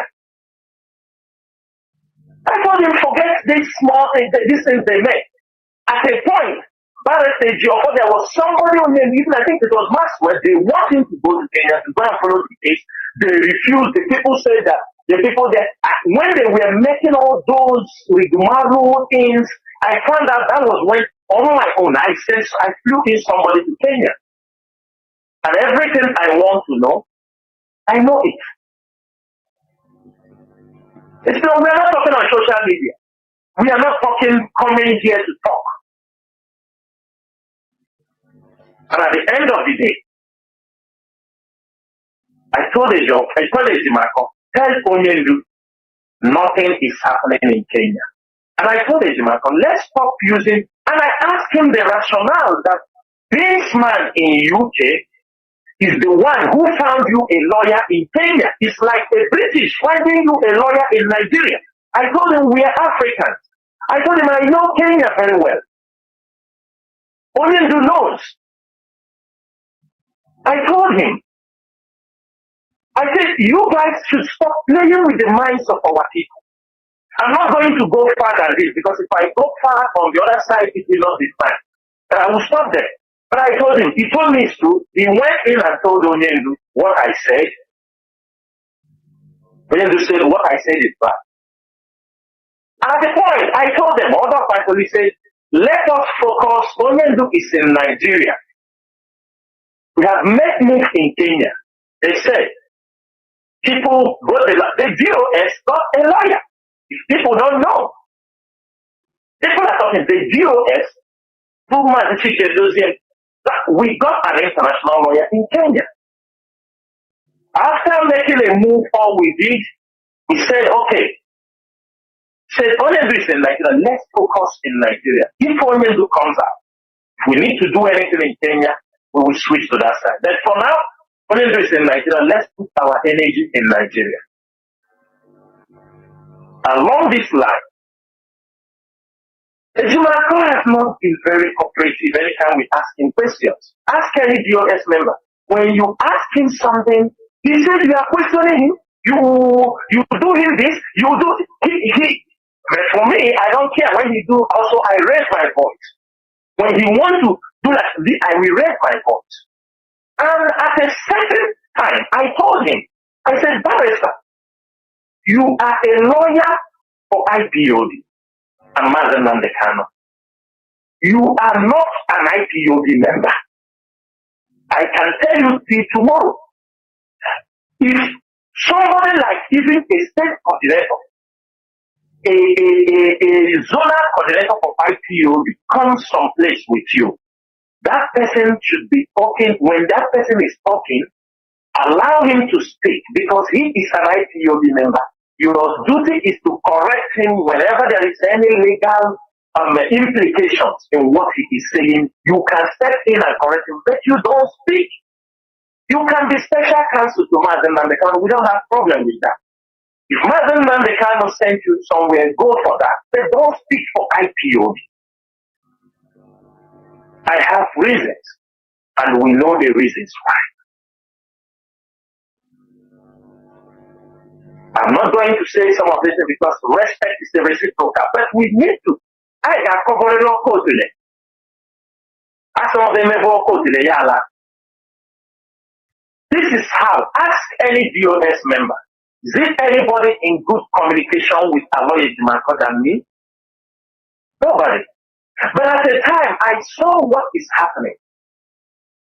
Every one of you knows what Mrs. Bridget, Madam Meba, and the, what do they call him? Radis Charles. Every one of you saw what they did to this struggle. Mrs. Bridget, all of them came up. Before Mrs. Bridget and the code did anything they did, Mazi Doziem sent me and to call your former to speak to people in America. We spoke to them on several occasions radio, trying to clarify them. We are not satisfied. I know what Mrs. Bridget told us in that meeting. That even though Eberima did not sign the document, we should hand her over the document. She will make sure she signs it. So it is you, Eberima, will.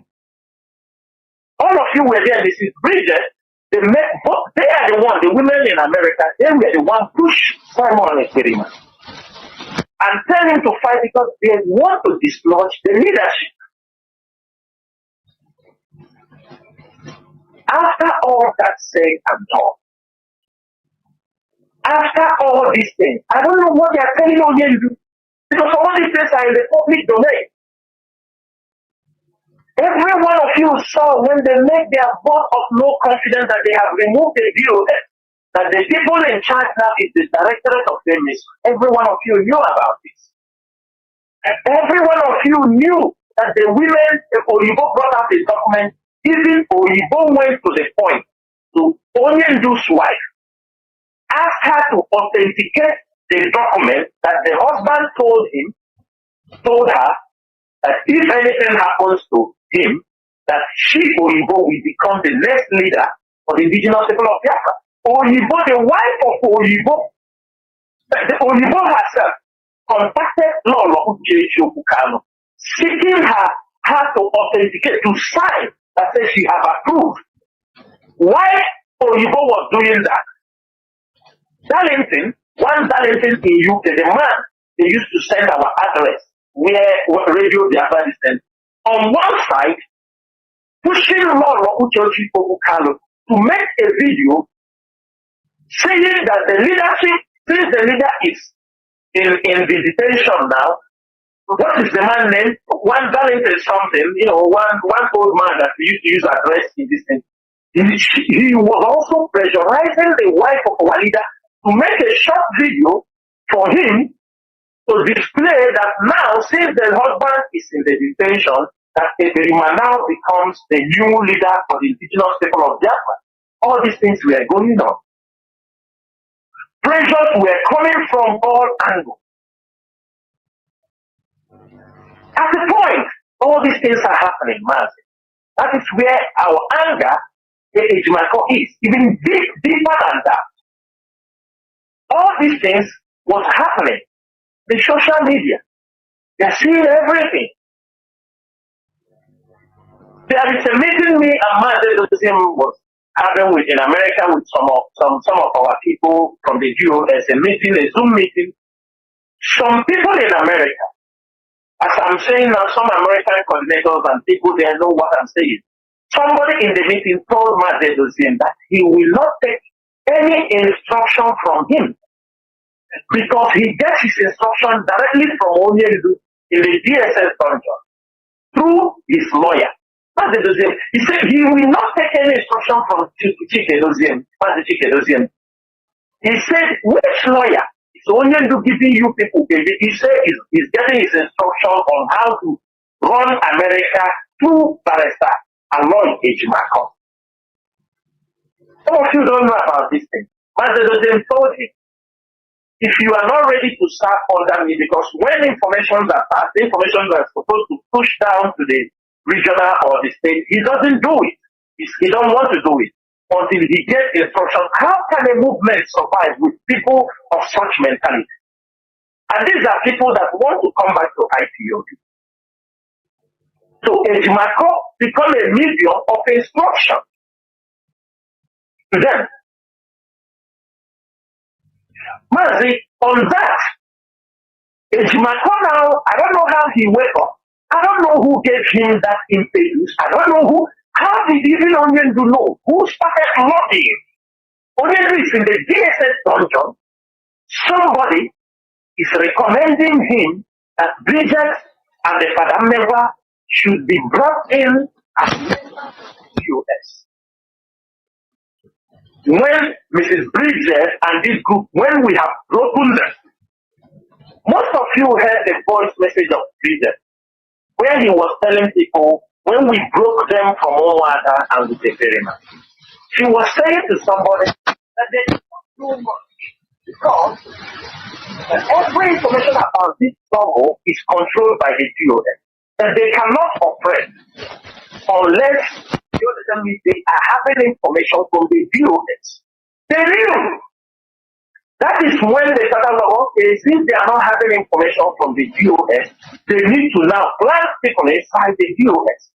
Even the younger brother of Mazi Nnamdi Kanu put mouth in that subject also. That's what we're supposed to do. We do not need to question. We don't need to ask anything as long as only do so. If we see something that will destroy the struggle, and we know that Onyedu is not being given the right information, you people are not telling him what is happening outside, then you want us to bring Bridget and never put them in the DOS. Irrespective of any plan, who will announce it? Is it Chinedu, the HOD? Then we are looking for who they will use and make that announcement. To put Bridget and never inside the DOS.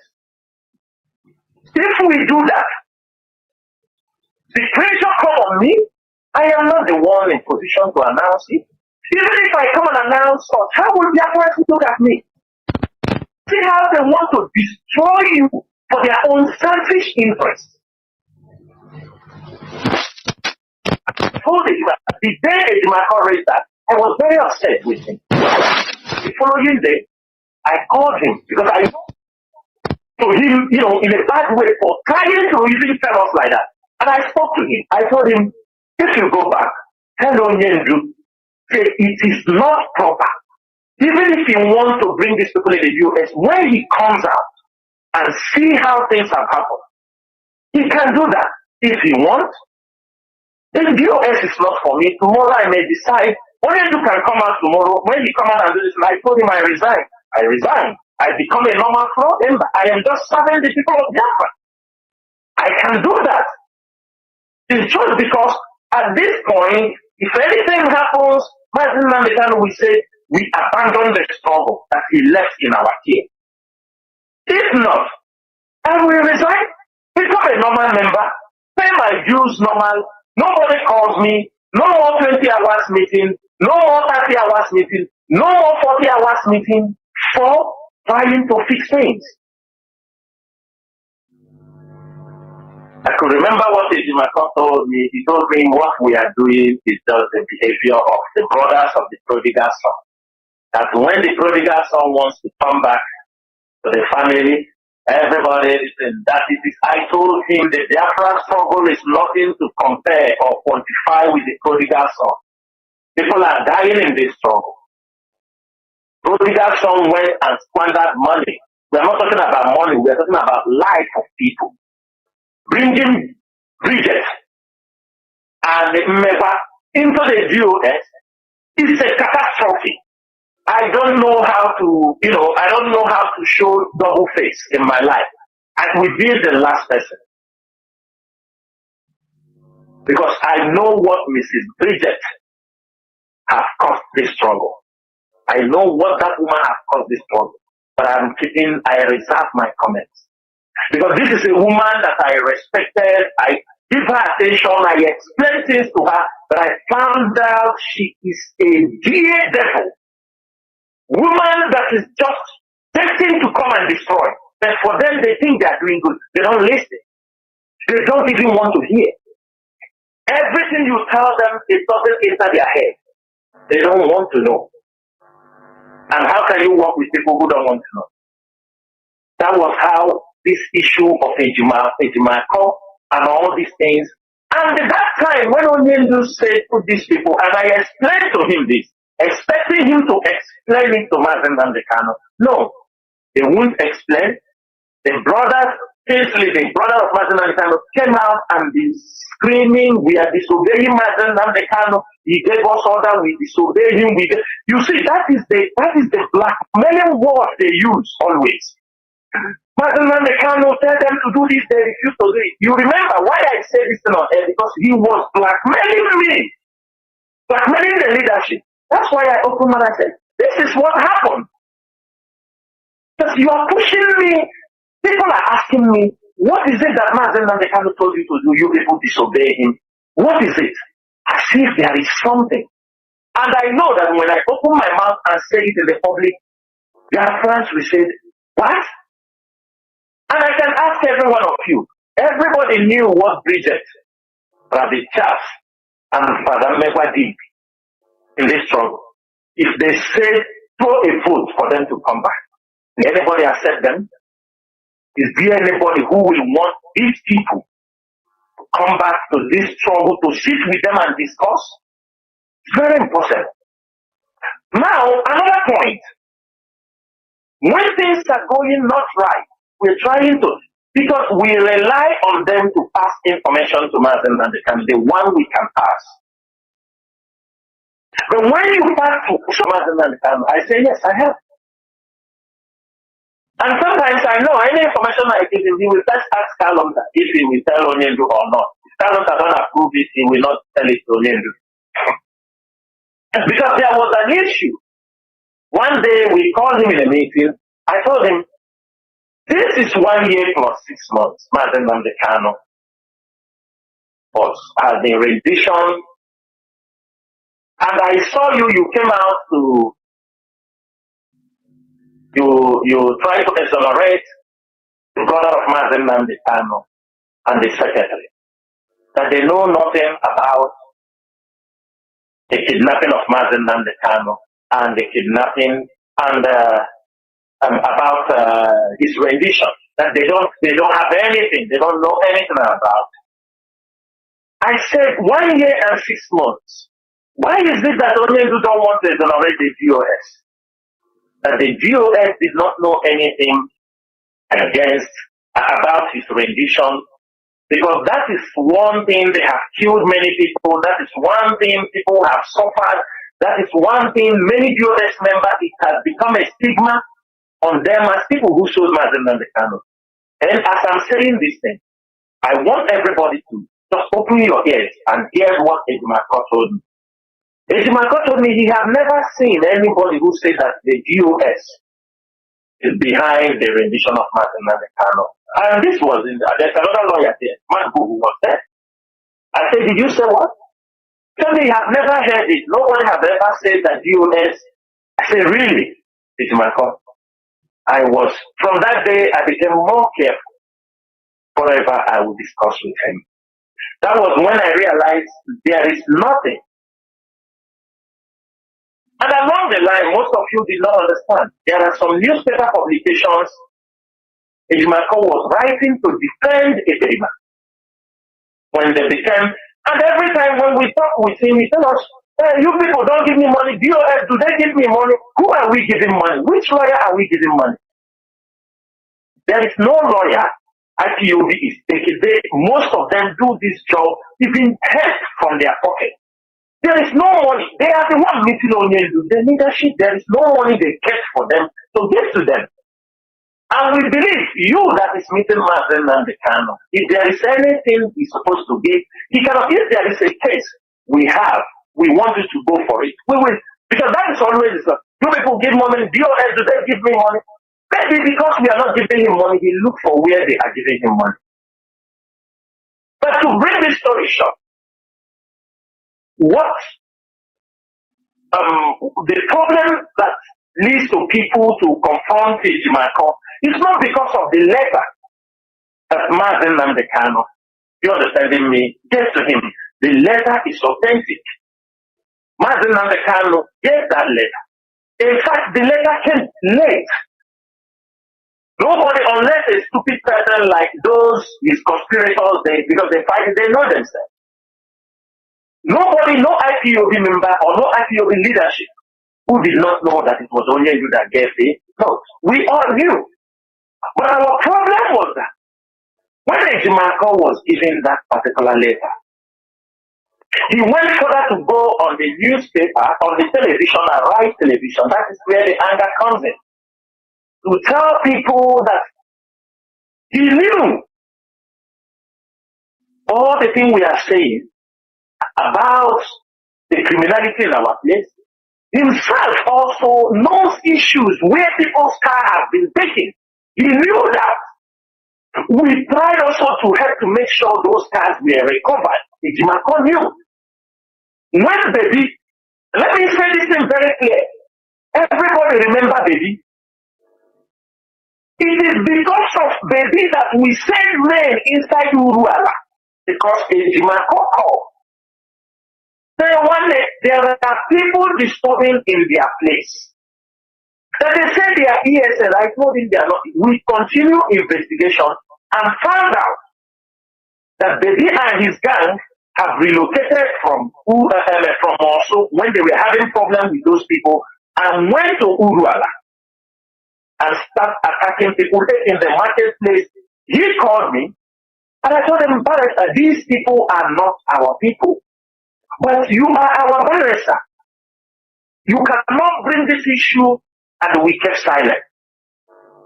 I told him, don't worry, we will do our best. That was what led to haunting of baby. You remember baby that many of them who were promoting, supporting the one they were asking. Baby was terrorizing Uruala. Before we send people in to make sure that baby and his team were neutralized. How can at the end of the day, people committing crimes, you now come on the national television and say the same people of Simon Eka is the same, they are the same followers of Nnamdi Kanu. How can you say that? When you know that somebody tell you he's an autopilot. This thing did not happen months back. He told you he had his own liberation army. He had this Biafra Liberation Army.